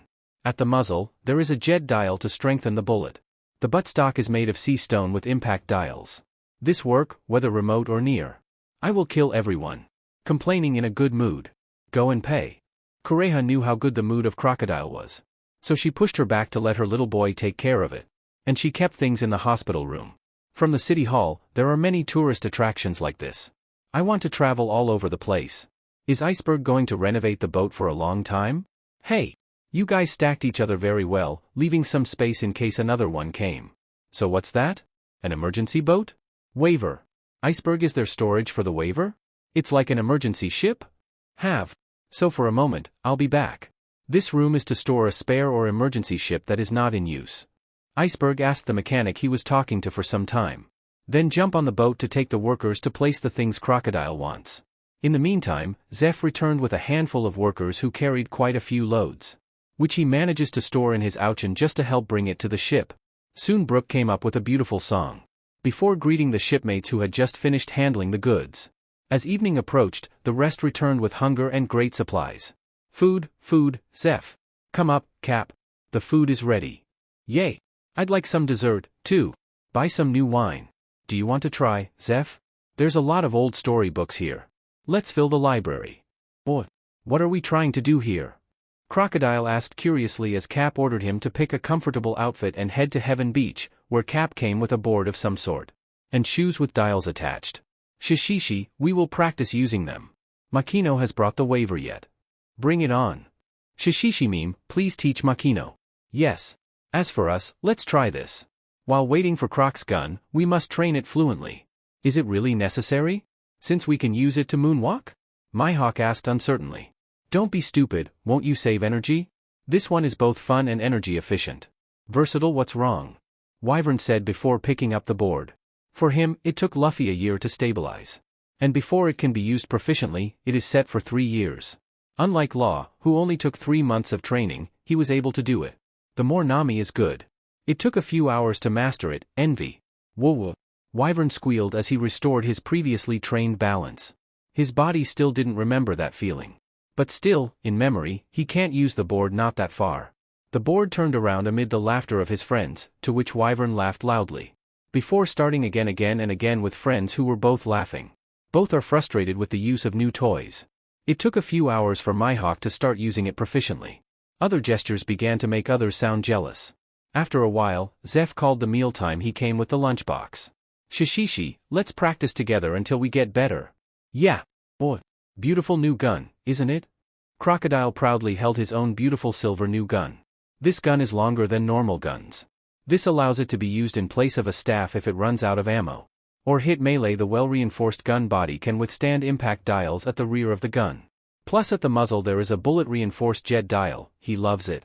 Bang! This is it. Crocodile almost shrieked at the strength of the gun he designed. It can penetrate rocks like butter. Plus the destruction is widespread, snipers all over the world must be jealous of the guns they have. Ultimate power. It's scary. I don't dare to try whether it will affect Hawkeye or not. Zeph looked powerful and didn't want to take any risks. So let's just try it and see if it's agility when you actually use it. Mihawk sees it as a substitute for a walking stick. Might have to give it some time. Cap. So can I make 2 more together? So that's it, just in case you come this way 3 more times. Just in case people in the village use it.no. Design a short gun. And a long gun for me. Is it still longer? Shishishi, make it 2 meters long, I'll take it as a souvenir for a friend. While having fun at the water park on White Heaven, the Wyvern could feel the changing wind. It was joyful, proud, sad, and laughable. It was as if Wyvern was hearing the sound of some wheels moving. He paused and turned in one direction. The direction of the laugh tail was discovered after 800 years. Cap, is something wrong? Mihawk asked worriedly as his captain suddenly became silent. Let's go downstairs, we're running out of time. Yes. I don't know what time it is. But if the Cap says to go down, they will follow. As soon as they came down from the Sky Island, not much. They saw a shocking news bird flying around. Is there anything that has to be delivered in such a hurry? Or about their captain rushing down? Crocodile saw that and immediately summoned the messenger bird. Without neglecting to change into a wetsuit, in fact, everyone was interested in the news that caused such an incident as well. Breaking news? 1 copy please. The news bird rushed down to sell the news. Gold Roger reached the legendary Treasure Island. The last island that no one in the world has ever reached. He became the Pirate King Gold Roger with a bounty of 5,564,800,000 berries. Is this the news you've been waiting for, Cap? Crocodile read the news to him. Which made the Wyvern laugh and laugh. Right? Now the wheel of fate is starting to spin. It's nice that we're not too young to see the beginning of a new era coming and not too old to see its peak. Cap, aren't you going to continue adventure? Mihawk asked as if it wasn't true. They are now on their way to the Twin Capes to send Brook down. Hey everyone. I'm going to go back to East Blue. We all parted ways. Where would you like to send it? Like Iceberg, it has to be Water 7. Now. Why all of a sudden? Crocodile asked incredulously before being interrupted by the Wyvern. We only have half a year to send you guys. Each of us has different duties and burdens. Less than a year from now. The sea will never be the same. I might have an adventure, but it's a different adventure. For all of us, I have to let us disperse to grow. Is that what is called the voice of everything telling you? Yes, and you, Tiger, Mermaid Island will have a hard time. You can ask Sherry and figure out why it's so difficult. So, Cap, can I ask you to send me first? I want everyone to be with me when I meet Laboon. I want to save some pictures. Can I? Brook asked. He seemed to be the first to make up his mind. Did anyone argue? Then our next target is the Twin Capes. As I told you, Mihawk, I have only changed my adventure style. I know you guys are strong, I know how far you guys can go. Sometimes growing apart isn't a bad thing. We can always keep in touch, you know? My number, you guys have. You brought us to that island to prepare these things? Of course, I love you guys. You guys are my friends. Friends never leave each other. But what I'm going to do next it's something I'm quite selfish and don't want to hold back. But what we've come across, learned together, practicing and going through together won't fade from memory, right? Yes, Captain. Well then, I'll be waiting for the day you become the #1 swordsman, Mihawk. Okay, this is a hormonal drag, be sure to pay attention when you buy it yourself. But if you meet a colleague of Cap's brother who can change gender, take this set of pills when you feel sick. I don't know if a sudden SEC change will affect my body. But be prepared. This part is the cure. Old woman, we're not going to get off the ship right now. Let's go drop Brook first and then go down to the drum, right? I'm going to go down to Drum Island. Crocodile let out a weak voice. While holding the hand of someone like a mother she never had, Kureha has always taken good care of her. Never bothered her, support everything she needs, she can be a little girl in front of her. Can be the person she never wanted to be. Drum is cold. It's okay. When I have to choose to go down somewhere, going down with an old woman like you, whether it's safe to go home or not doesn't sound too bad. Would you like a snack? You guys have been quiet since Cap made the announcement, Zeph asked as he prepared the food for the next day. Tiger and Iceberg now sat silently and stared blankly at the kitchen. Zeph, where are you going down? I will land at Twin Cape again when Cap returns home. He's such a black hole, I can't trust him to be alone, you know? Maybe he could eat the Makino. You are too, Zeph. You know how much he loves his sister, Tiger said jokingly before stroking Iceberg's head. I'm going to get off at Water 7. Just swim to reach the Mermaid Island, you know? What about the stuff? Iceberg asked. Tiger's belongings are not few. Give it to the bubbles at Sabaody. That's it, just take it down and relax, don't worry. To be honest, I will definitely miss you. Everyone will miss each other, little boy. We can still keep in touch, we didn't die. As Cap tells us, just disperse and grow. Aren't you missing your teacher? Zeph asked before placing the cookie plate over. Think about it, I must have been an idiot. Now that stupid monkey is giving Tom a bad headache. That's our iceberg. Oh, Brother Vernie. We've reached the Twin Capes. Makino called out after using Crocodile's binoculars. It's so heartbreaking to say goodbye to everyone, don't cry. Woo-woo. Laboon. I am back. Sorry for keeping you waiting so long. Brook, seeing Laboon, greeted loudly with joy. Then ran on the water to hug the big head that floated out of the water. Brook wept, regretfully stroking the wound that had been on Laboon's head. Laboon's voice couldn't stop, as if answering to Brook, who was hugging his head. Everyone who saw that gave a faint smile and smoothly docked the ship at the lighthouse. Brook, who saw everyone having all come off the ship, approached him and bowed down formally. I, as the captain of the Rumba Pirates. I'm invited to attend a special musical performance. Our last time. I don't know if you guys are willing to come to our event? Brook asked formally, reaching out. To which Wyvern extended his hand to respond quickly. Of course. It must be really cool, right? I'll wait to hear it, replied the Wyvern, causing everyone to agree. Anyway, our musicians are not defeated by anyone. Zeph asked for some wine. So this kind of event would be better as a barbecue. Tiger, you got a beer, right? Come help me carry my stuff. Okay, and the little kids will take cola. I'm not a little kid anymore. And don't take the cola either. Better be fruit juice. What would Makino want to drink? Ask for apple juice. Icebergs is strawberry juice like everywhere. It has become a party. Mine is rum. Old woman, drink only booze, be careful and die quickly. Haha, bad mouth, I will live until you have children and grandchildren. Please be true, old woman. Brook unhurriedly looked at his friends who were preparing the space for his performance. He tried to wipe away the tears. And took the things out of the bags bought from the ruin Antitarn. This item was so valuable that he had to use all the loneliness he had to buy it. But he was glad that he was able to buy it. He trusted his captain that the items in the store were as authentic as the price tag. He picks up a tone dial that summarizes the journey of the Rumba Pirates. Before going in, tell Laboon. Laboon, sorry for coming back to you late and coming back from the way you left. Our journey ended 30 years ago and I am the only survivor. I'm back to tell you about it, Laboon. This is our last song. Brook said before playing the violin with the tone dial. Surprisingly, this wasn't the show Brook invited them to watch. It was like just telling Laboon to make some arrangements. They try not to focus on the melancholic song that the Laboon's voice slips out softly, as if acknowledging reality. Alright, let's go on, Laboon. Next will begin our final real show. The Rumba Pirate.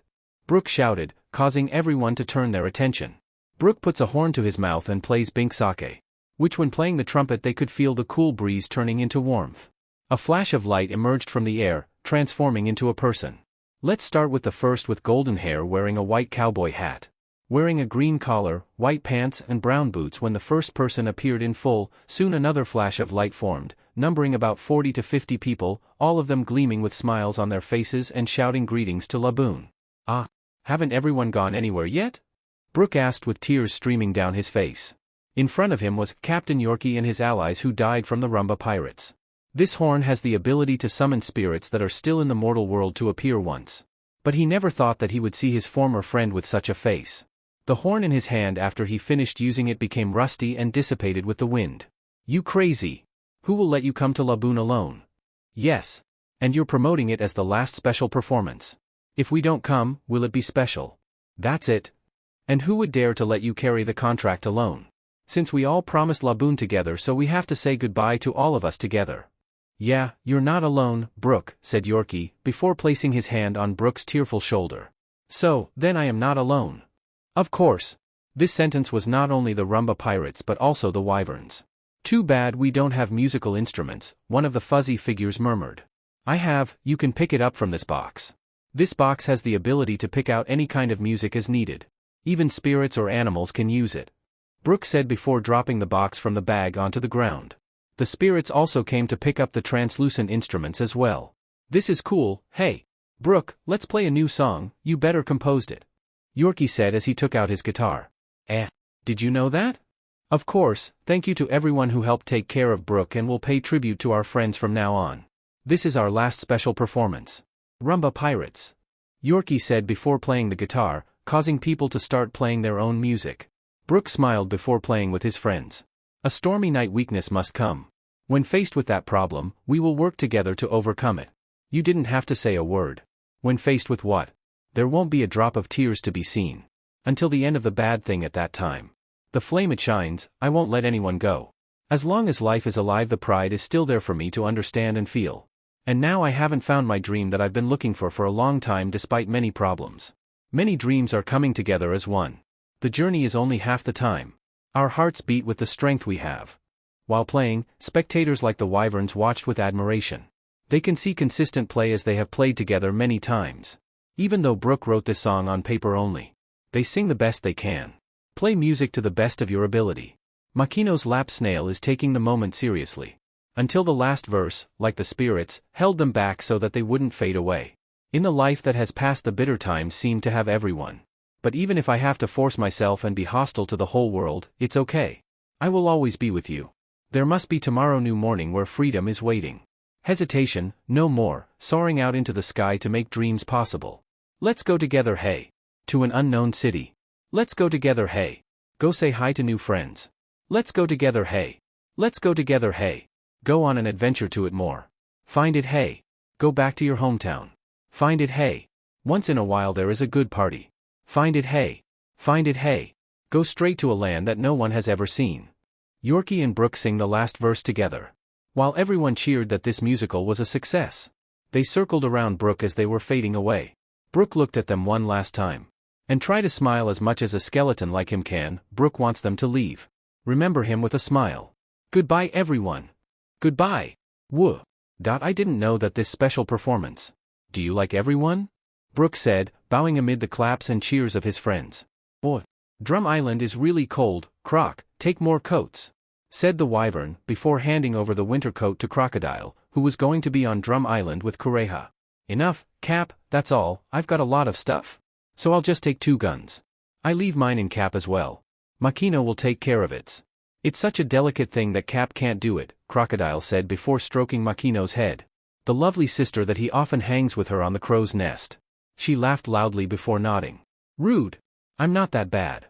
Ha ha ha, this is enough for me. Otherwise I won't. They're the ones who need more drags than me. I've put all the instructions on it.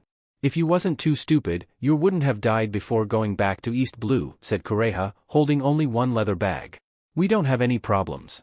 You guys take good care of yourself too. The Wyvern said goodbye. Crocodile carried only 1 gun on the back. The other was put in a long bag and stuff in 1 backpack. And 2 handbags. Of course don't die before me. Kureha waved his hand. Before Crocodile picked her up and disembarked from the ship. See you later, Cap, everyone, said Crocodile as he turned his back and led Kureha into the island. Oh, did you really bring that BSTRD Burke back? I think you're going to go back. Noisy, monkey. Come back, Mr. Tom. Iceberg, who was stronger and taller than before, returned to Water 7 and ran to hug Tom, who came out to welcome him. Familiar smells and sensations make Iceberg feel more comfortable. Come back with all 32 parts as I told you. Certain. Oh. And leave Tiger. He'll stay here for a while before returning to Mermaid Island. The Wyvern waved his hand towards the Tiger with nearly 10 boxes behind him. All fellow tribesmen, you're always welcome. Tom welcomed. Oh. Is that ship an adventurer like us? Makino asked Wyvern before pointing towards a ship not far away. It is a junk that resembles Brook's galleon. Presumably from West Blue, too, where the sails say O'Hara. Wyvern stiffens almost immediately upon encounter. Probably the same. Let's go say hi. Wyvern said, to which Makino agreed. Before turning the boat towards another ship that drives opposite each other, as soon as it got close, it was like that ship had seen it. So there were quite a few people waiting, led by a woman he was very familiar with. Very similar to the people he knew. As if coming out of the same print. The gentle eyes that looked at him like a mother. Teach him when he tells you that he is not fluent in reading. Makes him not want to read the book. He grew up in the forest, grew up with thieves, grew up with Ace, that only Makino taught him seriously. She simply smiled and taught him calmly. Teach him to be able to read, gives every answer he turns to ask. And she played a big part in helping him become the Pirate King. Hey, Cap. Are you okay? Mihawk asked worriedly, shaking him back and forth. O'Hara's people looked at him suspiciously. They weren't Marines and not pirates, so they let him get close. But the captain remained silent and looked at Olivia with tears in his eyes. Sorry, I just suddenly thought of Mom. Your eyes are very much like a mother, but she left me too soon. She's gone. Excuse me, do you have goosebumps? The Wyvern asked worriedly. Olivia shook her head. I don't mind. I'm actually a mother. And what are kids like you doing at the Grand Line? We're here for an adventure. And going home now. What about you guys? It's an adventure too. We are the O'Hara expedition. Wyvern knew she was lying. They come out to collect the Poneglyphs and study the true history 800 years ago. They will be captured. They will be hunted, they will be killed, and O'Hara will. Some things you can't stop, can't you?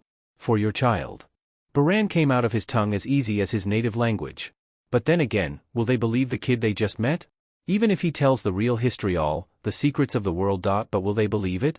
If the intention, their determination and faith were easily shaken, they would not have left in the first place. They wouldn't stand in front of a bullet even with their bare hands. They are historians who will hunt down and uncover the truth of the past. They will succumb to evidence, not hearsay. What language is that? Olivia asked curiously. They study languages around the world. There is no language that they do not know except a dialect that has not been written in the book. Just the native, sister. Does sister still have to explore further? Your path is still very long. We would never see each other again if the brethren would return home. Yes, we may never see each other again, but sister. I have an amulet to avoid danger. Doing anything is successful. It was considered a blessing from this younger brother. Can your sister take it? Okay, I would like to see your brother's amulet as well. Wait a minute. Wyvern asked for some time and hurriedly ran back to his room. He picked up the silver necklace he had specially made and held it tight. Before opening his eyes and leaving the room, he gave this necklace to all his friends along with Vivre card that told each other's locations and phone numbers. Olivia probably wouldn't be happy with those things. So Wyvern didn't put him on. Here, Wyvern said, tossing it to Olivia from the ship. Instead of moonwalk all the time, Olivia was able to take it. She looked at the intricately crafted necklace and immediately put it on. Thank you very much for the amulet. We must say goodbye. Yes, goodbye. After that, the two boats moved in different directions. The silent Makino couldn't help but ask curiously. Where was your local language just now? Why isn't Makino familiar? Makino doesn't know this well. What does the amulet mean, Cap? Mihawk asked before looking at the necklace he was wearing. In the future, you will know. It an amulet. Oh. Yo-ho-ho-ho, meet a familiar face again. Mihawk and Zeph are going down here. Brook playing the violin greets Destiny ship. That converges again, but it seems Mihawk and Zeph don't want to go down at all. He could see the hand that was tightly clenched. I'll get off here, said Zeph before getting off the boat. But there was also a Mihawk on board. Cap, can I go with you to East Blue? If you want hockey, if you want. What right do you have to take away my power? Because of you, Mother died. Rosie, even walking in a straight line is difficult because of you. Brother, please don't. Brother. It can't be fixed anymore. Me and Rosie are going back to the Holy Land. With your head. Doflamingo, Rosinante, I'm sorry to have a father like me. Bang. Doflamingo wakes up sweaty even though it's cool around him. Fortunately, he bit his lip to prevent the sound from coming out. Rosie knew for a moment that he had nightmares. But Rosie didn't know he woke up to the sight of his father's blood splattering.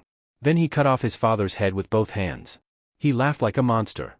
And he carried his father's head back to Mary Geos. Ouch. Doflamingo sneaks out of the room and vomits. With gastric juice until his throat hurts.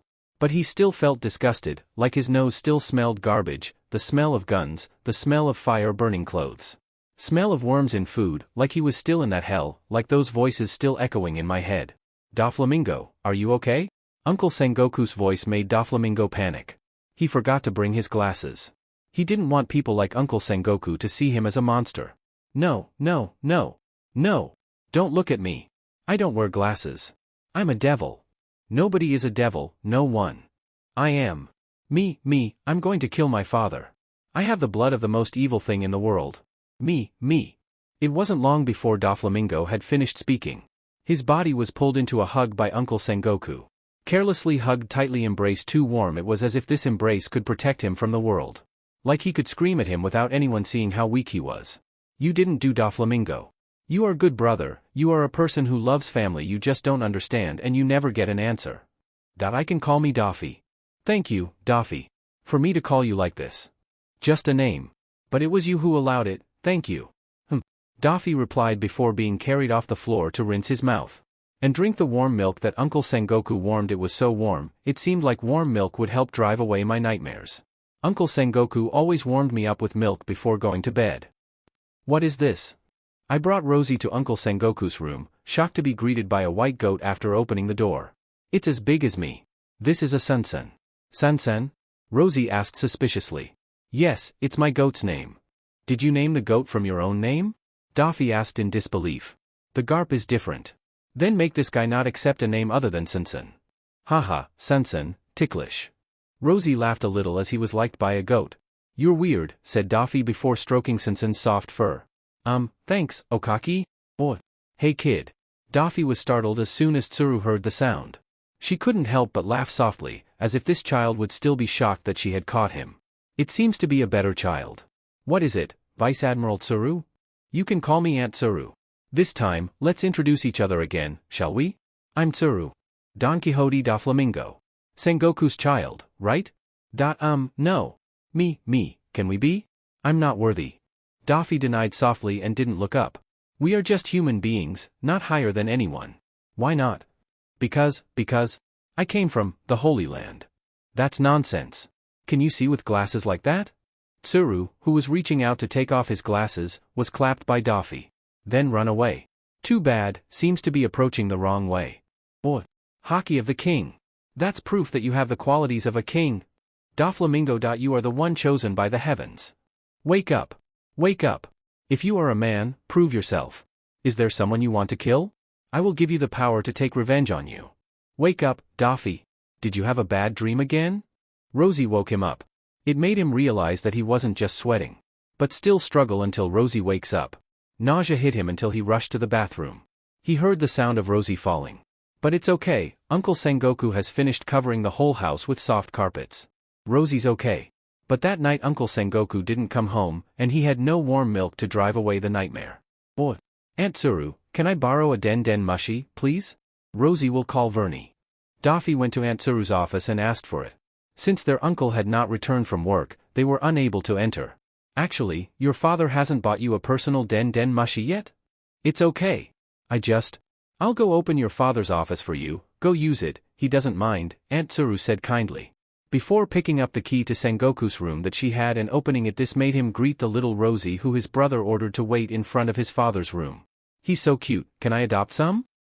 Hello, this is Monkey House, Big Brother Dragon's calm voice made Rosie smile. Big Brother Dragon. Vernie, are you here? Let's talk. Wait a moment, Big Brother Dragon said. Causing us to hear movement for a moment and heard Big Brother calling Vernie. Daffy and Rosie? Wyvern greets cheerfully. The snail was still chewing like we called during his meal. Hi. Vernie. Daffy had a nightmare again. Rosie opened the issue until Daffy jumped up. I don't have nightmares. You have nightmares? What kind of crazy thing is that you sleepwalking about the chosen one from the heavens? It's just the idiotic past that the lunatic laughter still haunts him. Until he did not dare to use the power from the devil fruit that person gave. Just what, Daffy? You can trust us. Vernie reinforces Daffy's courage. There was, some mafia said that.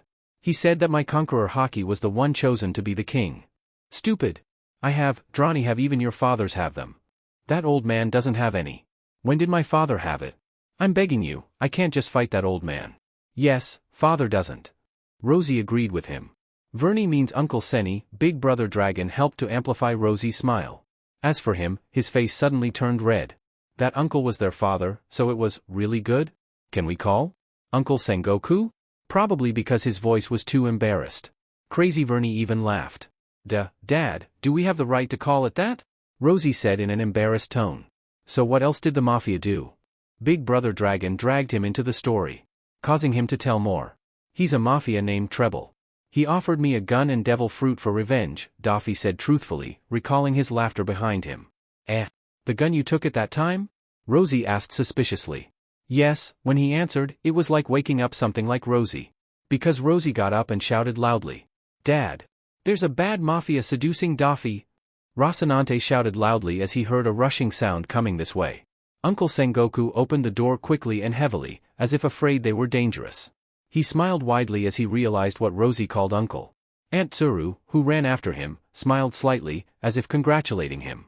Did you just call me Dad? Uncle Sengoku's voice was so dazzling that Daffy wanted to call it. Yes, Dad. Can I call? A pleading Rosinante sounded as he tried to walk towards Uncle Sengoku. But he slipped and fell, causing both him and his dad. He's called. Even if it's called in. Her heart, hurry up to pick up Rosie so she doesn't get hurt. Uncle Sengoku, who had captured Rosie, nodded furiously. Okay, so how was it just now? Asked the father again. Make Rosie tell again. There's a mafia seducing Daffy into making a mistake. He was in our town at that time. He gave Daffy a gun and a devil fruit. Rosie pleaded plainly, causing his father to have an angry look on his face before he let out a breath and asked him with a deep voice. Daffy, do you have a devil fruit? Uncle Sengoku calls him son.it feels good. Ito fruit? Said Daffy, probably because he could make a thread. Garp. Tsuru. We have the mafia to wipe out. Father shouted loudly. Before leaving the room with Aunt Tsuru when the storm is gone he couldn't help but take his breath away. You are very evil, Rosie. You lend a hand to kill people. Well, they will stuck my brother. I won't let go. Ha ha ha, the brothers are really alike. Vernie said with an insufferable laugh, yes, they were indeed the same. Oh. And then news of the destruction of mafia gangs in the North Blue led by Dad and Aunt Tsuru arrived at them in a matter of days. His nightmare was over. Those laughter he would never hear again. Those people wouldn't have a chance to reach him. He was now free. Brother. Dad's done so no more nightmares, Rosie said after raising her head from the newspaper. Rosie had a smile that was even brighter than him. Yes, that nightmare is over. But they had so many nightmares that they kept haunting. Oh. Daffy, can I talk to you? Dad asked as he placed the glass of milk that had just been warmed to him. Rosie took the milk and drank it before crying out a little as it burned his mouth, so he put the glass down and hurriedly blew the milk to cool. He also raised his head from the warm glass of milk in his hand and told my dad to go straight. Okay, what's the matter? Why don't you take off your glasses? Is it really that important? Oh, it's because I'm a devil. I shouldn't take off my glasses, he said, before gripping his glasses tightly. You're not a devil. I have eyes like you. So I'm a devil too. Rosie objected vehemently. Before taking off the hair that covered his eyes to reveal his red eyes that were like me but lighter. Rosie, you're not a devil and never will. I hurriedly told my brother. My Rosie is a good boy. A gentle heart like a mother, very different from him, very different from me. What makes you think those eyes are evil, Daffy? There are so many different eye colors, skin tones, and even hair colors in this world that your child can't even imagine. We are in the Grand Line. Anything can happen. What's there to surprise? Really? Yes. Yes. Dad and Rosie spoke in unison. He pondered before raising his hand to take off his glasses. Make him see facial expressions and atmosphere clearly. It was as if he had really just opened his eyes. You see? Dad's Daffy isn't a devil at all. You have beautiful ruby eyes, Daffy. When his father said that he can't stop himself from letting Ho out. His eyes were so beautiful and he wasn't a devil. Oh. Hey, Daffy, Rosie, did you borrow your father's den mushi again today? Tsuru said as she picked up his latest mission to document it. Yes, it's Garp's. She shouldn't be working with that BSTRD at all. Yes. When she noticed, Daffy was no longer wearing the same glasses. Makes the face clearly visible. Wow. He's just like Rosie, or to be called Rosie like him. But he looks more handsome. And stood taller to protect his younger brother. But, Saint Don Quixote is this tall? You're not wearing glasses? Yes, and it doesn't look good, does it? No, he's very handsome. They have eyes that are as beautiful as ruby. I wonder if your father did not allow the den mushi privately because he was afraid that his son would not come to see him. No. Anyway, we'll be joining the Marine with Dad anyway. So you'll see my face in the future until you're bored, Aunt Tsuru. Daffy smiled and stretched his chest confidently. Before taking Rosie's hand, who turned to wave a little hand at her, they're so cute. Why does her friend have such a good child? Oh. Daffy, Rosie, I went to find out about your family. As soon as Dad spoke, my younger brother and I who were practicing hockey jumped before turning to look at my dad in shock. Where's their family? Why would they not know the danger? Dad, what are you doing? It's dangerous. Rosie was so worried that he ran to see our dad. But Dad only had one folder in his hand. There were no injuries, giving them relief. Because I told my parents that I had to cover my eyes, right? I asked my father about what I had told him. The reason why he thought he was a demon, where did it come from, what caused him to think that way? Yes, I feel strange about this. As well as their height and fighting abilities that are beyond the average person. Dad said that before releasing the rope that sealed the file and then take out the document. But Vernie and Big Brother Dragon Saint have better fighting abilities than us, Rosie argued. Underline the monkey family is not normal people, Rosie. So, that file is Dad got, right? It is also a document related to family history and tradition.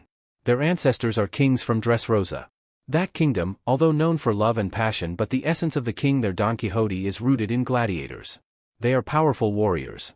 Have a tall, strong body, has excellent combat acumen, he has eyes like a ruby that sees his opponent through the air. Are we like the ancestors? He asked incredulously. They're like ancestors, aren't they? It should be a good thing, shouldn't it? Yes, you children are like human ancestors before moving to marry Geos. The parents of their children had to hide their human parts in order to live like God. But that they took into account the height that may be dissected. So they chose to quit being gods and become human. Ha ha ha ha, what the hell is this? An idiot keeps telling me that we are human, but is it really not the one who fears the position of God more than anyone? Hide the flaws that make you human and come out to be human to be killed by humans. What are they playing? What do you think our lives are? Brother. What a BSTRD. I'm not going to change Rosie's name. I'm sorry I'm not your last name, Dad. But I will not change the name, I'll be Don Quixote, I'll show them in the Holy Land that they have red blood. They are just humans and I'm tired of hiding myself, said Doffy as he lifted his hair. After this, he won't cover his eyes. He will show them that they are human. Oh, did you see that the Marines who took the entrance examination this time also had high scores? Everything is perfect. What is your name? Don Quixote Doflamingo. Isn't that Admiral Sengoku's adopted son? Cheat? If he cheated, he wouldn't be so ugly that he gave everything a full score. Then why isn't it Sengoku-sama's last name? You're already a commissioned Marine officer. You're only 16, a promotion so fast. Rosie hugged him as soon as he got home. Dad took his favorite food out of the kitchen by himself. It's quite strange that today my dad cooks by himself. Him don't have much time. Congratulations, son. You are now a commissioned Marine. Yes. I am a future admiral just like you, Dad. I wanted to be fast, I'm still a trainee now, Rosie grumbled, dragging him to the dining table. Not yet. Who's going to get a kid like you out on a ship? Doffy teased, while using the thread to push his brother's chair well before falling. I have grown up. Set 180 centimeters. Your only grown-up body, whether I'm 200 centimeters. Daddy, look at Doffy. Dad, look at Rosie, Doffy imitated Rosie's voice.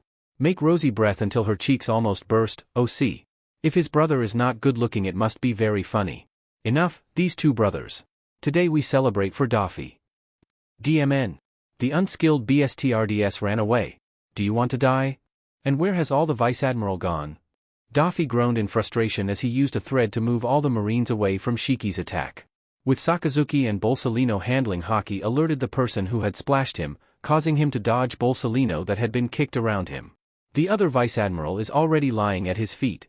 The rest of them have been ordered to control a warship that will prevent the Pirate King from going to death, Bolsolino said, pointing out the many dead and unconscious Marines near Shiki. It's good to have Doffy used to take control and move the newly trained Marines out. Otherwise there would have been more deaths. Bolsolino, hurry to save Sakazuki. My brother and I will take care of it this way, said Doffy, before sending a thread to drag the still-voicing person out of the battlefield. Bolsolino nodded and turned into light to help the magma that had been thrown into the sea. Hey! Whoever is free, go and help Vice Admiral Sakazuki. It will turn into a dead rock under the sea, shouted Doffy, causing the nearby Marines to rush into the sea to help. Rosie! Take the trainee out. Hurry! Shouted Doffy at Rosie as she was using a thread to block the rainstorm Shiki's attack. This gave Rosie time to set up a sound barrier to keep Shiki crazy from knowing. He saw that someone had saved Sakazuki up from the sea. At least he's still alive. Go! Hurry up before Shiki knows it. Lead troops to protect the civilian side, don't get hit by a stray. Rosie shouted, commanding and helping the evacuation. He, who had tried to protect it with all his might, was smashed into the wreckage until it was knocked over the wall. He saw the ruins of a building pointed towards Rosie. His blood froze as if it had stopped flowing. Without thinking, he shouted a warning and sent the thread to destroy the corpses without thinking about it. Rosie! Be careful! Like Rosie heard the warning. He turned around and ran, but now stumbled and fell in, and it turned into ice. He could feel the voice of his father and Uncle Garp entering the Marineford. It's not fun to bully kids like this, Shiki, Uncle Garp said before rolling up his sleeves. Don't destroy more Marineford, Garp. Dad. Just now, Shiki BSTRD was aiming at Rosie. I'll go look for him first, said Daffy before rushing over to Rosie. His younger brother must be safe. All right, here I have to tell you, Sengoku. Don't destroy Marineford. Or invite the girl to the execution, dating choices are terrible, Daffy. Sara said on Den Den Mushi, the two brothers are on their way to Logetown with their dad. Marineford is now being repaired after throwing Shiki into Impel Down. Their dad was very worried. So he wouldn't let us get out of sight. There were several vice admirals on the way to escort this event. Exciting. I'm definitely going. Wyvern responded. And Vernie? You're back, do you think it's in the Grand Line? Rosie asked curiously. Returned. I've been gone for 2.5 years. Longer than this Aunt Molly will break my chest. How long is it? When will you come to North Blue? You didn't come at my wedding, Vernie. PRGNNT Sora complains to her friend. It's good that Daffy and Rosie can come to her party. This allows her to be at work without being too uncomfortable. We'll have a chance to go for sure, but take a picture for me, right? I want a picture of her wedding. But I probably won't be able to get to the execution. I'm PRGNNT now. Congratulations. Congratulations, although I don't like your husband's disrespect, Sora, Daffy complained. The man, even at Sora's wedding day she was so beautiful. I still have the heart to talk about crazy things like killer jobs and weird technology with other people. I feel frustrated. Come on, brother. If judges got too much trouble, we'll let Sora take over Germa. Vernie, you must have seen Sora's spear. What a great spear. It's one of the 21 great swords. It's not something that is easy to find. Cool. What's the name of the sword? It's a spear, but it's made by the best craftsman. It's like Murakumokiri of Whitebeard Uncle. It's a halberd but rises in the supreme tradition of the 12 swords, it doesn't matter what form it is. It's a Kitetsu type named Shinzu, it's a blood spear. It's so beautiful, the curved blade is a soft red tint, added Rosie. It was a very beautiful spear. But he prefers to use guns more. At least it didn't plug him and it didn't explode at him as much. It also works well with his special powers, making his attacks more dangerous than usual. The Kitetsu line? Are you sure you can control it? Wyvern asked worriedly. Of course, it doesn't see anything. Well, hey. Daffy, Rosie, see you in Logetown. Also tell my father that I'm going to visit. He and his brother were not the main force in this execution. The main guards will be Dad and Uncle Garp. After greeting Wyvern who had arrived, they were just waiting downstairs for their execution. But in a large number of people in the sun until the skin burns, her black hair was short at the nape of her neck. There are robes and large dresses that cover the body. Even though her face has a stitch in the middle of her face, but that doesn't make her stand out any less. Conversely, in his eyes, she was unmatched. The Pirate King's question and voice briefly drew his attention. After the execution was over, the rain fell. The falling rain made him unable to keep his gaze on her, causing him to find that she can still be more attractive than she is. The falling rain caused the clothes to be attached to the body. Her black hair flew into her face. Her gaze suddenly turned to meet him for a moment, as if she had taken his heart away. When she lifted her head away, it was as if he had taken his heart. He was unaware that he had collapsed. And making Rosie and Dad worry about what's going on with him. He thought he had fallen in love. That must be love at first sight for sure. The sea is the witness. He will find her. Okay, sadly the chapter is over. And if you enjoyed the video, just leave a like and subscribe with post notification, so when the next chapter is ready, you will be notified. Okay, see you in the next video. Bye.